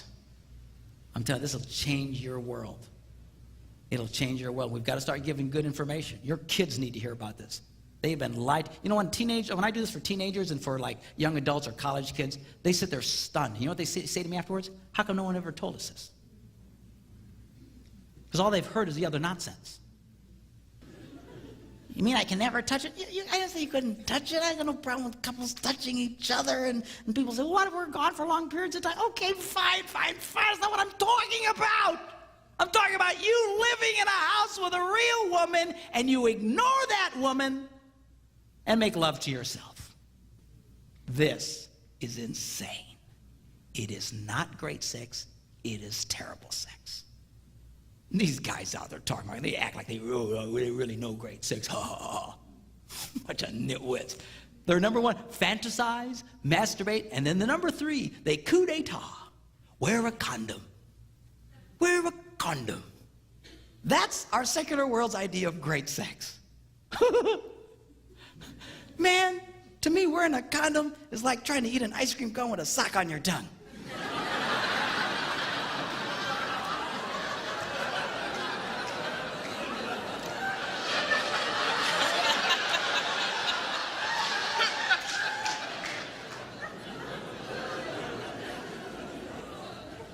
Man, if you want to practice birth control, use something else than a condom, man, don't you? If you can't tell the difference between real sex and a condom, we need to have a telethon for you, man. Raise money for a cure.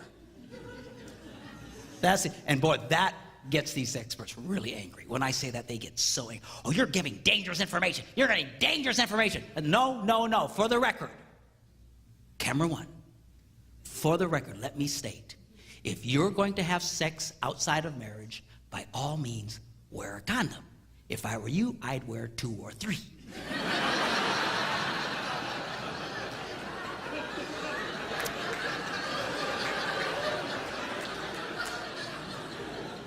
Kind of like double bagging at the grocery store.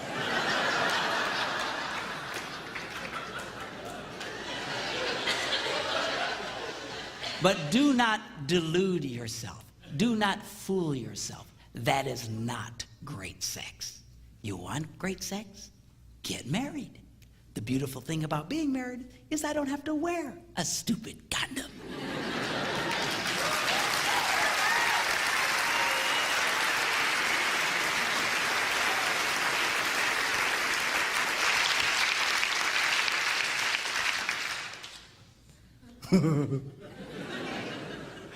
I know I'm freaking some of you out, but I don't care. I'm on a mission, man. Let's get this stuff right. Let's get this stuff right, man. God knew what he was talking about when he talked about one man focusing on just one woman. That is great sex. That is incredible sex. That'll blow your mind, knock your socks off sex. This fantasy nonsense and all this other stuff is destructive. It is poisonous. It is not great sex. It robs these people of great sex, and they're constantly looking for better sex, trying to get satisfied somehow, trying to up the level somehow. It's like a heroin addict. It doesn't work. It just doesn't work. And if there's any group in the world who should have this together, it ought to be Christian people. in my opinion. Christians ought to be known for great sex. We should. People ought to be saying, man, stupid Christians, I hate them. Yeah, a bunch of self-righteous hypocrites, yeah. Here they got great sex lives, though.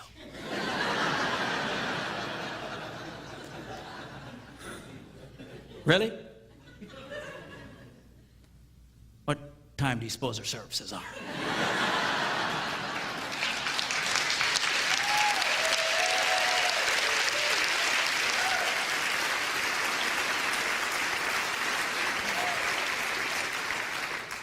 And we need to get this right.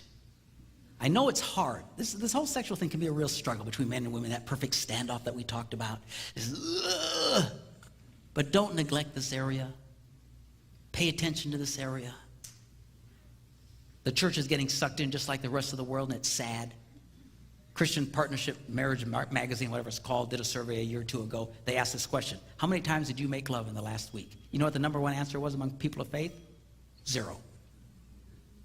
0. And we wonder why we're having the problems that we're having. You know, men struggle with sexual temptation like you have no idea. And men cry out, God, what's your answer for my sex drive? What's your answer for... You know what God's answer for your sex drive is? Have sex. I like this answer.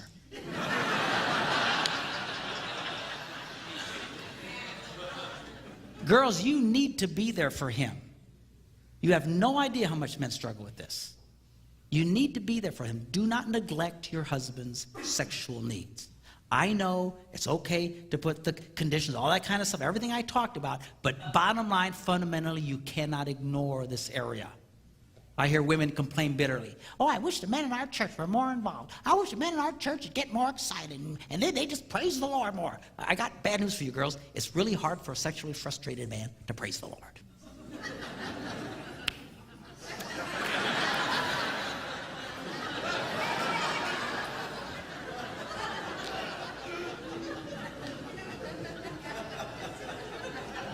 You want your husband praising the Lord tomorrow morning?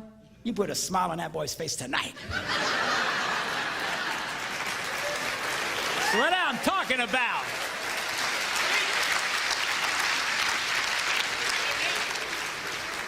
He'll walk into this place going, hallelujah, somebody sing a song, let's get going. Ha ha, bingo. All right, do y'all still love me? All right.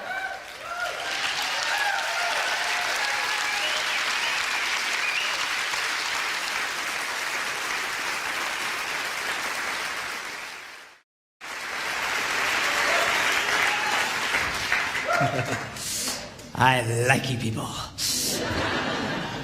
All right, final session. How to stay married and not kill your spouse. All right, we're going to take a look at what it takes to do that. But before we do, I want to take you to heaven and put you on a committee.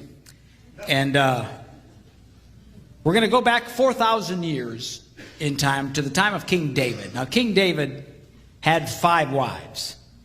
Why any man would do that to himself is beyond understanding. But he had 5 of them. And now we need to decide on our committee which one of these women is going to be the mother of the next king of Israel. He's going to be King Solomon, the wisest man that ever lived. This was during this was during Israel's golden age. It was the best time Israel ever had it. It was glorious. You talk about a run on the stock market. I mean, prosperity, no wars. It was fantastic because this king was so incredible. Who is going to be the mama of this king and then become the great-great-great-grandmother of the Lord Jesus Christ himself? Kind of an important decision, right? Now, ladies, you would think wife number 1, right? She should have dibs. She was there first. But we know it wasn't her because David got mad at her and quit having sex with her, which is easy to do if you have 4 more in the wings.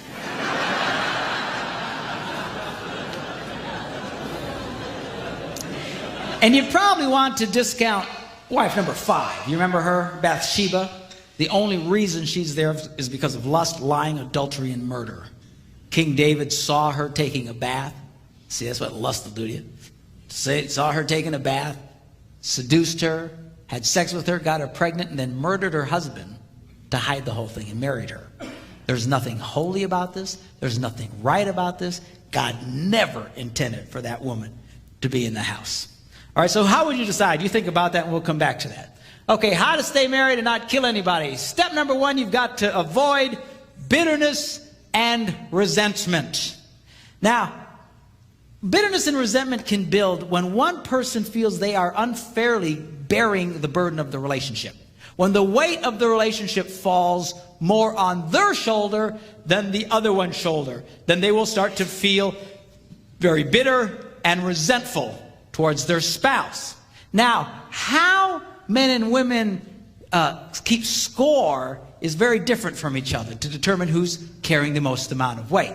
Now, what I'm about to share with you, people ask me a lot, where did you learn all this stuff? What are your different influences? And, 32 years of marriage, that's one influence. But a lot of different people and listening to stuff, and I hear ideas, and I take them and change them and stuff. This particular, one of the guys that had probably a huge impact in my life about relationships was John Gray, and I think the guy's absolutely brilliant. I'm a lot funnier than he is, but he's brilliant, all right? And this section this is Gray to the T. Okay, I just admit it right up front. But the reason I share this because his insights on how men and women keep score is absolutely brilliant. It truly is. You see, men, when it comes to us keeping score, we're quick to give ourselves huge bonus points for everything we do. We crawl out of bed when we'd rather stay in, and just for that, we give ourselves 500 points. And then we go to work, and we put up with all the stuff at work, and we earn the paycheck, and we give ourselves, 2,000 points for that. And we come home without chasing other women, and we give ourselves huge points for that, So we walk in the door, it's like 4,500, And that's why a lot of men have no problem sitting on the couch and now contributing nothing. Because in his mind, he's way up in points for the day, and now he's giving you a chance to catch up.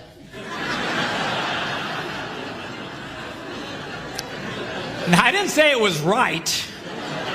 Don't get mad at me. I'm just saying this is the way his brain ticks. And a lot of guys will actually start feeling very bitter towards their wives if they feel their wives are trying to make them do stuff.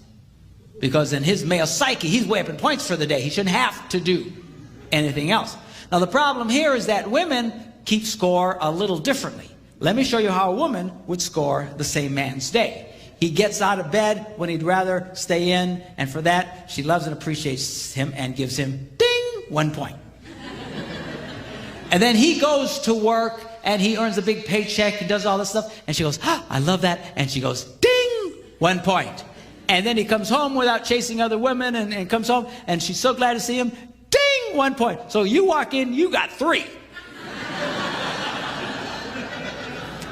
Well, she also got up, she also went to work, she also cleaned the toilet, she also took the kids to piano lessons, she also had it in, it's 13-3. And you don't want to do anything? And now she starts screaming at her husband, which in a way is a good thing because it's the silent ones who really do kill people. If it gets quiet around your house, I'd get nervous if I were you. So, she starts getting very, very angry. Now, when guys first hear about this, they get very discouraged. They go, wait a minute.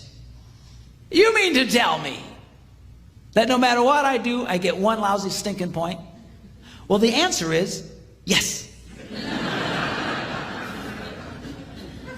But the good news is you can make this work for you.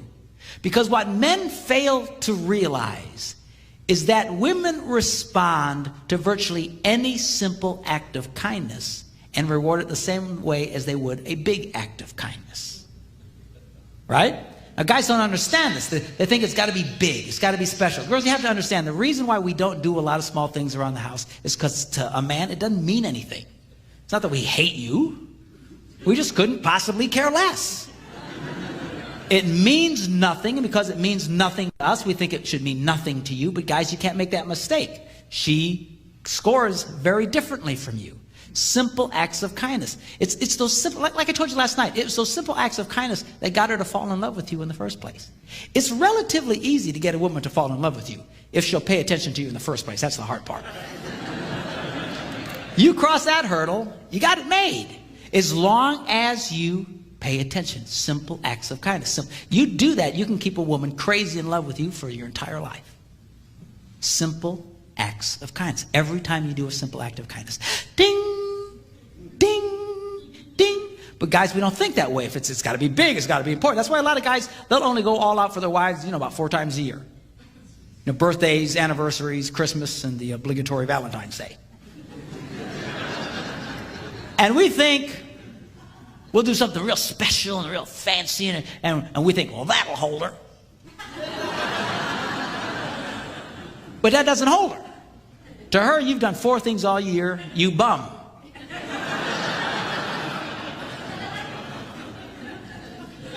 Now, guys, again, they get discouraged. Oh, for crying out. You mean, I can't believe. But listen, you can make this work for you. This is great. I'm about to show you how you can succeed with a woman while doing virtually nothing. All right? I thought I'd get an applause out of that, but I don't know. I don't like the sound of this. Now, here's an example. You get up in the morning. Your wife's brushing her teeth. You're standing next to the bed. Make the bed. It takes 120 seconds of your life. It's nothing. She'll walk into the room and go, you made the bed. Ding!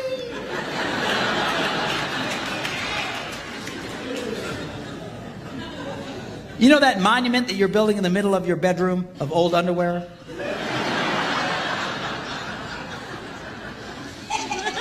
Pick it up. Throw it in the hamper. She'll walk in. He picked up his underwear. Ding! When you're done eating dinner, instead of just slugging off in front of the TV like Jabba the Hutt, clear off the table. It's 60, 90 seconds of your life. It's nothing. She'll go, he cleared off the table. Ding!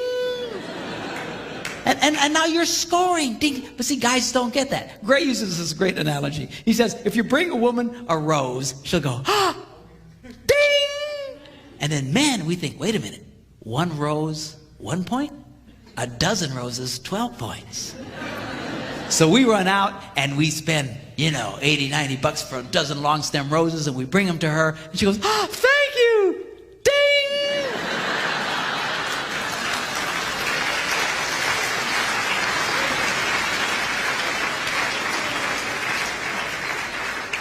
In fact, by the raising of your hand, how many women would say, I would rather receive a single rose 12 different times than a dozen roses once? Let me see your hand. See, now a guy looks at that and goes, that's so inefficient.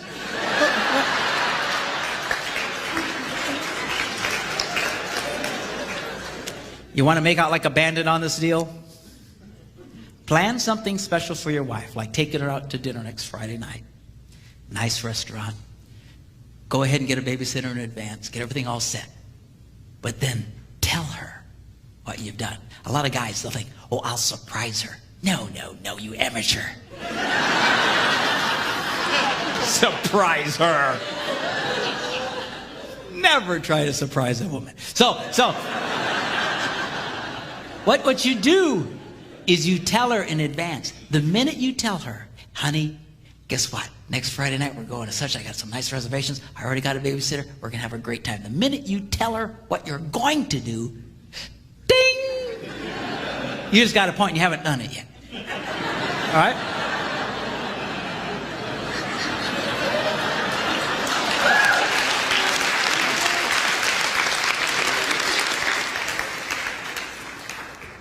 Then, because she's a woman, she's going to tell all the other women in her life about what you've planned.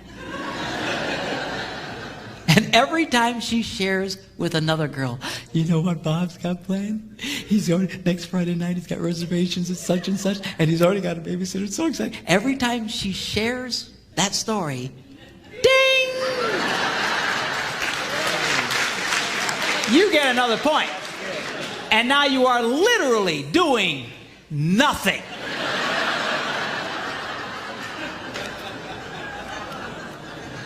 And the beauty of that system is every time you're earning a point, the husband of the other wife, that poor slob, is losing one. So it's kind of like a double coupon thing going for you. You really want to make out like a bandit? Engage your wife in meaningful conversation. Now, to a lot of women, meaningful conversation means she talks, you shut up and listen. But you can't just drift off into your nothing box. You have to let her know that you're hearing her. Every time you acknowledge that you've heard her, ding! So she'll go, la la la la la la la la la la. You go, you don't say. Ding! La la la loop-de-loop-de-loop-de-doo. You mean loop-de-doo?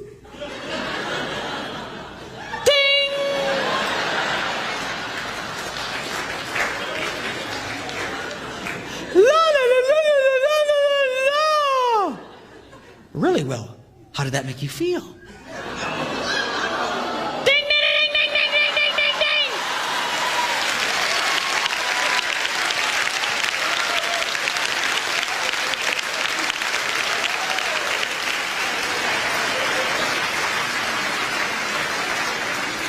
And you're doing nothing.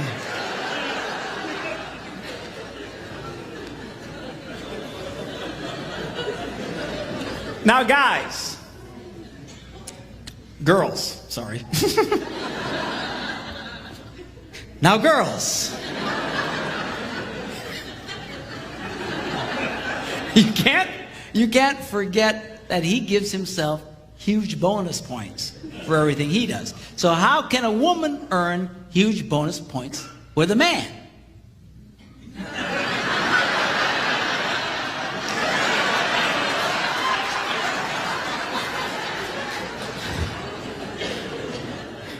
So, sex is a great way to earn great bonus points with a man. But there's another way. And that is when you believe in him.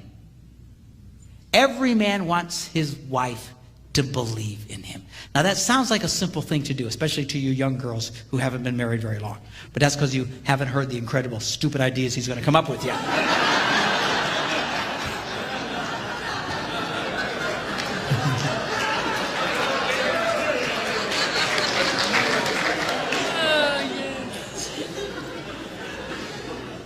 And a lot of women, they feel it's their God-given responsibility to try and keep their husbands humble or something, you know, because he'll come up with this idea and they respond, that's stupid. Oh, that'll never work. You could never do that. And they don't realize when you talk to a man like that, you are doing incredible damage to him and to your relationship with him.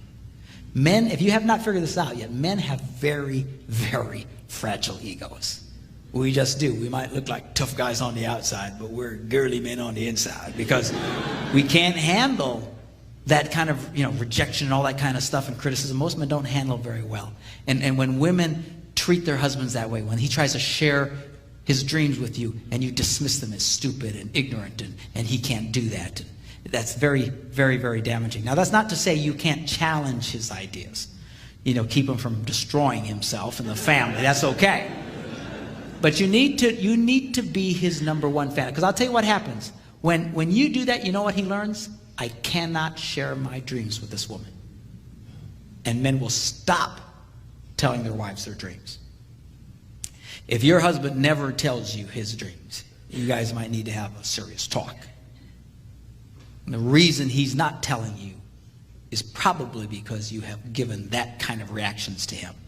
And it's very damaging to a man. And now you got yourself in a really bad place because almost miraculously at work there's some bimbo there who just accidentally hears one of his ideas and goes, oh, that would be a great idea.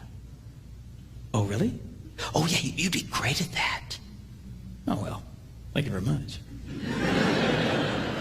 And now you're in serious trouble. You need to understand something, girls. Most affairs do not begin for sexual reasons. They begin for emotional ones. And you need to let that boy know that you are his number one fan. And it's hard for a lot of women. I'll tell you who really struggles with this? Women of professional men doctors, lawyers, preachers' wives, a lot of them really struggle in this. Why? Because they get so tired of hearing everybody praise their husband. Oh, you're so great. He's so great. He must be wonderful. He must be wonderful. I've heard with my own ears a woman, as soon as they came into the door, she says, everybody thinks you're so smart. I know what an idiot you are. I think, what is she thinking? She's doing God's work somehow? Everybody thinks you're so great. I know how stupid you really are. Huge damage to the relationships. You need to let that boy know you are his #1 fan. And as much as I love it when people come up to me after these seminars and say, oh, you were great, I loved you, and I do love that because I have an ego the size of Texas, and the one that means the most to me is when that cute redhead comes up to me and says, you did a great job today. And I know the only reason she says that is because I just said this now.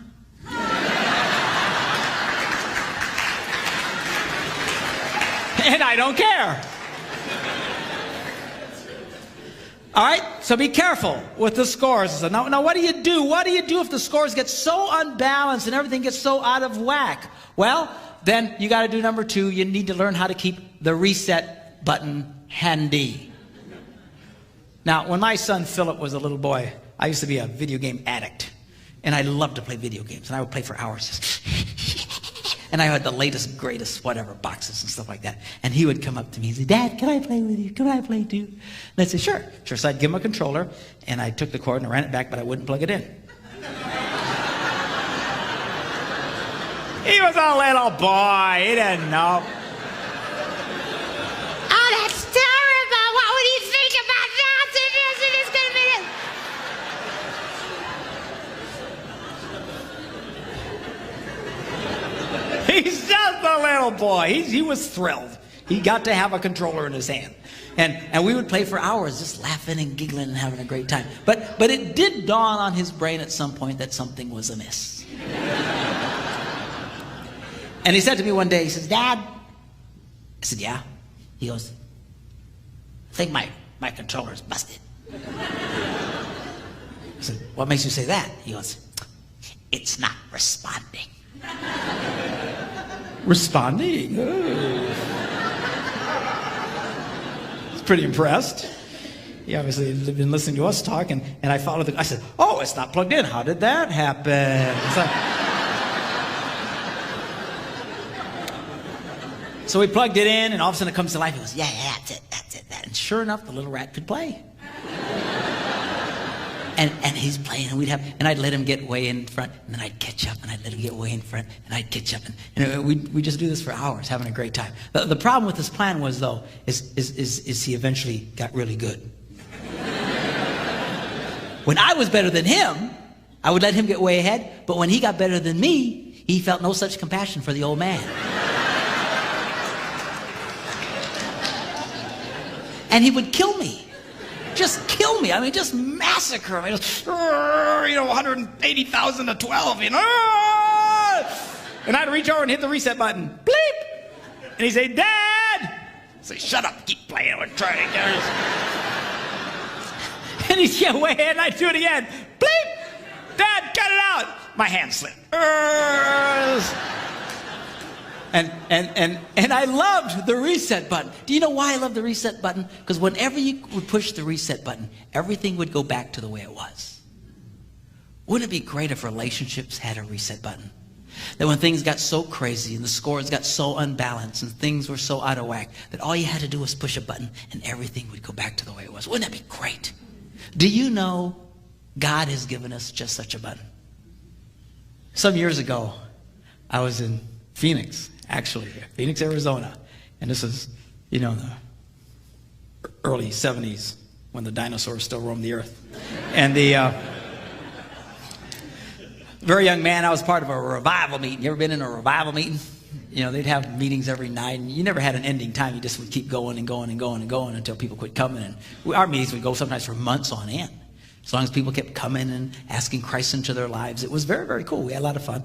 During the day, we would go out, we'd hand out flyers inviting people, and at night we'd have these meetings. Well, my favorite place to go in downtown Phoenix was in front of the downtown porno shop, because it was hilarious to hand somebody a flyer about Jesus on his way into a porno shop. because it would just freak him out. You know, he'd go, oh, thanks. And he'd go, all of a sudden he'd go, oh, wait a minute, this isn't J.C. Penney's? What am I doing here? It was hilarious. I'd keep myself entertained for hours doing that, you know. We weren't protesting or just handing, how you doing? Yeah. Hi.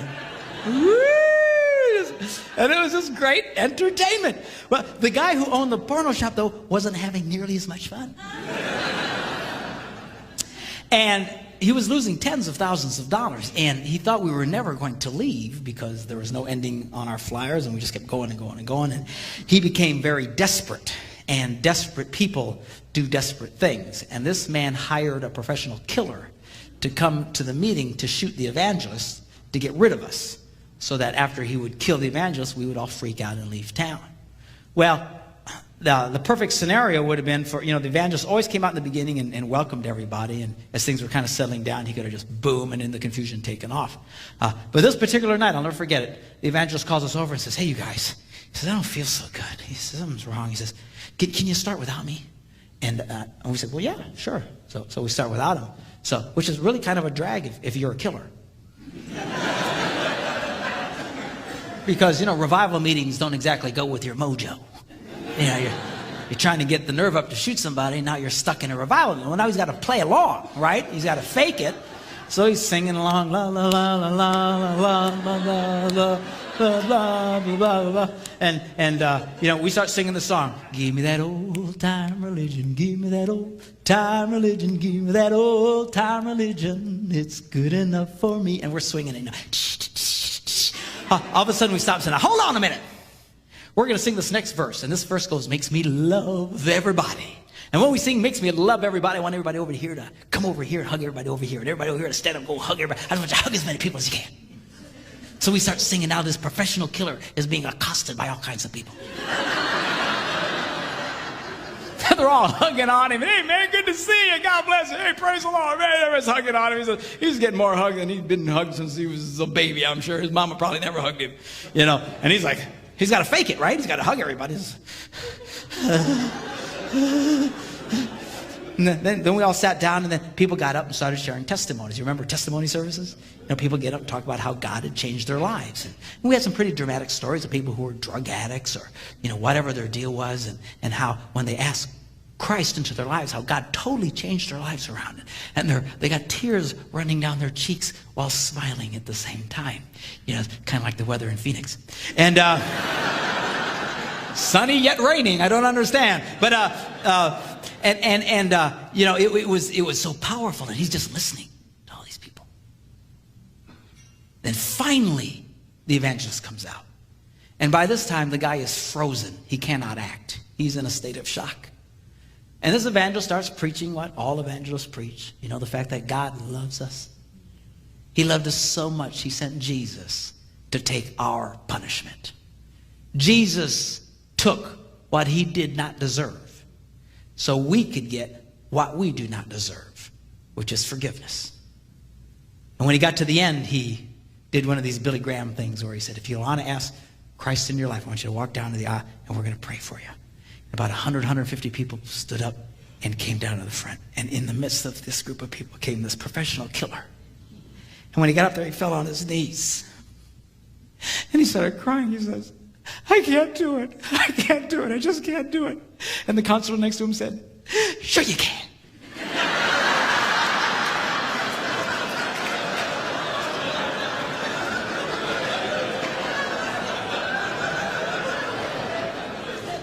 You can do it. I want you to know, God wants you to do it. And he's going, no, you don't understand. You don't understand. And he pulls out the loaded weapon and hands it to him. And that's how we found out the story of how this guy came to kill somebody, but instead had his life dramatically impacted by the love of God.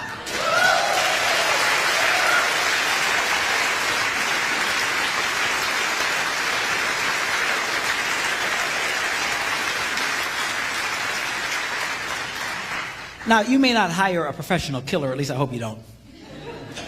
But the truth is, when somebody hurts us, we want them to pay. So our version of making them pay is we get bitter and unforgiving.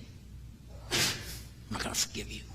The problem is the only one it hurts is the person who doesn't want to forgive. Unforgiveness is like taking poison hoping the other guy will die.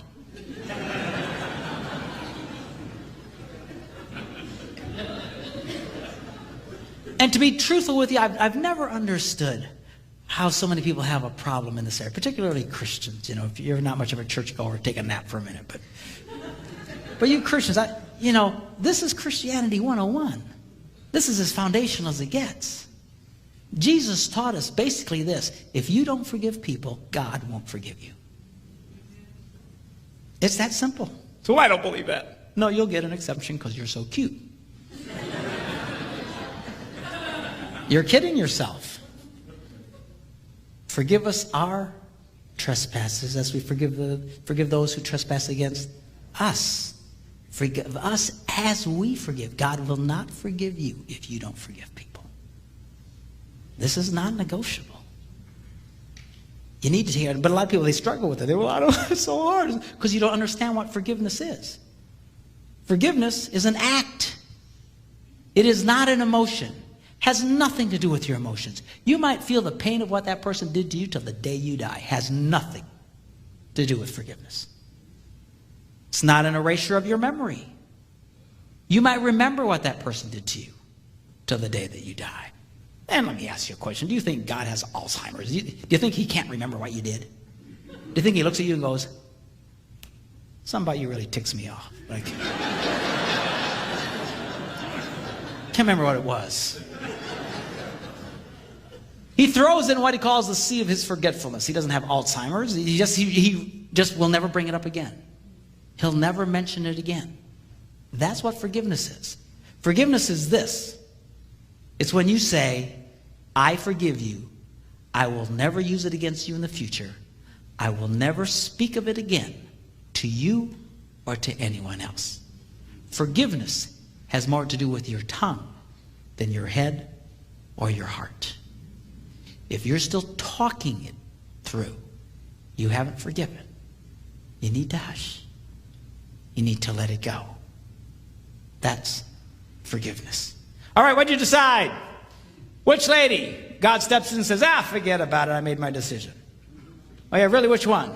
He says number 5. Whoa, whoa, whoa, whoa, wait a minute. God. Do you know who this is? This is Bathsheba. The only reason this woman is there is because of lust, lying, adultery, and murder. There's nothing holy about it. There's nothing righteous about it. It was never in God's plan. God never intended it. But Bathsheba becomes the mother of Solomon and the great-great-great-great-grandmother of the Lord Jesus Christ himself.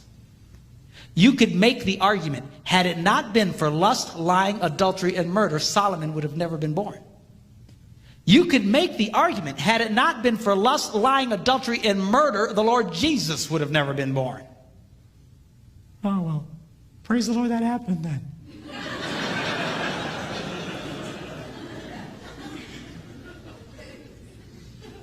See, you're not making any sense. I know this was hard even for the writers of the Bible. If you read Matthew, the first chapter, where it says so-and-so was the father of so-and-so was the father of so-and-so, that whole list, he mentions 3 women by name, but when he comes to her, he doesn't even mention her name. If you read it, it'll say, the wife of Uriah. Uriah was the man David killed to get her. Wouldn't even mention her name. Why? Because it makes no sense. It makes no sense. How can this possibly be? How could the Son of God's lineage depend on a woman who was only there because of lust, lying, adultery, and murder? I'll tell you how. Because God's love is so powerful. He can take your biggest mistake and turn it into something so beautiful it won't make sense to anybody. That is the power of the reset button. I want all the couples to stand together. If you're not here with your husband or wife, or if you're not married, you can stay seated. But if you're here with your husband or wife, I want you to stand up. And I want you to turn to each other. Thought you said we weren't going to do anything emotional. It'll be all right. I'll even tell you what to say. Right, all the guys looking at the girls, I want you to repeat this. Well, I don't need to repeat it. Well, then just say it for the rest of us poor slobs who do. Looking at your wife, guys, I want you to say this. Honey, I'm sorry. for not always being the kind of husband I should be to you, for not giving you the attention you deserve, for being too caught up in my own world instead of our world, for demanding too much and not giving enough, for not loving you like I should. Please forgive me. With your love, your support, your patience, and your prayers, I will strive to be the kind of husband God wants me to be. Now, girls, your turn. Looking at him, I want you to say this. Say, honey, I'm sorry for not always being the kind of wife I should be to you, for not always appreciating all that you do, for not always being the lover I know you need, for not always believing in your hopes and dreams, for not loving you like I should. Please forgive me. With your love, your support, your patience, and your prayers, I will strive to be the kind of wife God wants me to be. Now I want you to press the reset button. The way this works is to reach over and you plant one right on her. Give her a kiss. All right, hug the girl. Hug the girl. Hug the girl. Hug the girl. Doesn't that feel good? I don't understand. He made us laugh. And then he made us cry. And I'm so confused. You can be seated. I want to thank you guys for being here with us this weekend and sharing this moment with us. And we believe that millions of people's lives are going to be impacted by the information that we share this weekend as this thing is broadcast on television around the world and on DVDs and stuff like that. There's some powerful information that we've shared this weekend that a whole lot of people need to hear. Just basic, simple stuff that can transform lives. You have been wonderful. You have tolerated our making you move here, there, and the other, and through all the sessions and stuff. You have been wonderful. I so appreciate you. God bless all of you. Thank you so much. God.